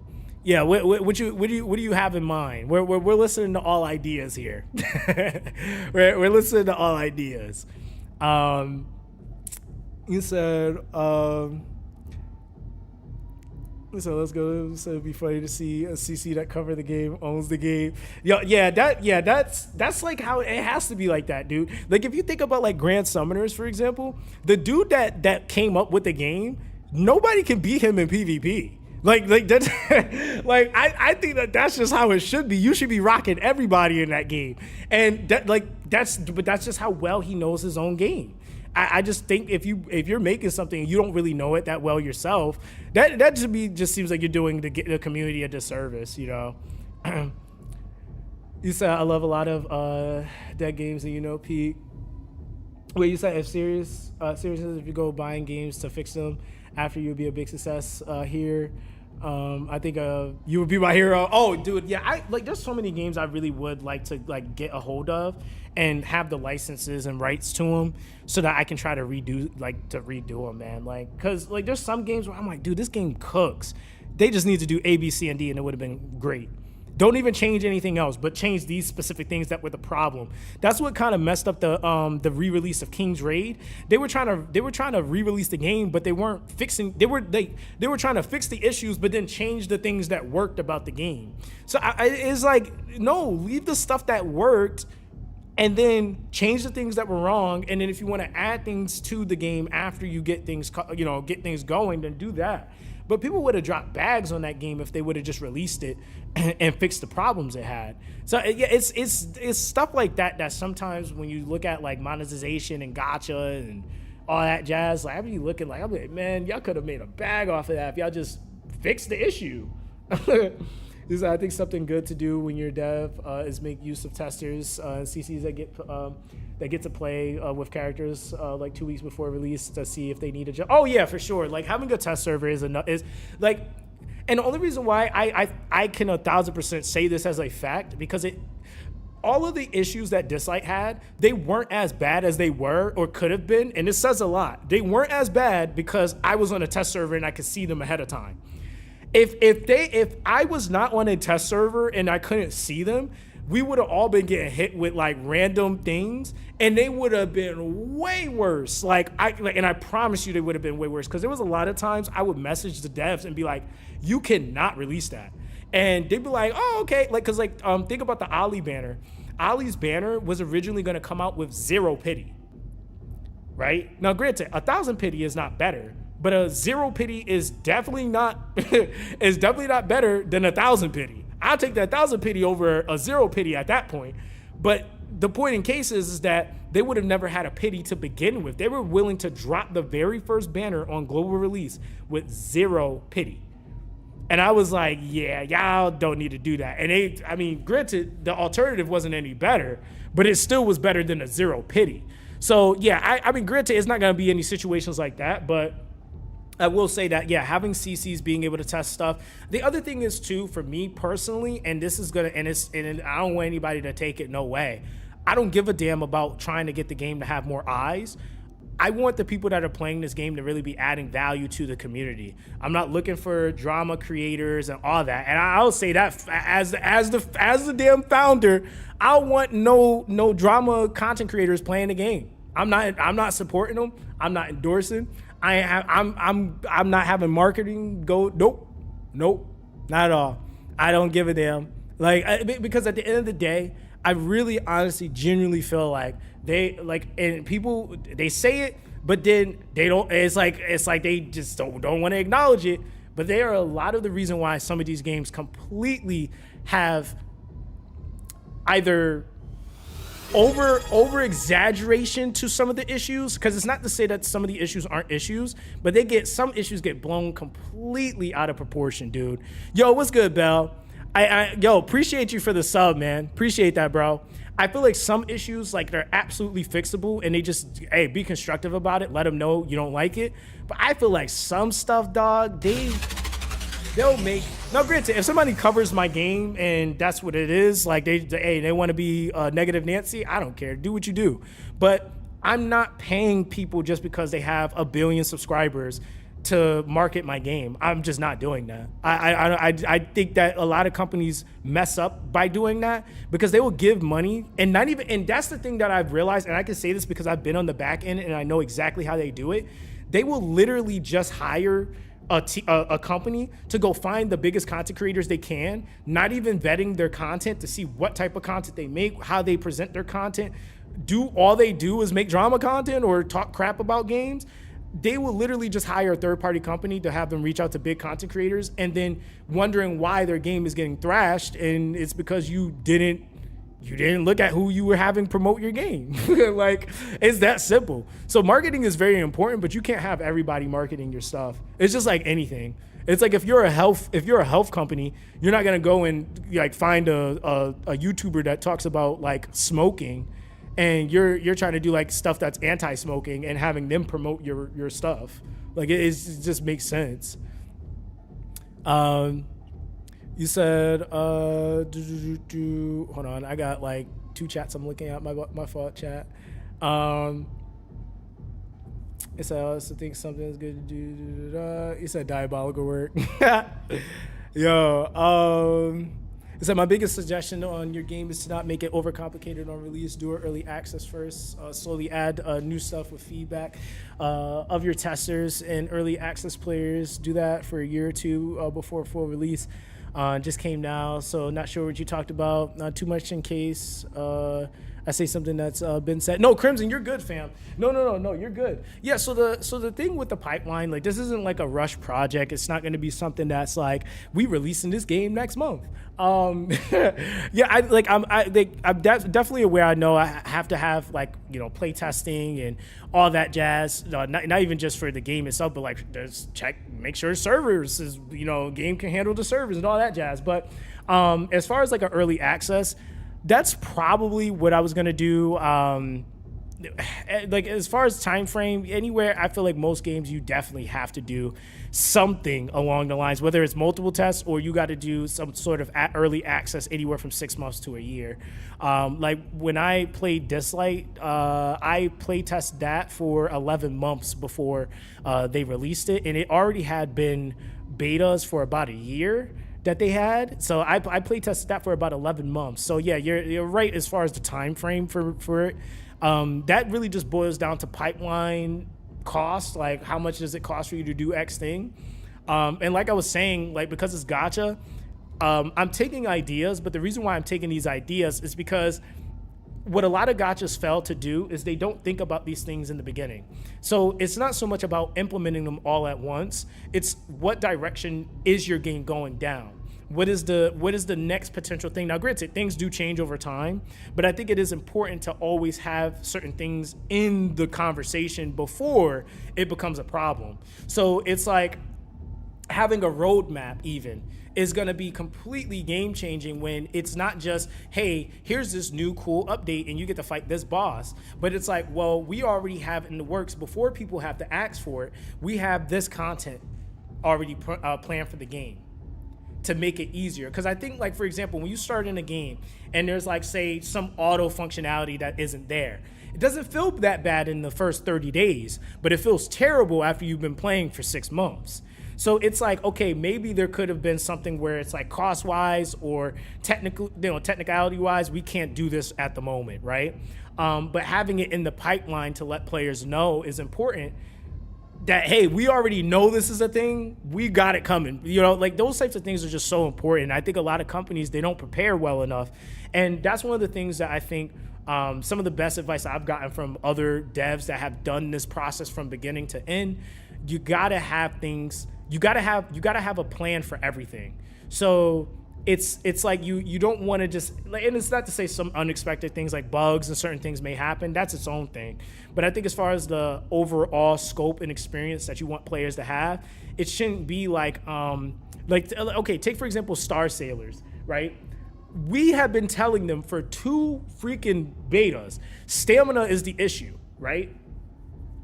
Now, people were like, I don't get why some players are acting or responding this way when it came down to the early access that they did, but it was because they turned around and said to us, what would you like for us to do? What is the issue? Like, what do you want us to fix? It was the same thing to begin with. So it just starts to feel like a slap in the face. And it's like, you know the answer, just fix it. And the ways that they were trying to fix it really didn't really satisfy anyone. It was just like, all right, that's not really changing the fact that this is still an issue. So I think it's just, again, not being oblivious or acting as if you're oblivious to what can make the player's experiences better. So that's my biggest thing. It's like, with all the experience that I've had and seeing what has been the forefront issues that these games have, not to say you won't have your own unique things that may come up, but I think there are a lot of standard things that are like non-negotiable that the game should have when it launches, but things that just should automatically be in your pipeline to have put into the game once you're able to have it put into the game. So that's my thing, is just being proactive and not reactive. And that's the biggest thing that I've come to find has been my biggest gripe with most gacha games, is they are reactive, they are not proactive. And that is done intentionally so that they can make more money. That's and it just is what it is. Because I remember like looking at some games, I'm like, why don't you just like, why wait for the players to complain about it? You could just fix it and make it better. And it's because if we can get away with slightly tweaking it and then they're okay with that, then we can still maybe make money that way, right? That's why they do it. So for me, it's just like, I also know and understand that psychological aspect to it, and I don't want to manipulate players into that cycle. Like, to me, I just think it's scummy to do it. Granted, yeah, it's a market, it's a money making tactic that they use, but I also think that it just completely long term hurts the game. I haven't seen too many games get away with that, and it didn't hurt the game long term. Like E7 could have been way bigger than it is now. But because of those kind of micro fixes and not being proactive but being reactive, it hurt the game. Like, if we're being honest, like even like when I remember like Epic 7, like for some of the first streams I seen, dudes had like 10,000 concurrent people in their stream. Like, it was like crazy numbers on E7 when that game first came out for some people. Scion was one of those people I was watching. Crazy numbers. But it was just the way they were handling situations. Some of the big community blowups. Like, it's like, you got to think about those types of things. And it's not to say you won't have an issue, but your community has to be able to trust what you say and what you do, right? And I think that a lot of the things that happen in those spaces is just simply because community doesn't trust them. Like, it just boils back to that. So yeah, that's really something I've been like. I mean, it has been years I've been thinking about stuff like that. But as far as like really for this project, I've been thinking about that for a while. It's just really making sure that the community is built upon trust and it's not so much like I want it to be when new people that have never heard of of this game or the community, they've never heard or been in the space before, the community themselves are like, nah, we good, we know this, we brought it to their attention, we don't like it, but it's gonna be fixed by tomorrow or something, you know. Like I want that to be the essence of the community, and I feel like that doesn't really exist in too many gachas. Like a lot of them is like, oh bruh, like what they about to do this, but now they about to make this more pay to win, like, you know. You said if I were you, maybe you already did, I would talk to solo devs that already achieved a successful game. Well, that's why, okay, so that's actually part of the reason why I'm doing this stream. Like I actually mentioned it a little bit before you guys came.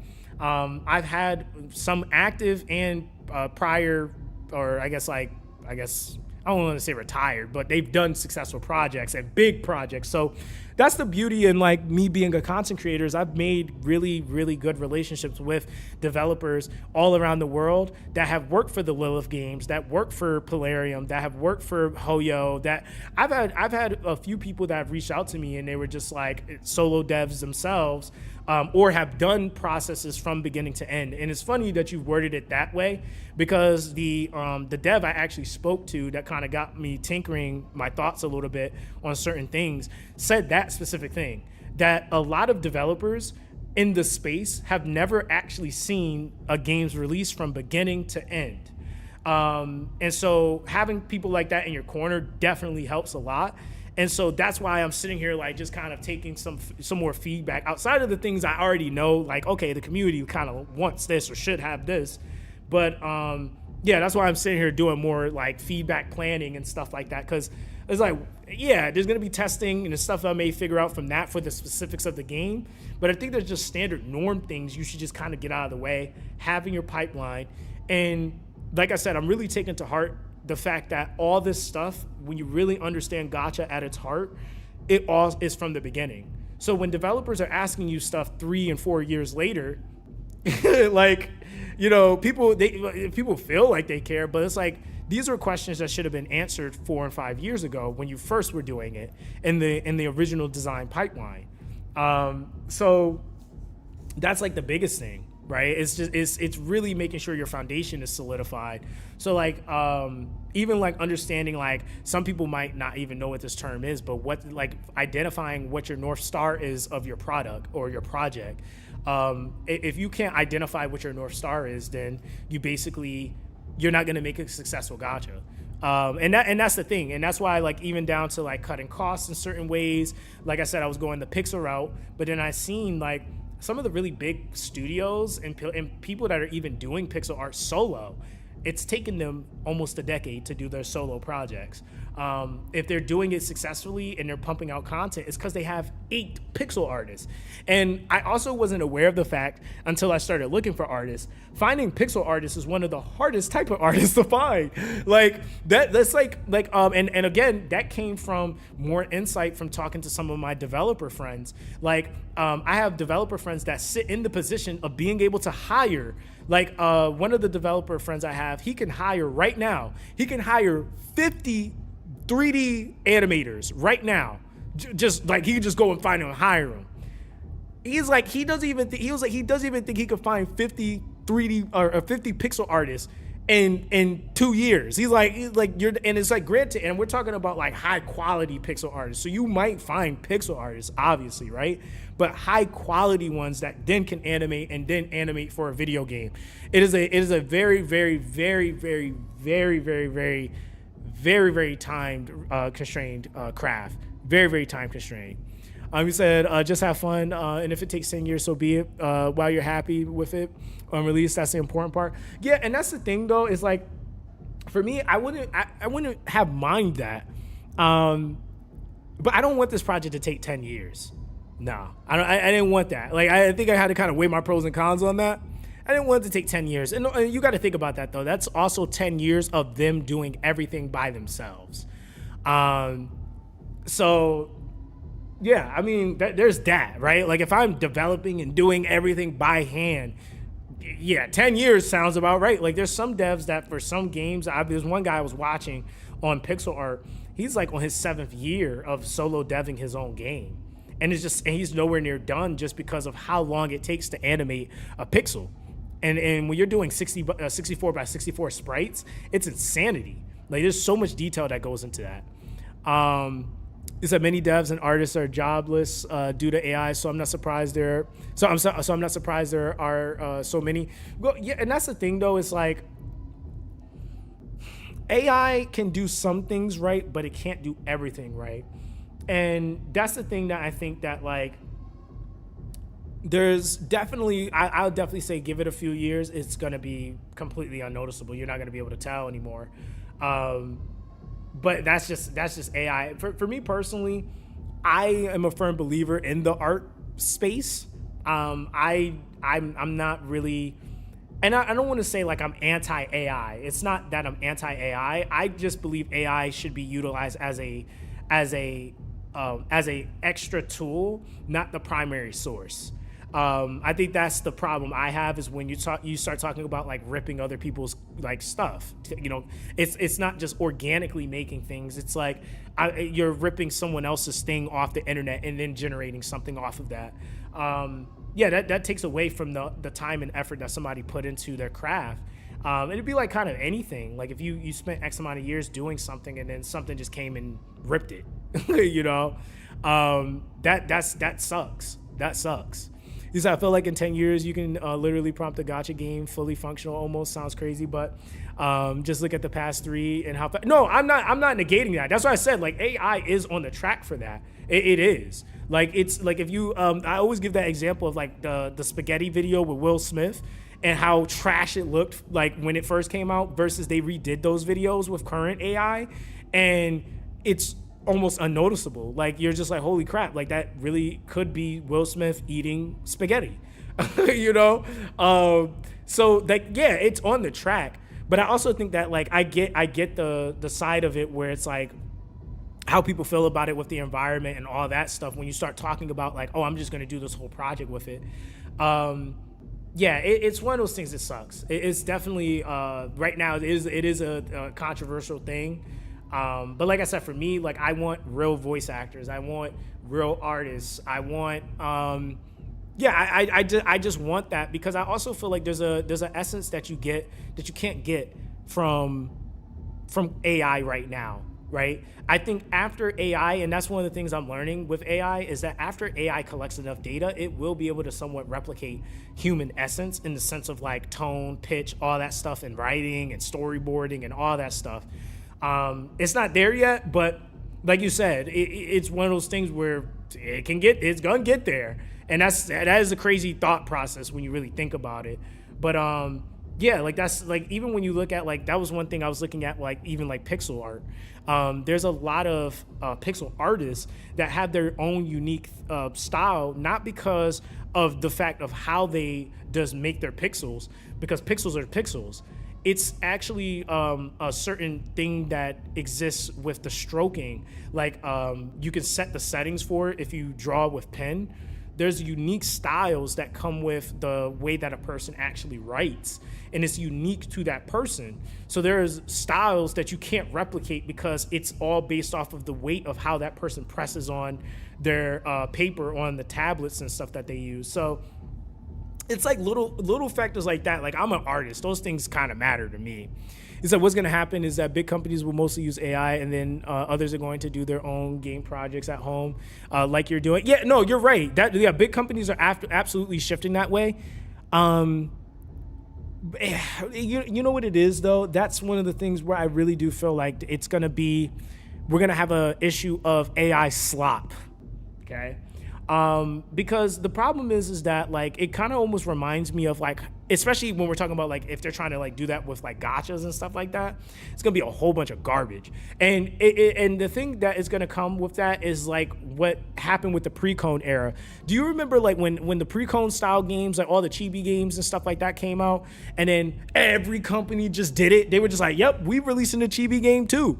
Like it was just the standard art style. Like right now, our pre-cone era variant of that is open world 3D. Like that's what anime open world 3D. That's what's happening right now. That crap is so oversaturated to the point where the next thing that's just remotely looking different is gonna blow up because. And if it has a successful release and launch, it's gonna just take off because it's gonna be something different than what's the primary oversaturated thing.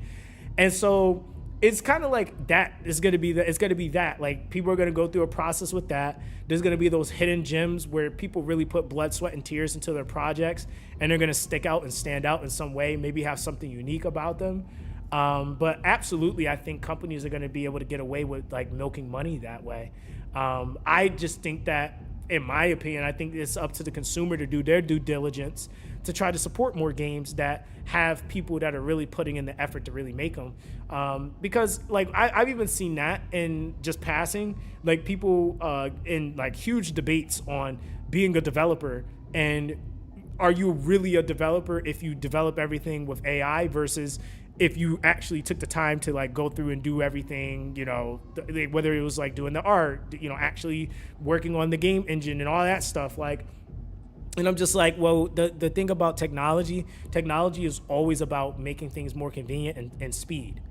Advancements in technology has always been about that. So it's always like one of those things where like they did this same thing with cell phones. Like when cell phones first came out, like people were like, I remember people saying like, yo, this is not it. Like, like they're like, yo, cell 4G? Oh no, like no, but off my BlackBerry in the scroll button? No, we're not doing that. Like, and now it's the norm, right? So it's one of those things where I really honestly think it's all about regulation. That's the biggest thing. It's regulation. When something's unregulated, it literally becomes, it could be a monster. Gacha is like that too. Gacha is extremely unregulated, which is why these companies have been able to get away with the tactics that they use and the psychology that they use behind what they do. Because they don't have anything really holding them accountable. And the things they do have them holding them accountable is like, oh, you got to show your rates. Okay, they don't care about showing you that because it don't matter because they're doing a paid pack tactic that doesn't matter if you show the rates. That's just all a trigger to get your brain to operate a certain way to get you to do X thing. It's so much deeper than just we have rates, you know? Like it's like there's literal things that you do to get a person to respond a certain way. So yeah, it's a lot of stuff, dude. It is absolutely a lot of stuff. You said final thing I would want to see is a lot of time. I see people stream your game every day, having fun or passionate, always one of the best for the game, never get a bone like in the CC program. So that's so honestly, Haven, I've been thinking about the CC program. That's not going to be the hard part for me because guess what? I actually helped make the CC program for Dislight, but Dislight chose to run it a certain way. So I actually made the CC program for Dislight, and Dislight took it and they made it terrible. So I gave them the keys to success to make it a good system. But they took it and made it one of the worst types of CC programs you could ever think of having. Like, for example, having 200 people all make the same video topic. It completely disregards how YouTube works, and only the strong survive, which basically means the top 2 people. And the reason why again, even when I was in the CC program, I voiced how terrible it was because the only 2 people that were winning was me and Daddy Free to Play. And I was telling them, you can't have them make the same types of videos for us and then put rewards behind them. And then also base those rewards based off of view count because they're never going to hit the view counts that we hit. It's just how YouTube is set up. YouTube is set up is going to pick some winners and is going to have people under them. And if those people aren't able to hit those numbers, they're not going to push those videos. And so, yeah, I actually know how to set up content creators. And I've done it for not only them, but for other companies in the past. So CC programs are definitely something that I'm really trying to make sure have great incentives. But I really I'm hoping that like I said, if the game does well, I can work those into like opportunities for people to be able to be featured on certain things or paid opportunities and stuff like that. Like that's just all stuff that kind of Like I said, it's all beginning stuff that I'm working on, but that is one of the earlier things that you do have to consider, because most companies don't really work on or consider CC programs until after the game is already out. And then they think about that and they're like, oh, okay, we can maybe do this for CCs. And they're making them like, and I kid you not, I say this 100% to be the truth. They are making CC programs from scratch when they drop the game. Like, that's why when you see a lot of content creator programs, it's like, why are we doing this? Why would I like this? This is weird. Why would I make a video on that? Like, a lot of them also aren't YouTube experts. Like, they don't really know what makes sense to make videos on. So I think that that's also the edge I have, is like, I know what types of videos you want to put on YouTube, but I also understand too whether or not you give like one creator program I actually think does it well, CZN's creator program is actually pretty good, because they give you currency based off of task completion, not about viewership milestones hit. That viewership milestones, I think, is nice if it's an extra additive, but it shouldn't be the core of what you get to be able to, to be able to produce content. And the biggest thing that I would say a content creator really needs is premium currency so that they can continue to make content. I think the pipeline of that is it only helps your game long term, because they can present and make more content for the community. There's more organic videos of people just putting out videos of like, the value and their thoughts and opinions of X character, versus like, guy has to play free to play. And that's where you get certain series. They're not like series that people necessarily want to do all the time. They're forced. It's like, oh, I have to do a free to play series and play this way because there's not enough currency for me to really maintain getting every character, or the content creator program sucks and they don't really give me enough currency to at least pull a copy of the character to be able to test them properly. So yeah, those are all things I'm like doing, like, and just kind of already kind of keeping in mind, because I experience it. Like, I still experience it where games, they'll do things like they'll want you to put out videos and not have a creator program and no incentive for you, or you have to beg them almost to give you currency to make content for them, and you're not even asking for money. So I'm reading the feedback list. So far, it looks great. A lot of good stuff here. It says your game going to be on mobile and will it be optimized for mobile. Yeah, I'm making it mobile first, Ronan. That's the big thing, right? Like you said it. a lot of these games be coming out. They don't be optimized for mobile. How many releases have you guys experienced where the game was literally just straight dropped on mobile and then not accessible? Actually, there's been a few games now, and this is kind of to prove my point. There's been a few games recently that have been unplayable for almost the whole first week of the game's release. Like, it just happened to Genesis War. It just happened to Analyst.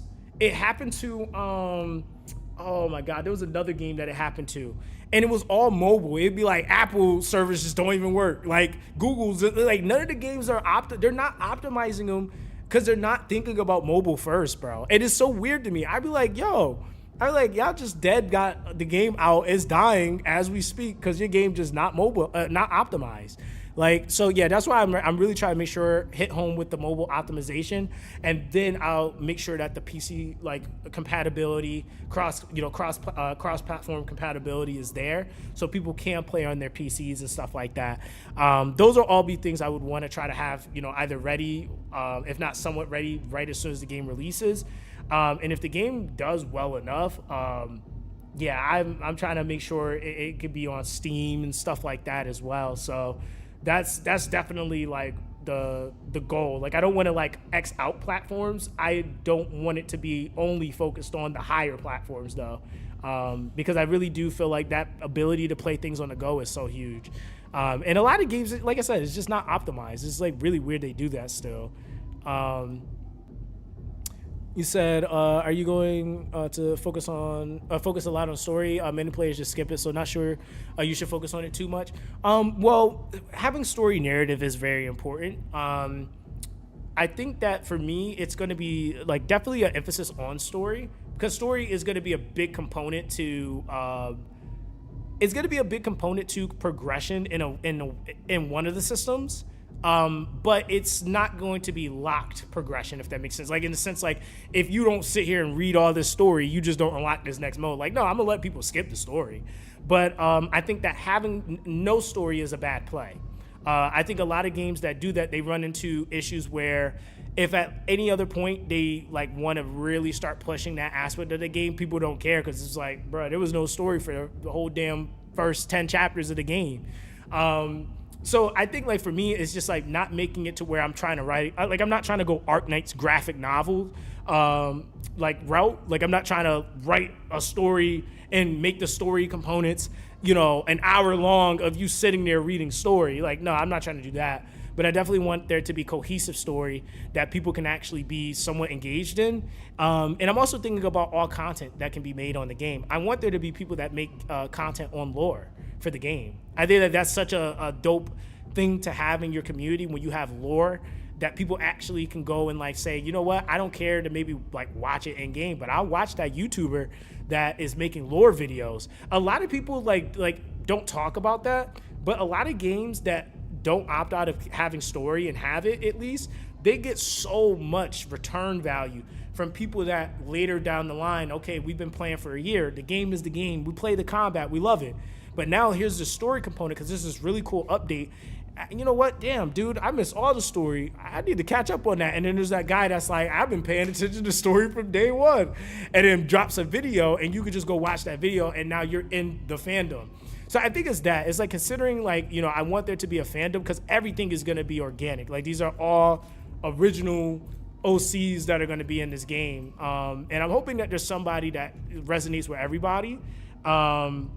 But yeah, I'm not going to go too crazy in making that like the focal point, but it's going to be a component of the game. It is 1,000% is.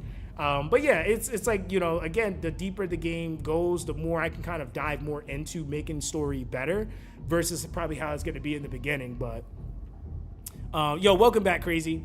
But yeah, dude, like, so yeah, that's the general idea as far as that component of it. Let me see. Dude, I was supposed to eat this food that Miss Zox gave me, and she's gonna be so mad because I didn't take one bite. Hold on.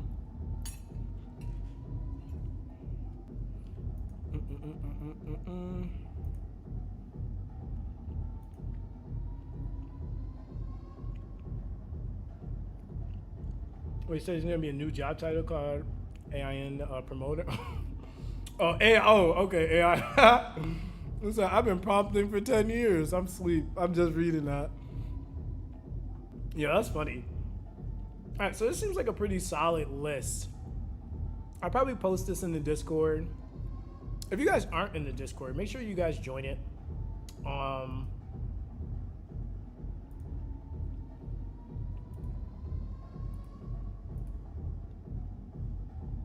Let's see. Okay, yeah, make sure you guys join it, man. If you guys aren't in the Discord for the game, I'm gonna have some posts coming very soon. I had another prospect come up for some of the visuals that I was looking for. So yeah, this next week I'm gonna have another video. I'm gonna try to make sure that game development videos, I'm gonna probably try to have anywhere from 1 to 2 videos a week about it. Just to kind of talk about some of the different things that I'm doing, things that we're working on, next phases, all that jazz as it goes. I'm actually gonna go and work on some concepts now because I'm trying to make sure I have some of this stuff done for the vertical slice and the prototype stuff that I need to have basically made so that investors can have something to look at. And then of course being able to present stuff to you guys. But yeah, I do have the Ko-fi link. So that is accessible if you're looking to find a way to support. Joining the Discord, sharing this stuff is more than enough support. I would really appreciate that. I have all new socials for the game on X. Like I said, Discord. Do I have anything else? I don't know if I have anything else. Yeah, I don't think I have anything else. They might do Facebook and Instagram later. So I don't know if you already covered it, but is your game turn-based or action adventure? Like Wawa, I assume it's turn-based because you said, yeah, it's turn-based. Yeah, I'm not doing open world. There's too many of that. People don't got that type of time, dude. And that's one of the things I like, dude. Like even right now, like I'm playing Invokers, I like the fact that like I got my auto mode, I can play it on the side, and then I can sit here and do other stuff. I'm not like I don't want players to feel like they gotta have the game on the PC. They gotta play because it doesn't run well on their phone. They got a manual play. Like it's like, yeah, you're gonna have some stuff you're gonna obviously have to do, but you should have points at which where you can put your phone to the side. Another thing, and that's another thing I gotta make sure, and that might be another later down the line thing, but background battles, man. And not like, oh, put this on background and then it's like, no, like background battles and then you can leave the app. Like that is a big feature, because that's another thing. Like I get a lot of these companies look to try to get screen time, but the problem is that like most phones, man, like keeping these apps open on your phone, it's like, that's why a lot of people don't download certain games, because they can't keep the app open for long. That ends up becoming like such a big bottleneck for them. So yeah, there's like I said, there's a lot of convenience in QoL that I'm trying to make sure the game comes out with off the bat. But I know that there are going to be a lot of things that I can't have all at once, just because of the pipelining and like costs and stuff like that. It takes time.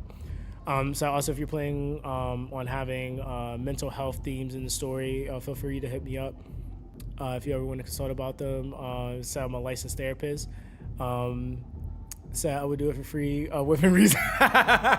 Listen, hey, Drago, all I'm gonna say is I appreciate any insight that you can give me. It's definitely gonna be different themes. How touchy are they gonna be? I'm not going too crazy with like touching on certain things. But it's definitely going to be different themes that I touch on. Maybe some aspects of like mental breakdowns and stuff like that. Like I said, for me, is like I really want the game to have certain themes, and that's why I kind of like the story was kind of important to me, because the story was gonna have certain themes that I felt like people can relate to, and like I said, it's just kind of like painting certain pictures for people to get certain lessons out of them. So it's not just going to be just random story. It's going to be like something that actually means something at the end of the day. Granted, people will still be able to skip them, but like I said, I'm thinking ahead. Like that guy that's going to do those lore videos is going to have so much to eat up off of, and being able to put that stuff together for players that maybe might be interested later down the line. I know a lot of people do it that way, where they might not look at story in the beginning, but they always will go back to it later. And like I said, I have voice actors that are even saying like, you know, I'll come and voice act and do stuff, you know, voice act for the game for free, bro, because it's you.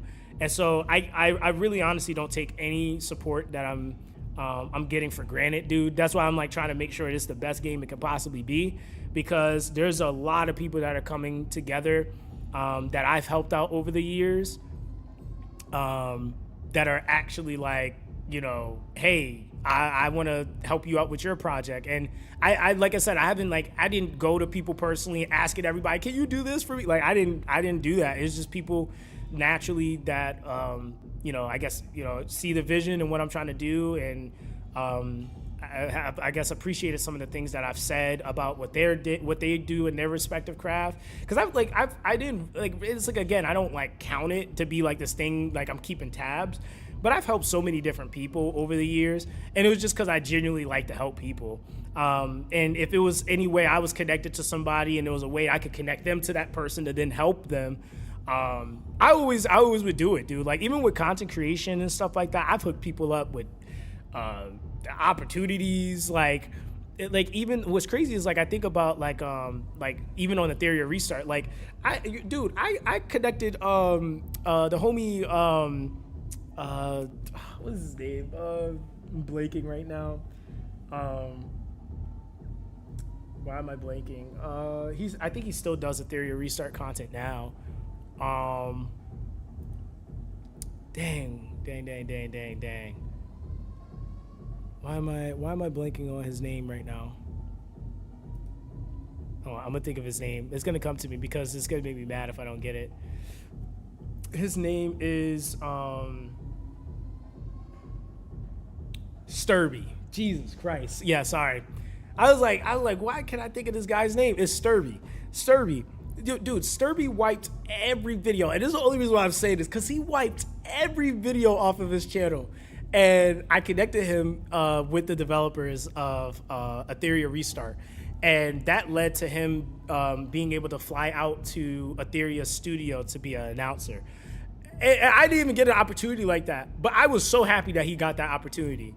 Like, I was like, dude, that was just the coolest thing. I was like, hey, like, I was able to help a friend out. Like, so that's what it's always about, man. It's like, it's just helping people. It's not about if I got the opportunity, like, or any of that. It's just about being supportive, and everybody. It's more than enough room for everybody. Is always how I've looked at it. So. Yeah, same thing. Like, even when other people are doing, like, you know, their games and stuff like that, I'm full-fledged trying to support, man. So yeah, that's the wave, man. But yeah, I'm actually gonna head out of here, guys. I'm gonna take this feedback. I'm gonna put that into some pipeline stuff and keep that in the back of my mind. But yeah, I'm gonna get some concept stuff done. I should have some of the first concepts done soon. So like I said, the people that that already that like supported with the Ko-fi and all that stuff, you guys will probably see it first. I gotta actually make sure you guys get your roles and stuff like that in the Discord, but then I'll have a public showing, probably in a video. I'll probably put it in a video, and on stream we'll be going through some of the stuff that we got going. So yeah, man, that's gonna be that for today. I think that's actually pretty solid. Like, this is a pretty lengthy list for some of this stuff. Make sure this is saved though. Boop. Let's do that. And this already should be in my folder. So PV. Okay. All right, so that works. And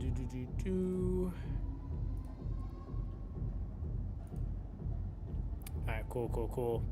All right, guys. So that's gonna be that, man. I hope you guys had an amazing time. I'm gonna post it in the feedback channel. Yeah, I will post this document so people can see it.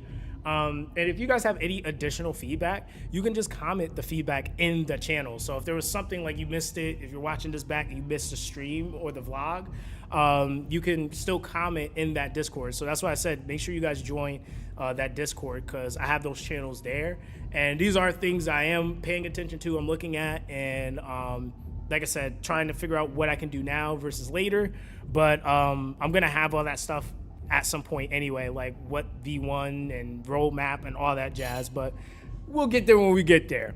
But yeah, guys, everybody take it easy. I appreciate you guys for coming through, and I'll catch you guys in the next one. All right, guys, peace.